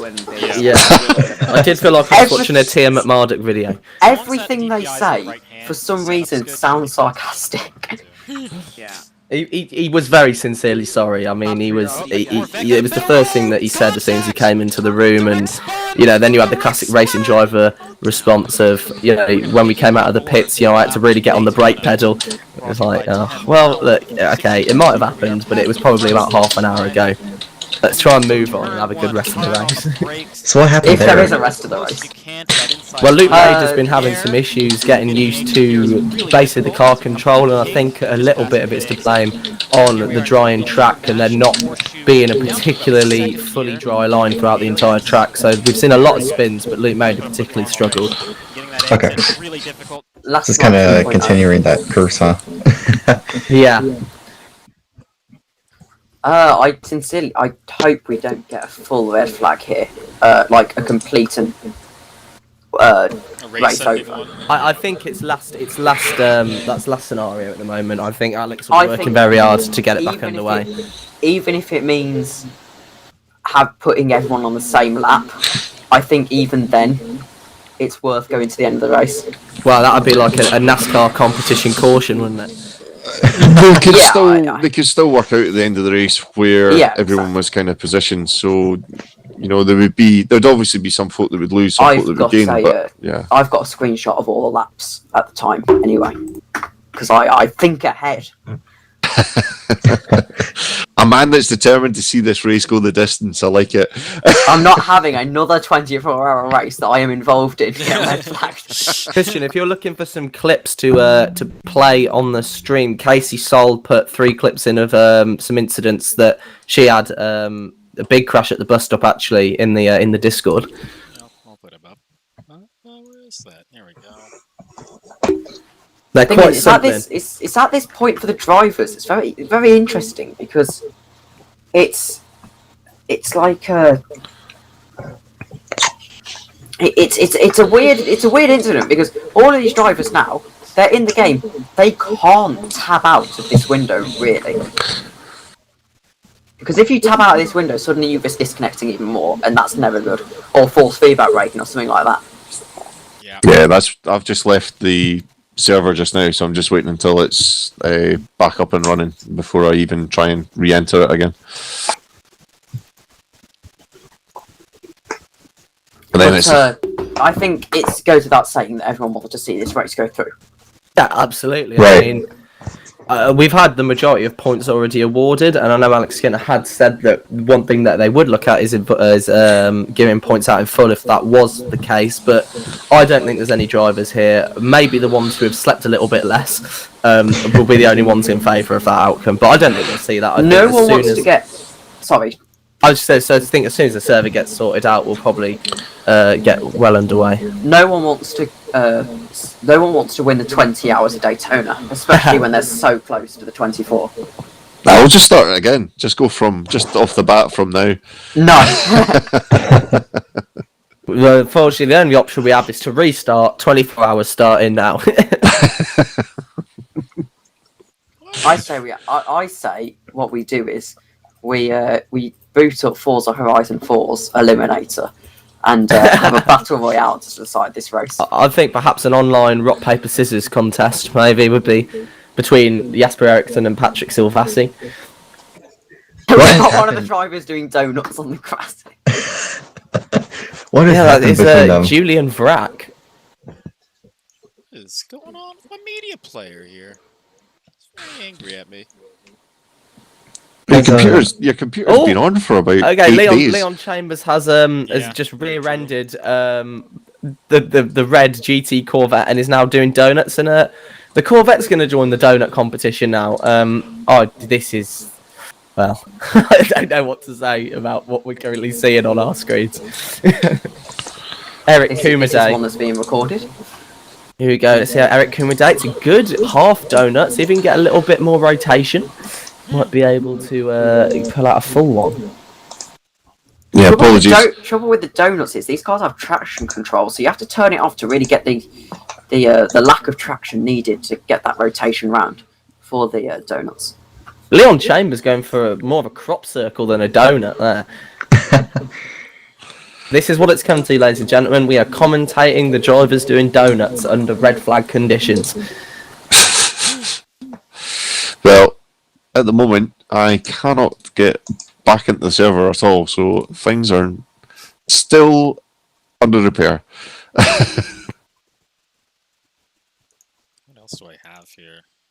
We're in a weird situation where we are waiting on probably 6 or 7 people who've disconnected to be able to rejoin. You've got half the cars stopped on the straight, half the cars doing donuts, and then the rest of the cars are just in the pit lane because they've disconnected. So everyone's all in a mess. I mean, Alex has done as best as he can to try and get cars to line up in order, but that was before someone decided to start this donut competition. The thing is, this donut competition has actually is going to cause a bit of an issue in all seriousness, because a couple of drivers now have crossed the line, which means they'll have done an extra lap. Oh, of course. And will cause that will cause the calculations to be out of whack. Tactical donuts. It's very clever. It was like Max Verstappen yesterday in qualifying 2. He came in to do that lap at the end of Q2 on the soft tyre, but when he realised that he was safe going through, he just pulled off to the side and crawled across the line so he could start on the mediums. So what I'm going to do is I'm just going to jump into the driver's briefing side of it just to hear if there's any updates. So I will be back shortly. Ladies and gentlemen, Tommy Wood, our pit lane reporter in the driver's briefing room. User left your channel. So what has happened the last few hours? Everything. Literally everything. Apparently, the leaderboard has almost completely stayed the same. I see Salvasi has taken the lead, and also Kamade, he's dropped a position. He wasn't in the lead. Yeah, Salvasi isn't actually in the lead. It's just Jesper Eriksson disconnected. Yeah. Eriksson and Salvasi have been going at it hammer and tong, basically, but Eriksson had about 45 seconds and growing on Salvasi. Other than that, Luke Maid has been having some issues with his car. Alex Skinner as well has been trying to juggle every single role available, and ended up having a few incidents. But other than that, things have been fairly calm. Rain fell at one point, and that caused a lot of problems, particularly at the Horseshoe. We saw some fantastic Tokyo drifts around there. Might have to go back and watch that part. That'd be a fun replay. Right, boys. Sorry, they're just going to take a 25-minute break, so they are going to be coming back for trying to get things going again about 11:45. So I don't know if they've red flagged it with the timer still running at the moment. In fact, here's Alex. He's going to explain to us exactly. Hey, everyone. So basically what's happened is we've had a mass server disconnection. So what we did was we've instantly called a red flag. We're currently under Formula 1 red flag rules, which means when we go back to green, everyone will have the chance to pit. Everyone will have a chance to, sort themselves out before we go back to green. The timer has been now stopped, and we will restart with 2 hours and 50 minutes remaining for the formation laps and, so forth. So hopefully restart with around 2 hours, 40 minutes remaining, which is the time that we have stopped the clock at. So when we get back we will have a final definitive answer on if the session will restart or not at 11:45 British time. So for you Americanos, that will be 7:45. I want to say 7:45, 8 or something. 20 minutes. 20 minutes, basically. What time is that for the espressos? It's macchiato o'clock. I don't know.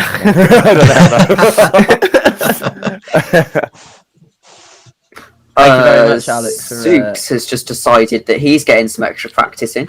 Yeah, I mean, I haven't stopped the guys that are on the server from driving. We have a cut-off time of 2:45, so hopefully we can get the server back up. But everyone will know.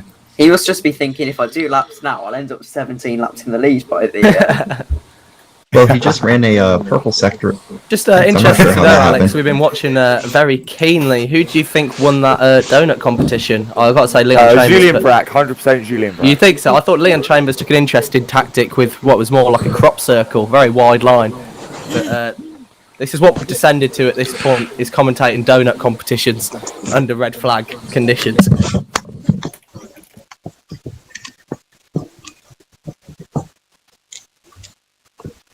What was I going Sorry, I am adminning at the same time.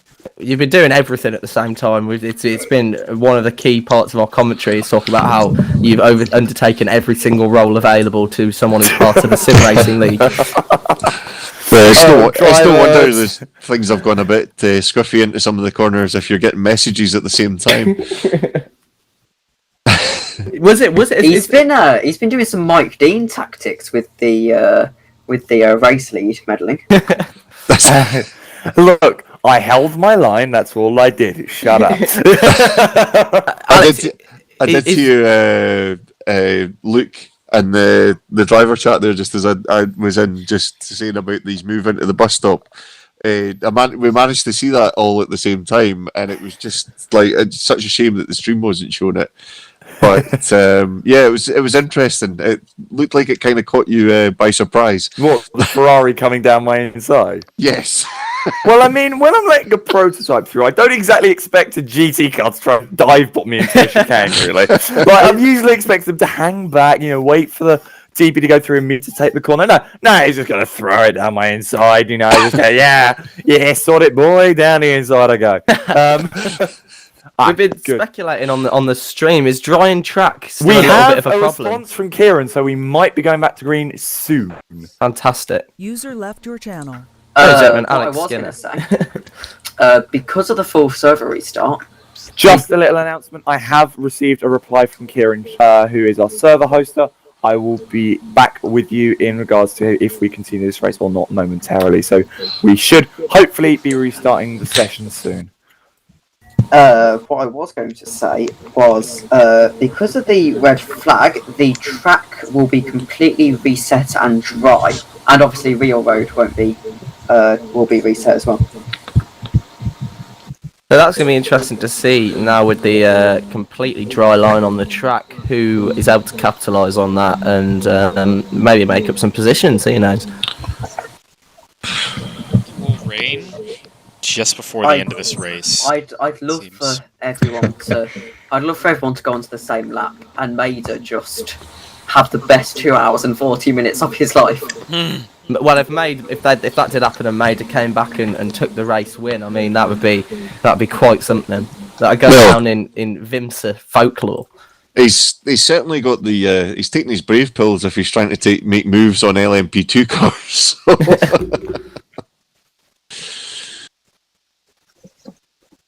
Yeah, it would be I don't know, it's gonna be interesting. I also think I hate to be the rain preacher, because every time I do that, it ends up like I feel like I'm just preparing people for disappointment, but I am... Like David Croft, every single F1 race day. Oh my god. 70% chance of rain. As soon as he says that, there is no rain coming. Every time I said there's rain coming at a given time, it has come eventually. It's just in the 6 hour that meant really, really late into the race, so it ended up not mattering. But yeah, I'm interested to see if that ends up having an effect now. Only 2 hours and a bit to go. Oh god, I'm tired. Woo. Dan Tictum is trending on Twitter. Is that a good thing? I'd quite like to know why there's 3 hours, why we're going to 2 hours and 40 minutes when in 20 minutes time we'll only have 3 hours and I don't know. Because now it's going to be a sprint race. Actually, I suppose maybe it's so that it will finish at the same time as it normally would, perhaps.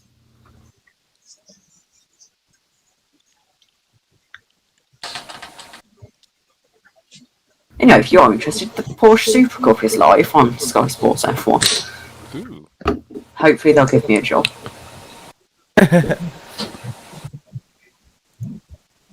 Speaking of Porsches, Christian, we had loads of fun last week watching the Porsche driven by Luke Lichten struggle around the circuit. Funnily enough, no one has actually opted to take the Porsche out today. Yeah. It's been interesting to see, all the complaints we had about the Ferrari. I don't know if someone wants to run the Porsche. Or the Audi of Luca Gray hasn't made an appearance, which I've got to say personally I'm a little bit heartbroken about. But he didn't fancy driving the GT3 category solo again. Yeah. Man, that was tragic. That one Audi. That one Audi was just unfortunate to watch. Yeah, probably not worth. Did they finish the race? No, he got DQ'd. Oh.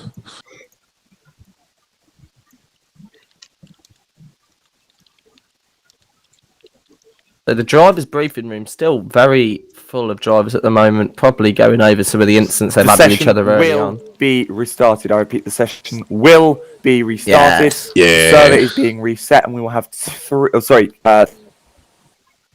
we will have 3 hours and 50 minutes left on the clock to also account for the code 80 laps that we will have to partake in order to make sure that the red flag procedure is fulfilled.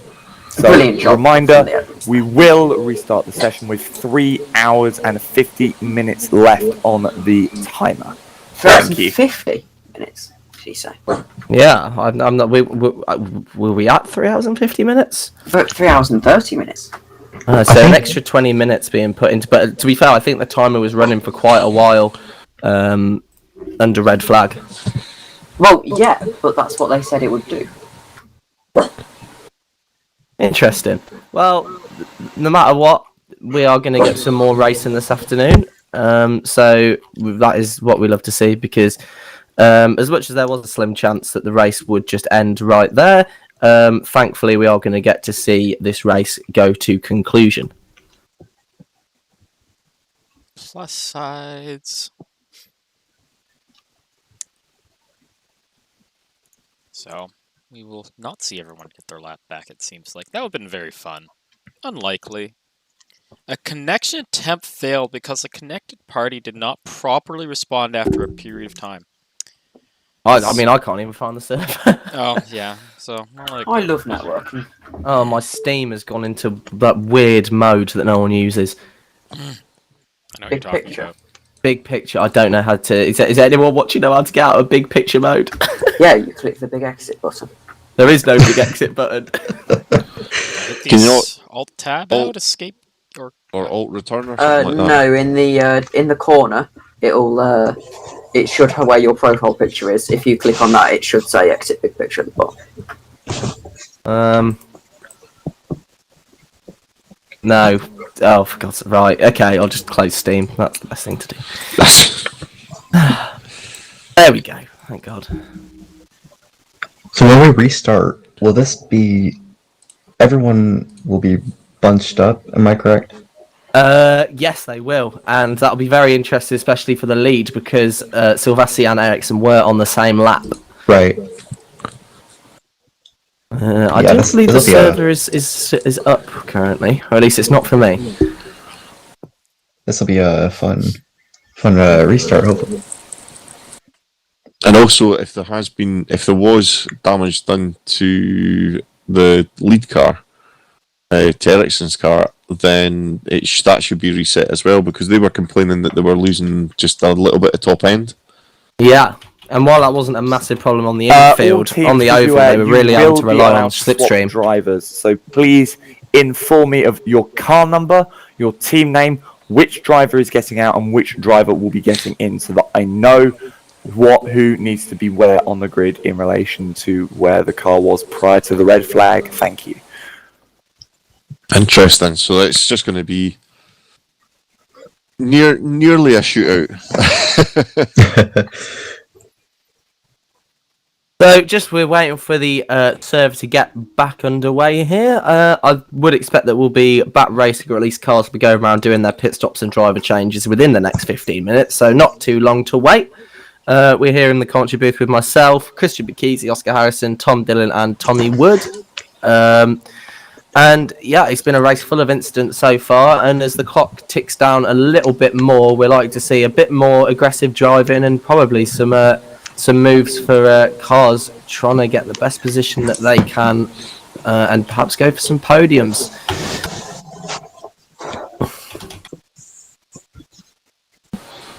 I believe the timing screen is resetting now. And the server itself. I mean, it's not appearing in my R-Factor thing, so I imagine it's full reset. And the server, I think, has just gone back up. Yeah. Cool. Server is restarting now. Please join, and we will be in. We will sort the laps and such out when we start our formations. Thank you. let's see. Okay, so we're going to see some on-track action. Here we go.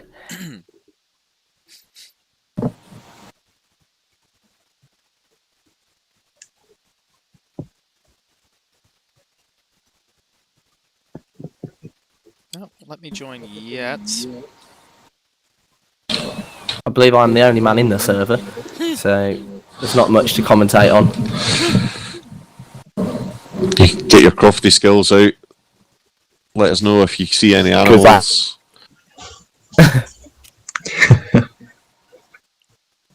Gonna close our factor 2 and see if that does me any good.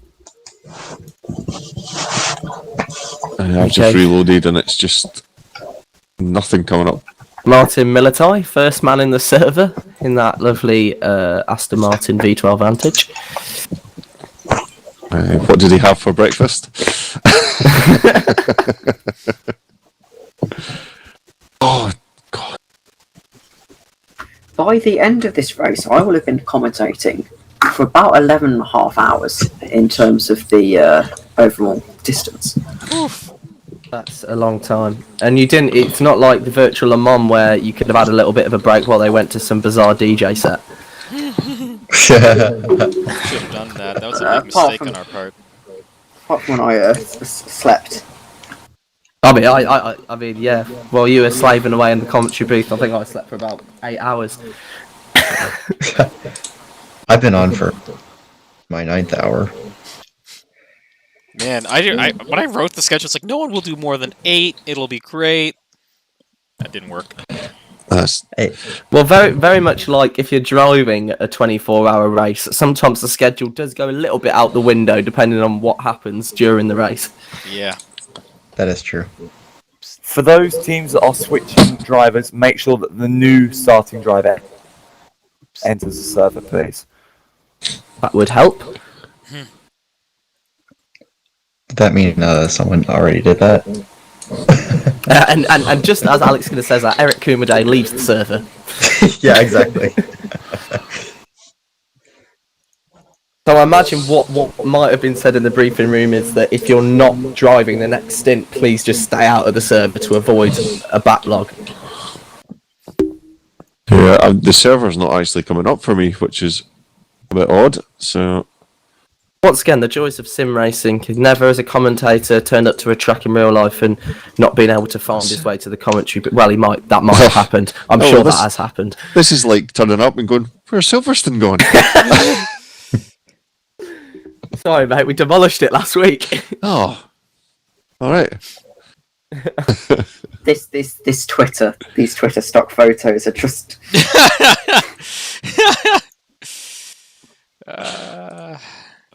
I don't know why I've gone on the VISC Twitch channel. That's not going to provide any sort of... So I've looked up VISC Daytona 24 on the R Factor multiplayer, and I don't see it. Yeah, I'm having the same. I'm just typing VISC in, and it's coming up. Right, that's what I'm putting in as well, James. But nothing's coming up. So I'll reload the game. And so Chris Gitsov is going to take the driver's seat of the red Corvette that's also being driven by Ernest Lappins, who we haven't actually seen for a while. I assume he's got his stints out of the way and ran. Now, if any driver or team wants to be sneaky, this is a perfect opportunity for them to change setup outside of Parc Ferme. Yes, great point, because this is, as you said, an opportunity for anyone who hasn't been happy with the balance of the car. But potentially Luke Mader could come in and make some setup changes if he was struggling with the balance of that car. Struggling, yeah. Oh, and with donuts, more donuts now. Chris Gitsov and Kimi Räikkönen, sorry, Justin van der Simerson taking the grass. Although Tom strongly disagrees, but yeah, I will keep that opinion to the grave that Justin van der Smith's voice bears a creepy resemblance to Kimi Räikkönen. Why can I not see? I am confused. I am confusion. Chris Gistov said he's going to do the fastest lap around Daytona. Just watch. Well, here we go. It'll be interesting now to see if he just puts it into the wall at the first corner. That's why I am recording. Oh, he's going very fast. No, this is exactly what he's going onto the oval track. Drivers that are on the server are allowed to do laps in the practice session. Yeah, now that's not the practice you're going to want, Just so Chris, you are because aware. you are driving the wrong layout. But hey. What if he wants practice on like the banks? No, he said all he wants is the fastest lap around Daytona. And he's going to get it very easily. I don't think he understands what anti-cut is, but you know. Well, he's already at the bus stop, so there you go. Is there a chance that he would get disqualified for cutting the track? Well, they can easily just undo No, I think they understand that it's just a joke. And no, I'll tell you what, that GT car has taken the oval really well. Well, they have got more downforce than a NASCAR, I believe, so it makes sense. He's going to cross the line for a... Oh, he's going to go for it. Yeah, no, here we go, of course, yeah, that's just his... Oh, he's gone through the tyre barrier. I don't... Well, he's not actually going to get the fastest lap because there's a prototype who's had the same idea. Oh, no. Although he's going to be able to get the slipstream of Peter Showman. Yeah, well, it looks like there's a lot of people having problems trying to see the server at the moment. Prototype hasn't had the same idea. Chris, he's going for this fastest lap here. He is determined. Now, he wants this lap record. In the danger of sounding like Crofty and just bringing some random thing out of the blue, how good would it be to see a 24-hour race at Daytona where you do 12 hours on the road course, come in and switch cars, and 12 hours on the oval? He's going to cross the line. He's going to be the sub 1 minute. Make it even better, and you have to nail the setup for both. From Chris Gibson. He spins. That's a horrific accident from Chris Gitzoff, and the time hasn't counted, I don't think, unfortunately. Oh well. Oh, Justin Van der Smissen has had a massive accident as well. Peter Schumann, the only man on track who's actually taken the time to get some meaningful practice in.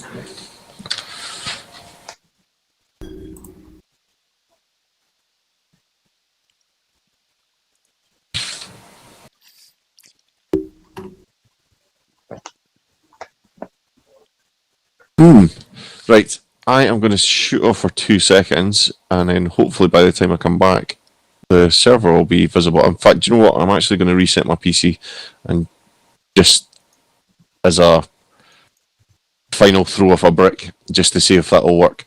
If that works for you, I might have to do We're going to attempt to restart the server again, just to make sure that people that could join the server originally are able to join it now, potentially. So if you give us a couple of minutes, we apologise that the server's going to go down again, but we just want to try and make sure that as many people as possible can join and are able to see the server. So again, we apologise, but we're trying our best.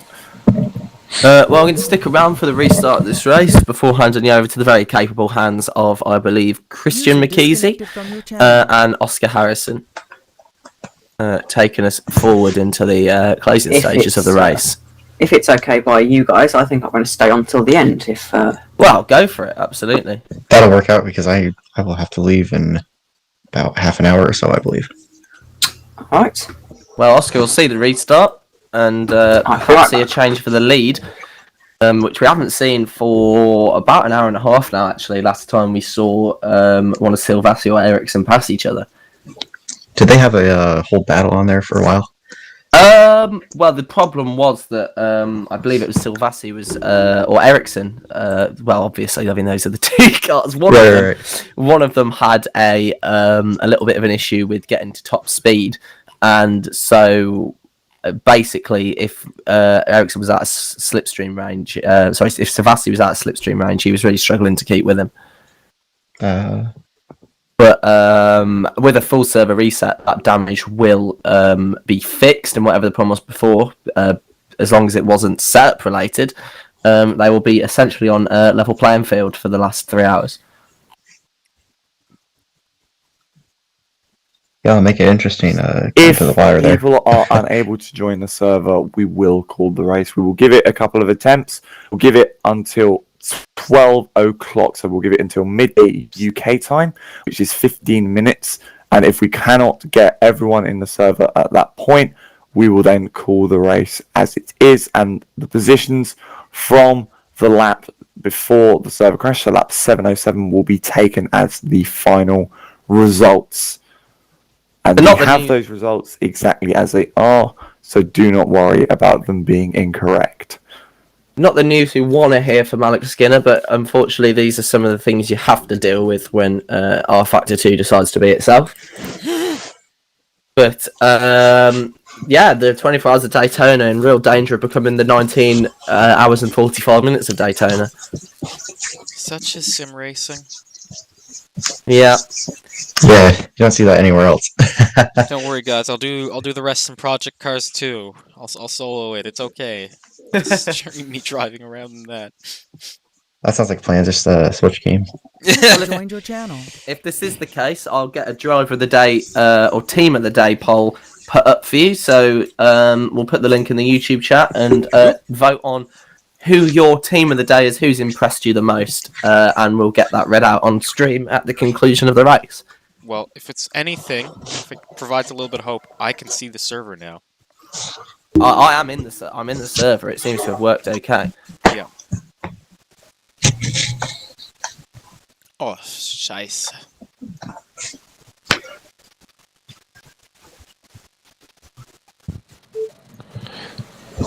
So it's the moment of truth for me. I'm not sure if you missed that, Tommy, but we're taking 2 attempts at trying to get onto the server before calling the race. Right, okay, well it's still not showing up for me, but then I'm only commentating, so, you know. Fingers crossed it shows up for the drivers. Doesn't really matter. Now, the only issue is with this driver of the day poll is that we did have quite a few last minute entries.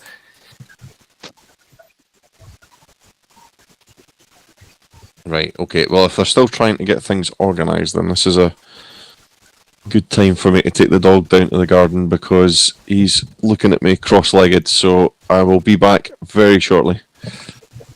Ladies and gentlemen, committed dog owner Tommy Wood taking his dog outside. Thanks, James.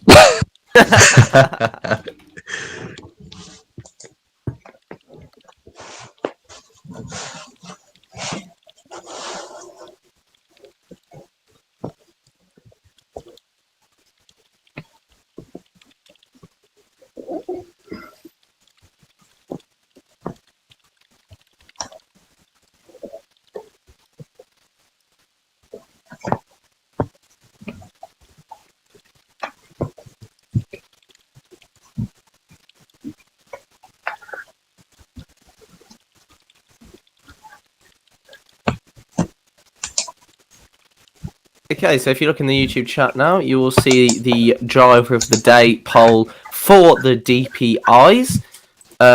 Just to give you an idea of who is in what car, the OKM MP Racing, that is EK Ramos, Guilherme Maresco, and Guilherme Pozzi. I don't think we've seen them for a while. Valley Esports 6 is Henrik Bieler, Justin van der Smith, and Jeff Close. Mugen Sim Racing 16, Patrick Silvassi, Bence Pankotai, Zolt Prebeck, and Bertolin Savagna. AC Sim Motorsport 224, Martin Tabrake, Ian Longcall, Kevin Van Dalen, Lucas Lichten, and Harrison Miller. Pinsim Jewelers Esports, James Zuba and Jamie Tahuti. The 360 Motorsports 36, that's Ten Lawyer, Nick Newcomb, and Jesper Eriksson. Fiena Von Motorsport 137, Nicholas Weatherby, Matthew Clip, Axel Kerr, and Pascal Leggett. And the RE Racing 23, Rob Gibson and Evan Mueller. Max Verstappen driver of the day for me. Nico Hulkenberg. I'll just get one put up for the other 2 categories now. Is this in YouTube chat? Because I cannot see it. I can't. Yeah, me neither. Oh, apologies. I don't think the link went. There we go. Oh yeah, you might need to like push the button that like sends it. 7, That helps. Nicholas Weatherby, Yeah. Matthew Clip, Axel Kerr, and Pascal Leggett. It let me join the server, but then it gets stuck there. So I'm gonna try joining again.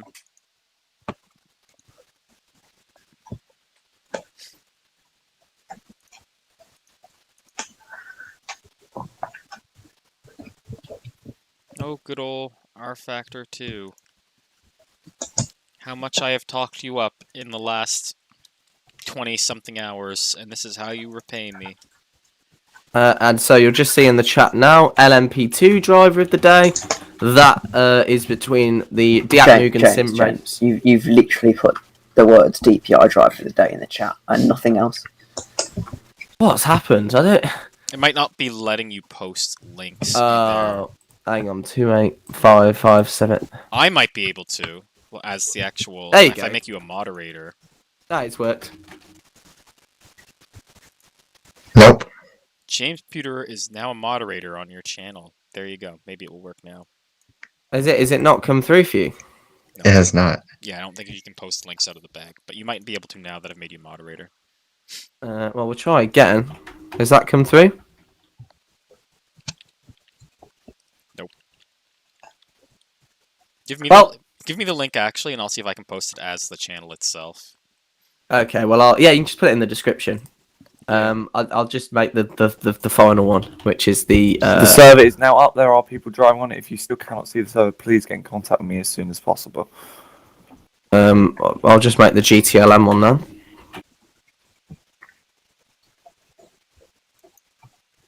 Ironic that at Daytona GTLM is the only one that's running.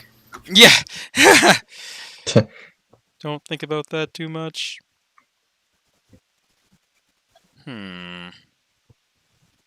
Curious. This.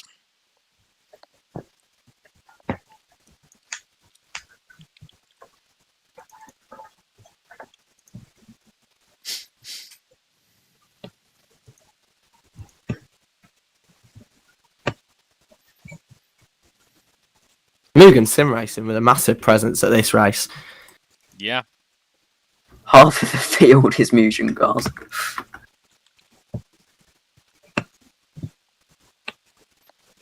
See, I can see the server, which is curious. Oh, now I can't. I got a bad feeling if I can't see the server, that at least some other people can't. Okay, so I'll send these links to you, Christian. Hopefully, if you just plop them down in the description. So there you go. Hang on. Oh, I don't want to sign into Cortana. Oh man, I hate that thing.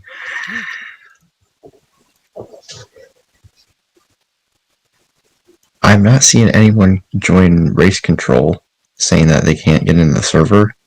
So that is promising. I'll put it like this. I can't see the server. The people who can't seem to see it seem to be the GRG people. Oi, Justin. Cutting the whole infield like that's not allowed. You should know this by now. Oh, see? Wait, can you guys see it now in the YouTube chat where I put it now? Yes, I can. Yeah, so I bet I have to do it. Yeah, so just to take you through who is driving those cars, we did the DPi LMP2. Diap Mugen Sim Racing 95 is Mergley Martin, back on Yavari Bentz, Roland Sooks, and Lucas Patrick Attila. Mugen Sim Racing 22, but so many Mugen racing cars. Gabor Havesi, Sandor Lengyel, Zoltan Boda, and Zoltan Varkonyi. Bit of a landslide at the minute, actually, in the polls. I'll take a look in a second at those and see what people are saying. Temper Group 34, Santu Engqvist and Mikael Wozniak. I believe that car is actually out of the race after a few incidents early on. GTLM 027 Brazil Racing 99, Guilherme Farias, Luciano Basula, Victor Borgi, Philip Antunes, Miguel Arajo, Lucas Bernardo, and Vincius Loyola. GRG Esports 57, the cars that are having a bit of trouble getting to the server at the moment. Danilo Badessi, Don Bazell, Jacob Falca, and John Vikzarek. GRG Esports 75, Ramiro Perez, Julian Vrak, Casey Sol, Mike Travicki.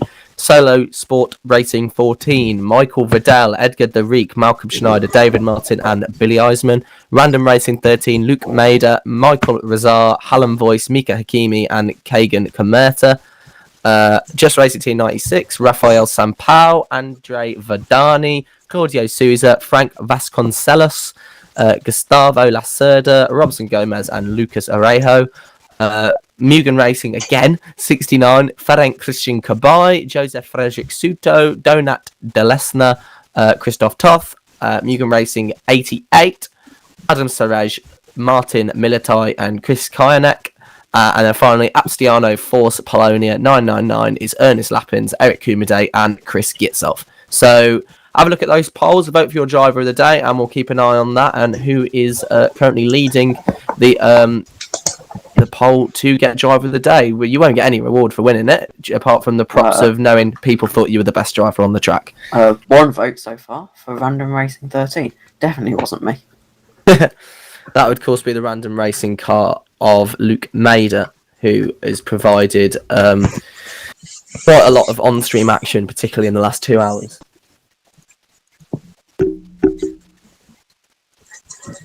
Curious, I could see the server briefly before. When I tried to join, I got stuck. No, I can't see it at all.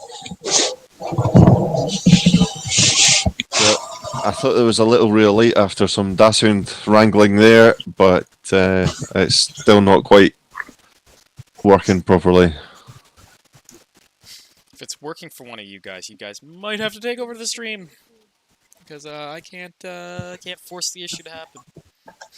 Fortunately, it doesn't require we end this one. We just need to have someone else take over, and then I'll stop, and then it will smoothly transition over. But yeah, it seems the GRG folks, like wide as a group, cannot get it to work though. That's really annoying. Just a shame that it's kind of happened now rather than kind of either early on or kind of halfway through. I think there'd be quite a few drivers that would probably like the opportunity to have a rest. I mean, to be fair, with 3 hours and 30 minutes to go, you only need one driver, really, to take the rest of that in the server. And to be honest, I think there might well be a rule now where it's like, server's already on the edge, just no more swaps.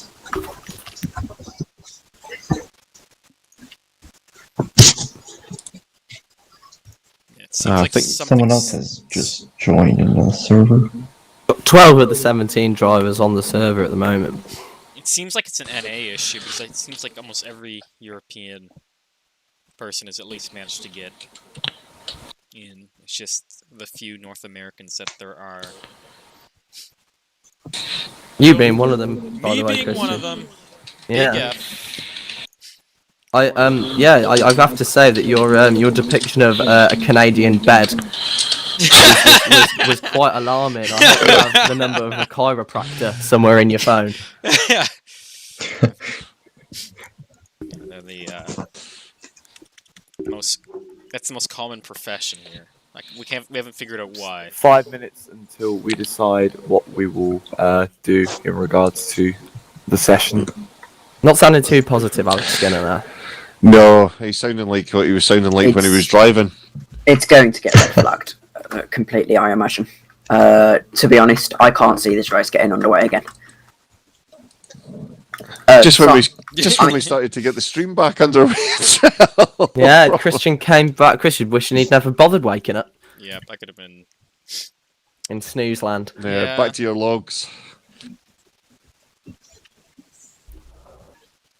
I very much think I don't know. I just unless what's everyone laughing about? Christian, Eco Solidaire. I wish someone could see the image of Chris Gitsoff's car I have on my stream because James, you've missed someone out on the driver of the day poll. Who did I miss out? Check Discord. I don't know. You put teams in that aren't racing. I've just used no. The problem is the team confirmed. We had a lot of last minute entries, and they're not on the confirmed teams list. That's been like a problem for me trying to commentate all races. I'm like, so they're in the. Yep, I don't know what car that is. There's no confirmed entry. But to be honest, I honestly think because of the way this is panning out, I can't see people actually being bothered to do another 2.5 hours. It would be disappointing though, because you can't really say you won the 24 Hours of Daytona if you have only got this far. I do believe that all the leaders, for the most part, are all in the server right now. Yes, just have the So, as a part of that error, Ian Longcar has actually been given automatic driver of the day. So, there you go. Can't believe my votes don't count from all three of them. Oof.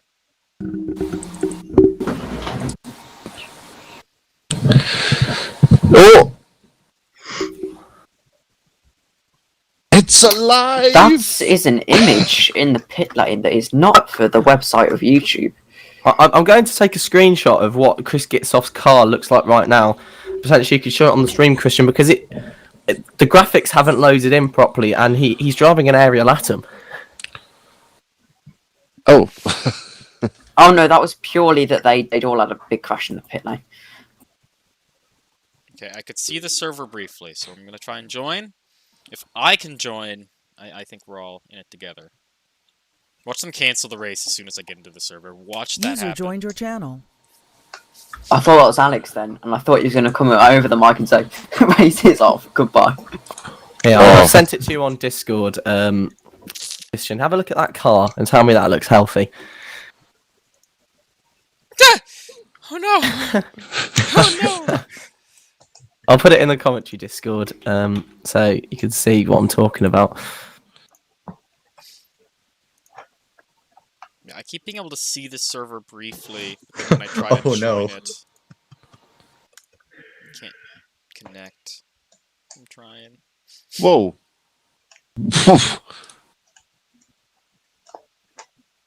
Morning, gents. Oh, hi, Mark.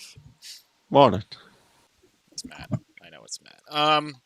Yeah, the server's having issues, so we're just kind of chilling now. Oh, like they're not racing?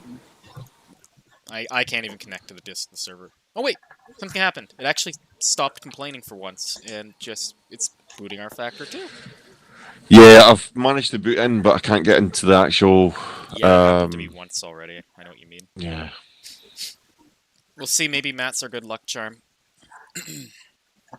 We needed 2 Canadians. There wasn't enough Canadian power to start things. We needed the 2 Canadians to connect the lumberjack axes of power to get the server running. Maybe that's what's required. It is 12 o'clock now, as 10 Lawyer pointed out in the Discord, so we should be hearing an announcement from Alex here. Time is 12 o'clock British summer time. The race session will not restart due to multiple issues that are currently unable to be fixed in regards to drivers that are unable to connect. We have tried and investigated to see if we can find a way to fix the issues. There are no current ways or solutions to the issues that we have. Therefore, the results will be taken from lap 707 before the server became a mass disconnection, in which case I would like to congratulate the number 36 360 Motorsports Daytona Prototype International of Tone Lawyer, Nick Newcomb and Jesper Eriksson on their victory in DPi. I'd like to congratulate the Mugen Sim Racing number 29, I believe it is, on their victory. I'm just going to check this up now, just to make sure I have the correct team name. Yes, the 22 Mugen Sim Racing car, which I believe was at the time leading, which would be Gabo Hevesi, Sandor Lengiel, Zoltan Boda, and Zoltan Vakoni. And I'd like to congratulate the winning GT Le Mans car, of which will be I believe the Solo Sport Racing. Will be the Mugen Sim Racing number 88 of Adam Suresh, Martin Milotai, and Christopher Kienek. Bitterly disappointing news there, actually. I want to thank every single one of you for attending the 24 hours, and thank you so much for sticking with us through the server issues. We promise we'll get this sorted for Long Beach in a month's time. Hopefully everyone remains and will join us for Long Beach. The title leaders from this round will be announced momentarily once I add up the points. Of course, the points will be given for the final quote-unquote 24-hour point from the point in which the race was red flagged. Thank you ever so much everyone for attending. I will put a feedback form up, but if you have any issues or anything you want to comment, please do not hesitate to direct message me on Discord, and we will make sure we discuss it and get it sorted as soon as possible. Thank you ever so much for attending the first round of the Virtual Intersports Car Championship, and I hope to see you all at Long Beach. Until then, goodbye for now. So, bitterly disappointing news there from Alex. I was able to get on the server, so don't know. Race will not get underway, unfortunately, again. But yes, thank you all for coming to the 24 Hours of Daytona. I enjoyed the bit that we got to do. Yeah, well, it's just in time for the Formula One now, so... Yeah. Tactical I just don't understand why the server's not working. It's just... I was able to get on. Oh, well. When I got on this morning. You guys were like, let's see if Matt can do it, and I did it, no problem. I got on the server. Any outstanding penalties that are to be reviewed will be reviewed. Oof. Oh, that sucks. The news no one wants to hear. Yeah. Take in the race. For the next round that the car attends. I'm just gonna keep the stream up. So please be aware, if you do get a penalty from Daytona, it will be applied at Long Beach if you attend, or it will be applied at Sebring if you attend. Shot through the heart. So please just be aware of this. Well, I think we might as well. I think we might as well, rather than ending the stream straight away. I think we might as well have a bit of a debrief, I suppose. Absolutely. Yeah. How'd the early morning stint go for them? Early morning stint was surprisingly fun to commentate. It was overlayless, but it was fun. There was... It had overlay, just the camera didn't change. Yeah, unfortunately the car had locked it to like disconnected, so No, don't. Honestly, it's not a problem at all. It's just it was amazing that there was anything up at that time in the morning. To be fair, Christian, yeah, because usually like VSR8 has nobody on, like no commentary for like a good 7-hour stretch sometimes. So yeah, be commentary almost the whole race. I keep forgetting that you guys are in Britain, so the morning stream was different than the morning stream here. yeah. It's still the morning stream. Christian's going to have to learn the skill of camera control while unconscious before Long Beach. Yeah.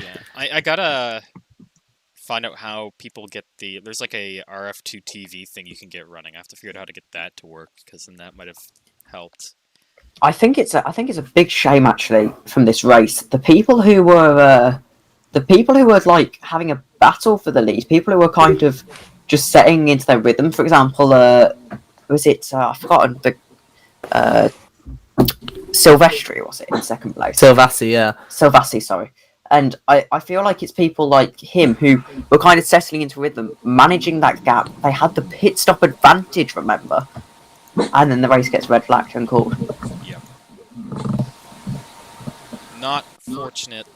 Not the way you'd want it to end. But it was good. We went really far without issue. It's just the issue we ran into is not something any amount of preparation can help you overcome. Right. I mean, it is a shame, but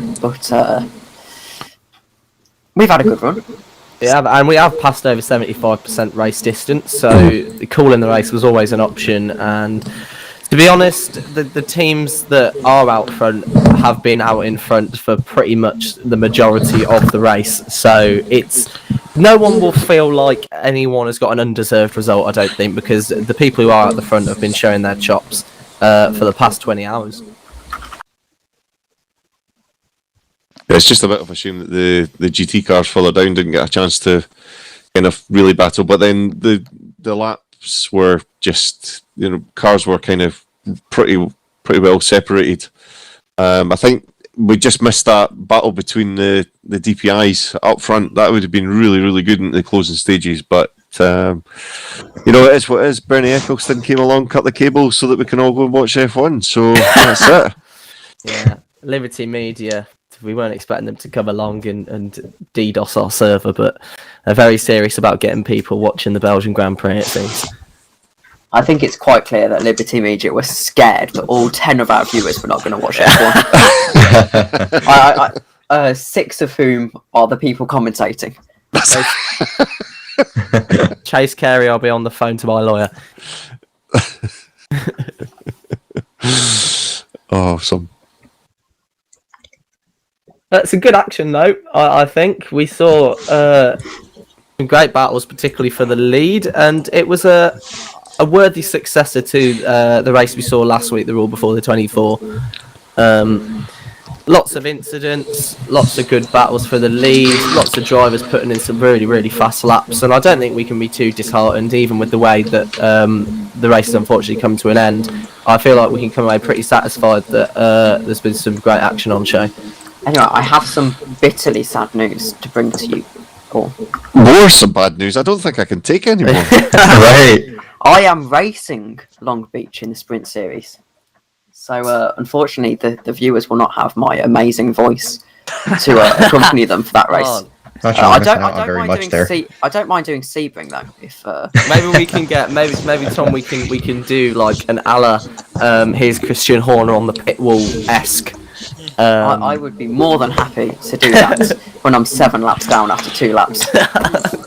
that would take some skill to be 7 laps down after 2 laps. That's more impressive than leading. Yeah, not gonna lie. I've got to speak to Luke and see how he does it. Oh. So, I guess. Bence has put in a chat. He loved the night when he was going Predator, which is. I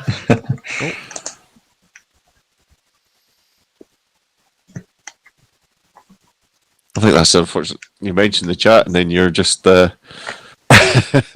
Everyone goes and has a look. Yeah, the commentary goes just silent. A little bit of dead air for you there. The number 1 rule of radio. Don't let that happen.